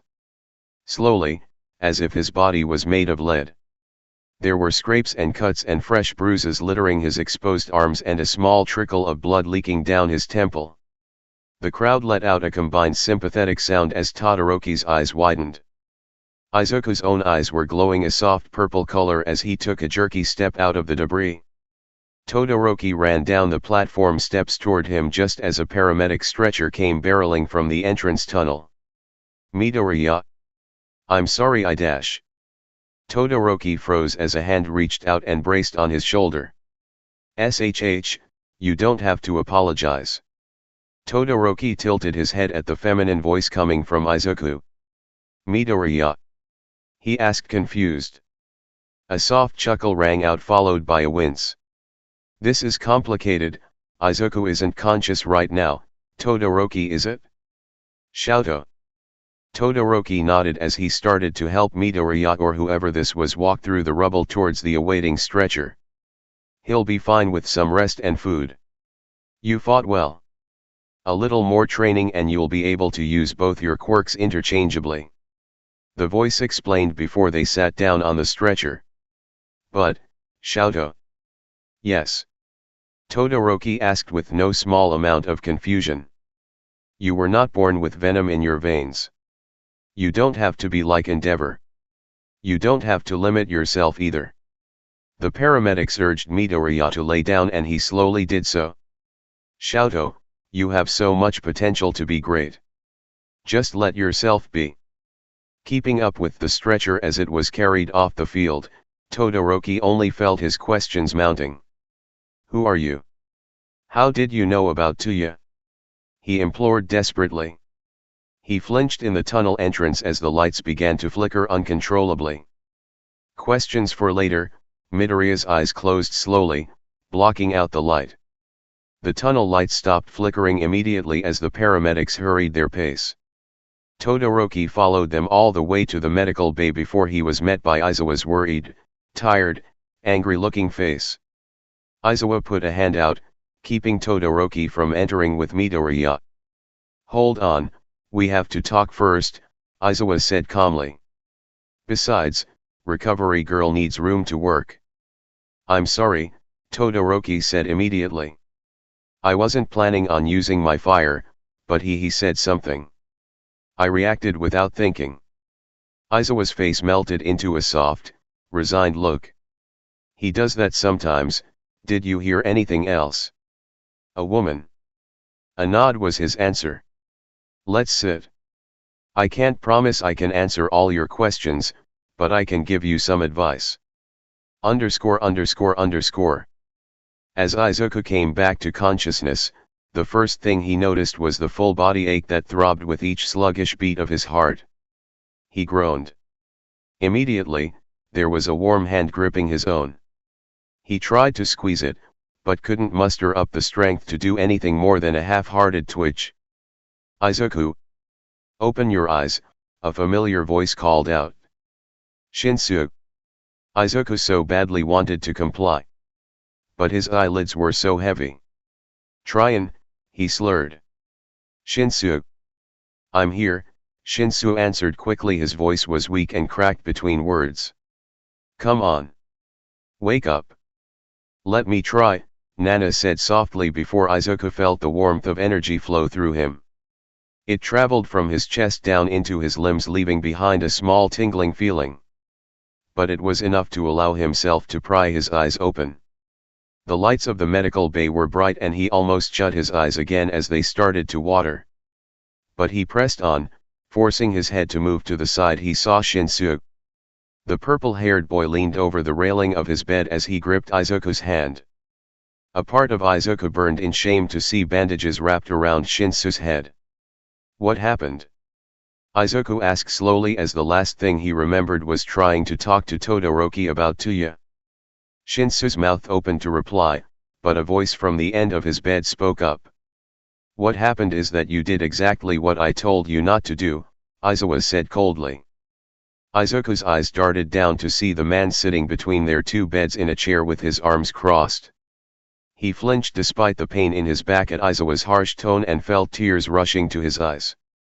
It had been number 5 that had taken over his body. Izuku planned to go to Aizawa immediately, but between Endeavor blocking the hallway and the Tuya revelation, Izuku felt there were bigger issues at play. Mr. Aizawa, something bad happened during the match with Shinsu. Izuku's lip quivered and he watched the chilled look on Aizawa's face fall into one of slight worry. I wanted to tell you I didn't want to fight Todoroki, but so much happened. So much went wrong. The lights started to flicker in the medical bay. I don't have the power to take over anymore, sweetie, Nana said worriedly. Please, don't be upset. We can fix this. Aizawa hastily scooted his chair closer to Izuku on the bed, reaching up to place a hand on Izuku's shoulder. Hey, calm down, problem child. You'll exhaust yourself again. Just breathe and tell me what happened. Izuku took a deep and shaky breath before he began to talk. He told Aizawa about everything from the moment he decided to let Shinsu win, to the moment number 5 took control of his body. He didn't go into detail about Tuya, but he made sure to tell Aizawa Endeavor was a bad man. It was only as he finished and felt Shinsu's grip on his hand drop that he remembered the other boy was there. And he had just spilled information about One for All. Gasping, Izuku reached out for him. I was going to tell you, I promise. I just didn't know how, and we were all so busy with the sports festival that I just dash. Midoriya, I think All Might would understand if you explain the full extent of your quirk to Hitachi, Aizawa urged softly. He wouldn't want to damage your friendship. All Might gave me his quirk. Izuku blurted. It's called All for One, and I'm the 9th holder of it. And so he explained. The holders, his quirk, Nana's hand in it all, everything. But when number 5 found out I was going to throw the match, he was angry. And he took control of you, and threw me out of the ring. Shinsu summed up quietly. With his own quirk, I'm assuming, Aizawa added. Izuku nodded even though it made him dizzy. Nana took control somehow and forced number 5 away. We tried to come to find you, but then we were cornered by Endeavor, and by then Itza had forfeited and an attendant took us back to the tunnel. The trio sat in silence for a moment, a barely noticeable tremble in Izuku's shoulder. He felt like a sponge, taking so much strife all day long until finally it was all wrung out of him, leaving him empty and cold. Well, colder. I didn't want to keep this from you. Izuku pleaded for Shinsu to believe him. After all, he had already lost so many friends, to begin with. He didn't know if he could handle losing another. Aizawa, taking pity on the two, moved his chair out of the way and pushed the 2 hospital beds closer together. Immediately, Izuku reached over the railing, grasped Shinsu's hand, and felt it lay limp in his grasp. Please say something. Aizawa carefully nudged Shinsu's foot to knock him out of whatever thought he had currently been entranced in. Recognition and realization quickly bled into his eyes before his grip on Izuku's hand tightened. I guess we both hid things from each other. What? Izuku questioned, eyes wide. Shinsu cleared his throat softly. His eyes never left the blanket covering his legs. Bakugo had been moved to my class. His suspension was only 4 days, he's been in my class this whole time. And there it was. The answer to the mystery that had been introduced since the start of the sports festival. Why he was moved. Per your request, UA didn't expel Bakugo, but he was required to start attending counseling both for his quirk and his attitude, Aizawa added. And he was moved to Hitashi's class as a result. And that left a spot open in 1A to balance out the classes, Shinsu picked up the trail of thought. Everyone wanted it, but rumors spread that they would only give it to a top student in 1B. It clicked then, just why Shinsu was so desperate to beat him in the sports festival. And his speech at the beginning. All of it? I just wanted to be able to protect you and Dad if something like the USJ were to happen again, Shinsu's eyes shined with tears. I don't want any of you to die, not again. For a moment, Izuku panicked. Did I? No, Aizawa was quick to answer. You were knocked out from Todoroki's blast and Nana took over long enough to get you onto the stretcher. But you were alive the entire time. You have scrapes and bruises, and a concussion, but you're still very much alive. Izuku noted just how relieved he sounded as he said it. Please, forgive me, Shinsu, Izuku mumbled quietly. I'll never hide anything from you again. I'll tell you everything from now on, I swear. I forgive you, and I'll tell you everything from now on too, as long as you forgive me for what I'm about to do. Shinsu slowly pulled his hand away from Izuku's. Confusion etched its way across Izuku's face. What was Shinsu going to do? What could he do while he was in a hospital bed? Surely, Aizawa wouldn't let him hurt himself. What are you dash? He was interrupted by Shinsu's stony gaze turning to Aizawa. Dad, Shinsu addressed. Ever since the USJ attack, Izuku's class has been discriminating against him constantly. They held a secret meeting led by Azui and Mineta where they called him a zombie and went out of their way to make him an outcast. They did what? Aizawa's face quickly turned red, his hair starting to float from his collar, but his eyes didn't activate. His fiery gaze turned to Izuku and the look made Izuku want to hide and never come back again. Is this true? Why? Izuku spluttered. It Shinsu makes it sound so bad. It wasn't fun, but it wasn't so bad. Shoji and Tokoyami didn't believe them. And a couple of them have started to apologize to me. That's not the point. Aizawa stood up quickly, starting to pace back and forth in front of their beds. Why wouldn't you tell me? He cut himself off and held a hand up to Izuku as he paused his pacing. No, I'm not blaming you for something like this. Just know that I will handle this and you will not have to deal with this ever again, understood? Izuku wanted so badly to plead for mercy on behalf of his classmates, but in this instance, he felt like it wouldn't make a difference. Please don't be mad at Shoji and Tokoyami. They're my friends and I don't want them in trouble. Aizawa seemed to seriously be considering it before he nodded just once. Fine. But the rest of them will wish they had been put into 1B when I'm finished. He growled as he headed for the door. You two should rest before the medal ceremony. There was a tense moment as the door shut behind Aizawa. Izuku and Shinsu just stared at each other. Or well, Izuku stared at Shinsu in betrayal. Shinsu stared daggers into his blanket. Izuku watched as he twiddled his fingers nervously. Why did you do that? Izuku asked slowly. He had trouble trying to scrounge up the anger he felt he should have after such a reveal, but seeing Shinsu so nervous made him feel guilty for even considering the idea. You don't deserve to be treated like that. But it didn't matter anymore. Izuku tried to justify. It mattered to me, Shinsu spoke with finality.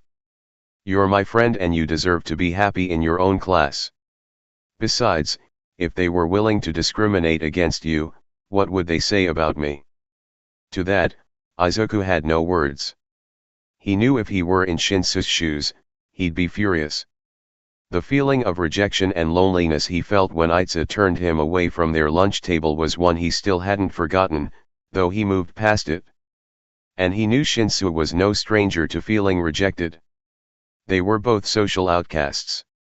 So he couldn't find it in his heart to be angry. _____.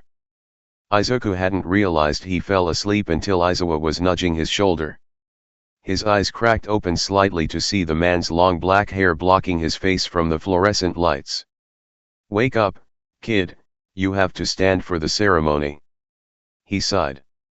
"I tried to talk them out of it by saying you're too hurt, but with Aiza not here to stand for you, they won't let the pedestal be empty."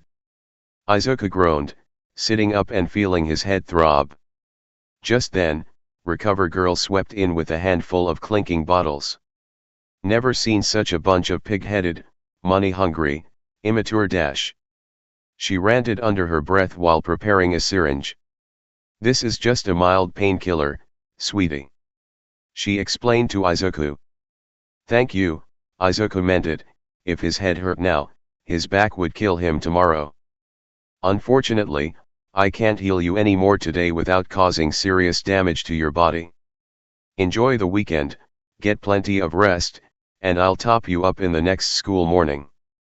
She injected the medicine into Izuku's fore and he felt it get to work almost immediately. The award ceremony was long and tedious for no reason. Todoroki stood ramrod straight on his pedestal while Izuku and Shinsu swayed ever so slightly. All Might had a large smile on his face as he made a speech about how plus ultra they had been. Finally, as the medals were being passed out, the extroverted hero lowered his voice to speak to Izuku. "How are you feeling, my boy?" "Like I was hit with a truck," Izuku summarized as he accepted his silver medal. All Might gave him a look of sympathy. "Just a bit longer," he assured. Izuku was grateful they didn't have to give closing speeches as he and Shinsu were directed off the stage by Aizawa's supportive hand on their shoulders. "Come on, let's get you two home before your mother and your pop bite my head off." Izuku was not looking forward to that conversation. Discord link, a good place to chat with other readers and myself. http URL. My other links. Discord, DenizenBots #8198.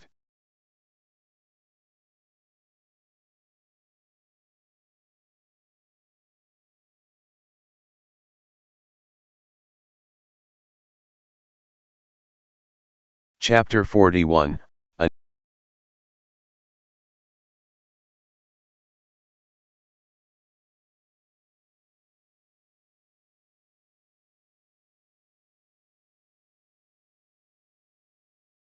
"Oh, my baby boy. I'm so happy for you. I watched the whole thing and I recorded it just like always," she cooed, swooping in to support Izuku from the other side. "I have dinner ready, but you should rest. I'll save it and heat it later for you, okay?" Izuku could only nod as he slowly walked up to their apartment and slumped down in his bed. Briefly, he registered his shoes being pulled off and a blanket laid over him before falling asleep. _____. Aizawa shouted aside as he watched the problem child immediately pass out from exhaustion. He knew Hitachi probably did the same, but he'd get that story from Hisashi when he went home. Turning towards Midoriya Inko, he was shocked to see her face falling into one of fury. "You have a lot of explaining to do. I know you're a teacher at UA and probably a pro hero, but I need to know why my baby looks like he's been through a meat grinder," she said, shooing him out of the room and shutting the door behind them. "I understand your worry." Inko opened her mouth as if to interrupt, but Aizawa gave her a small pleading look. "I do. My son, Hitachi, looks just as rough. I'm just as furious as you are. I tried to negotiate with the higher UPS, but Aizawa gave a noise of frustration. They care about image. With one student already forfeiting due to a family emergency, they didn't want to cancel anymore. I didn't want them to stand for the medal ceremony, but there was nothing I could do. Inko put her head in her hand and gave a shuddering sigh. I don't know what to do. If I were to pull Izuku out of UA, he'd be devastated. This is what he's wanted since he could speak. But I don't know if my heart can take him getting hurt like this anymore. Aizawa wasn't the best with emotions and he felt the prick cling of tension over the hairs on his arms as he heard her start to sniffle. Miss Midoriya, you have my word. I won't let this happen again. It's clear I need to teach my class about restraint. I've already started planning lessons. He told her, and he had. The entire drive over, he had started revising his class plans. Starting with quirk discrimination. Awkwardly, he placed a hand on Inko's shoulder as she struggled to pull her emotions in. I'm sorry, she reached onto the coffee table and pulled a tissue out of a square box. I'm just worrying too much. Can I get you anything? Tea maybe. Patiently, Aizawa shook his head. I have my own troublemaker to attend to at home. I'll have him text Izuku when he's awake so they don't worry for each other. The pair of parents shared a small fond smile for their boys before Aizawa made his way to the door. Inko waved him out and Aizawa felt the weight of her stress lift ever so slightly off his shoulders. Walking back down to the car, he was ready to go home. The sooner he could get home, the sooner he could put his plan to erase all thoughts of discrimination from his students' heads. By force. Nana, if you can hear me, I'll fix this, Aizawa promised to the open air outside of the apartment and shivered as a cold chill passed over his back. Yeah, he'd never get used to that. _____.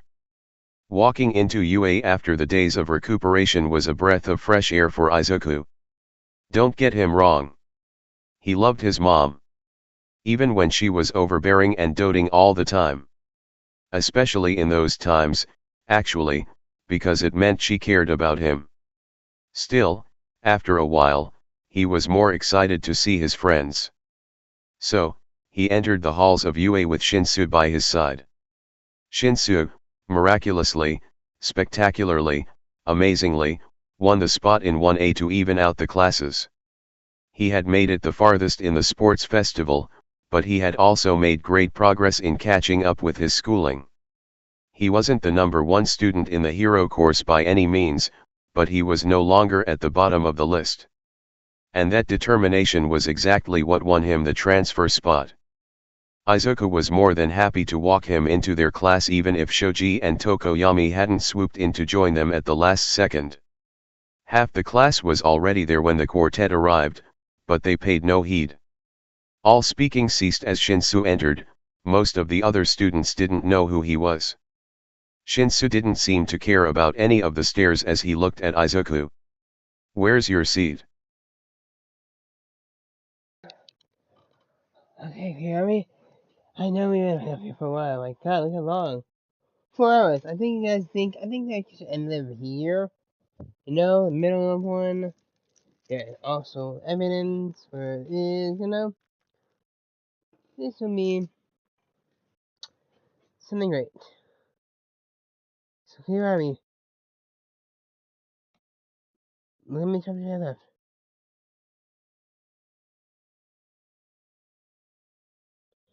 We may be to finish the next episode. So here are we.